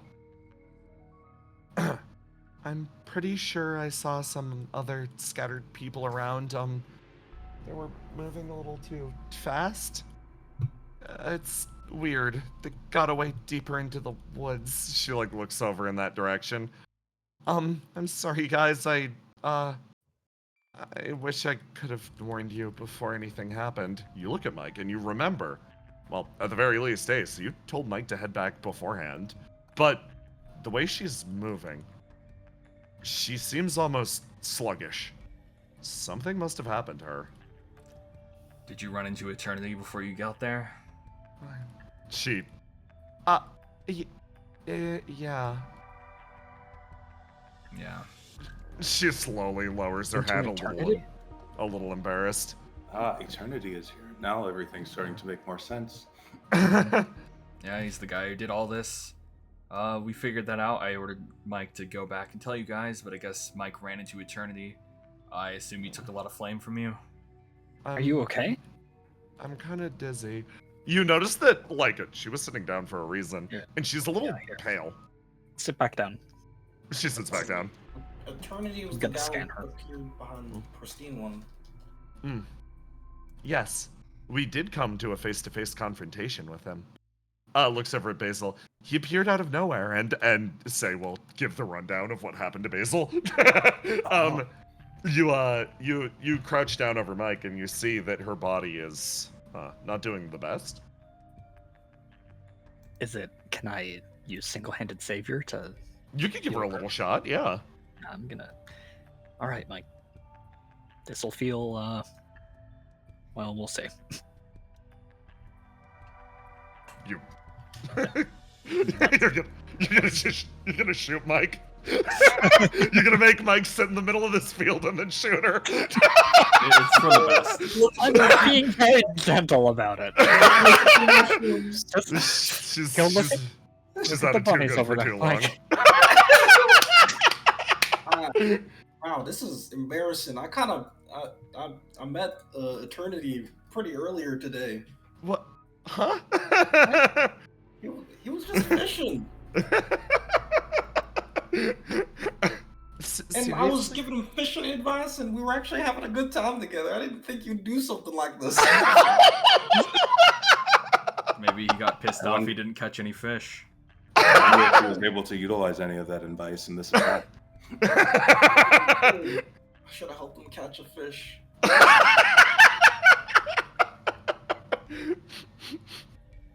You, Mike, sort of stands up. You notice her flame replenishes slightly, and she's like, okay, that's a lot better. Okay.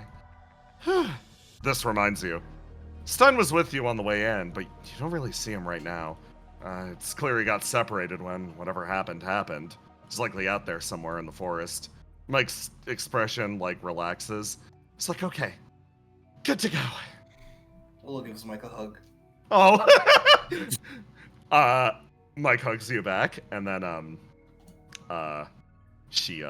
there's exactly 0.5 seconds of, you feel a shudder travel through Mike's body for a split second. Mike's keeping a strong face and everything. For a second, that moment of kindness let her at least let a little bit of it out, and you pull away, and she seems a little better. Mike, I can tell you, I learned how to do pyromancy. It's so cool. Wait, what? There's ethical dilemmas with it. Oh, okay.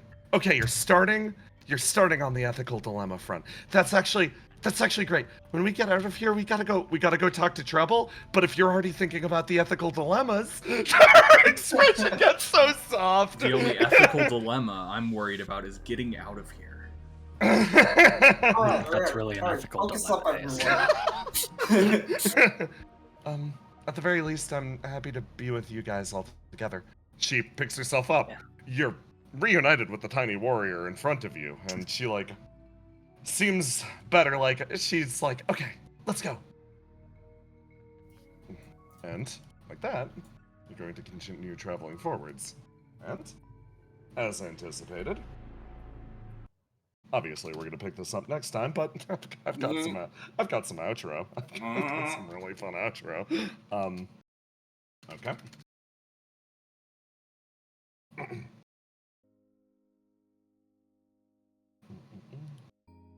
Scattered all through this area. A place that shouldn't be, but is created from the collective will of where God's blood drains. Individuals find themselves not only lost, but lost from one another.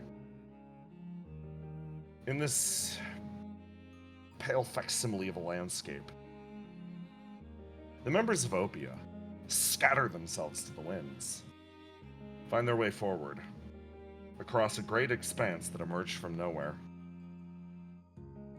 Your small little group travels as well. And as you do, you speak a little bit more lively. You try to keep your spirits up. If in this place, everything is alive and overwhelming with a sense of freedom, at the very least, you might enjoy yourselves. But, unfortunately, freedom as it exists, when made as a demand, and freedom, carved exclusively out of fear, has a very different texture to it. A line of individuals works their way forwards. 04, part of their procession, actually travels towards their destination, another segment of this rewritten swamp. She watches in horror as those individuals around her, when given true freedom, when liberated from their natural purpose, all that could be left is, Basil, it's a word that resounds in your mind oh so clearly, chaos.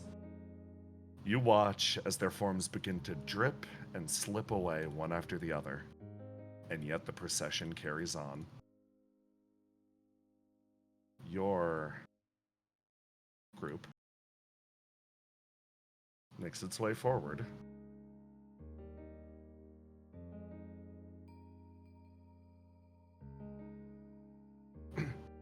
And here, Mike runs a little ahead of your posse. She finds something pointed upwards. Look, a telescope or something. Its shape is bent, long, conical. Almost like a kaleidoscope, it refracts the areas of the swamp around it. You peer through, and you realize in this moment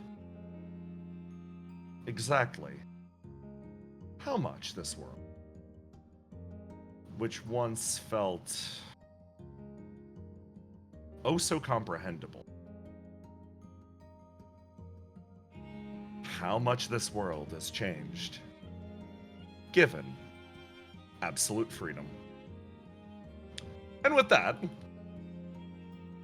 we call the session to a close. Excellent work, everyone. Good job today. Let's go, everyone.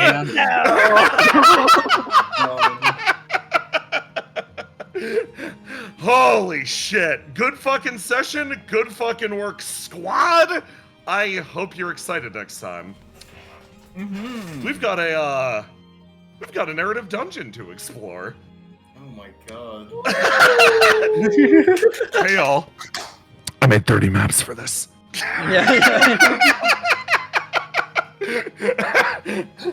Okay, so on that note, we'll pick up next week. Everybody, thank you so much for playing. Everybody, thank you so much for watching. We got fan art. Yeah, Dark Hole Flies put together Zinger, so thank you. First off, we have a char from Rion. Yeah. Oh, lovely. And then we have Willow and Stein. Amazing. Oh my god. We got Lost Dog Pig from Leafman. This image is so good. And Leaf made this great so good. art of their OC and Riddle. So good. Oh my god. Leaf, every week you give me a new reaction image, I'm going to send to Aloha. And this post from Dungeon Master Zero. Yeah. Oh, very nice. And then Oh, this yeah. image I love very much. The other one that I send. God. Then Cass being attacked by tentacle monsters. Weird that it happened twice. Hello, Miss Squishy. Tell me, where do you see yourself in 5 years? Riddle's desk fantasy versus Riddle's desk reality. Average sword hopper versus average laser beam enjoyer. On the countdown, did the trials.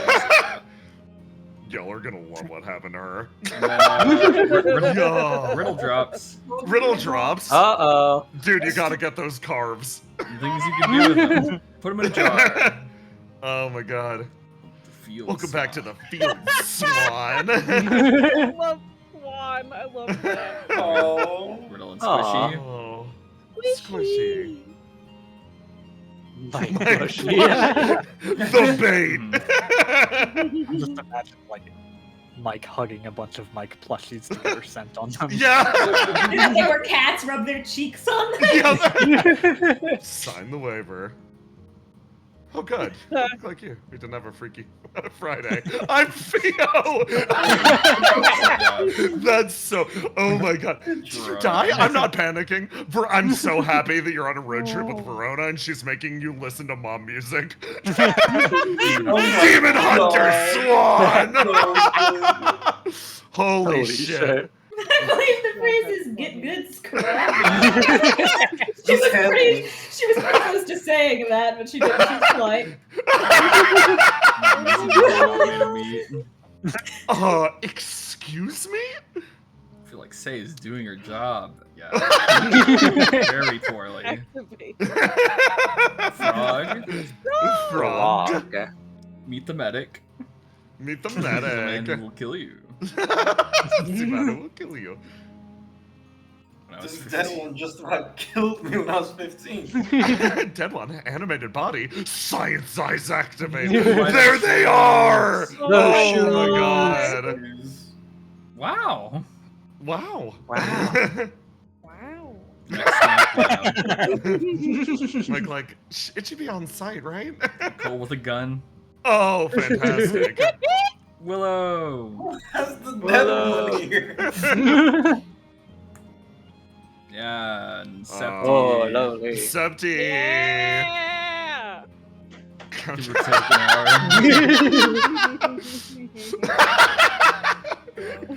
Ah, yes, of course. Yeah. Oh, sick. Sick. Nice. Bug noises.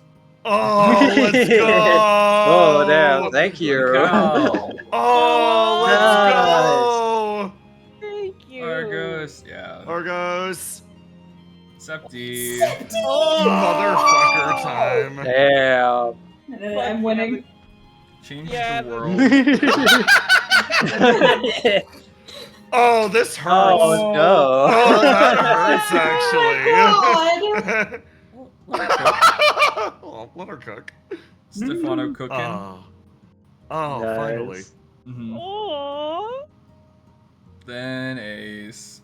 Yeah. Yeah. Yes. Yeah. Yeah, let's fucking go. Knife. Ah, and then Oh, that's the Yeah, old one. Oh my mandible god. gunman. Yeah, thank you. Holy shit. I want to live. Yeah. I want to live. I want to live so I can kill a man. Damn, people going nuts. Okay. Yo, that's awesome. sick as hell. Mhm. Fuck yes. Oh my god, is that a... Oh, that's sick. Crying 04. Oh, Dude. Bro. Bro. Alright, I think then- this might have been a... I did not realize how many bricks I was going to hit everyone with this session. Yeah. Yeah. We got some more. I'm just gonna drag over the.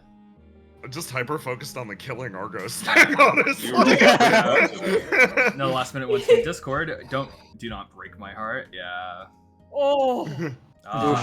Yeah. Yeah. And then Yeah. the poster from them, and then no Rangers, and then the cow work in progress.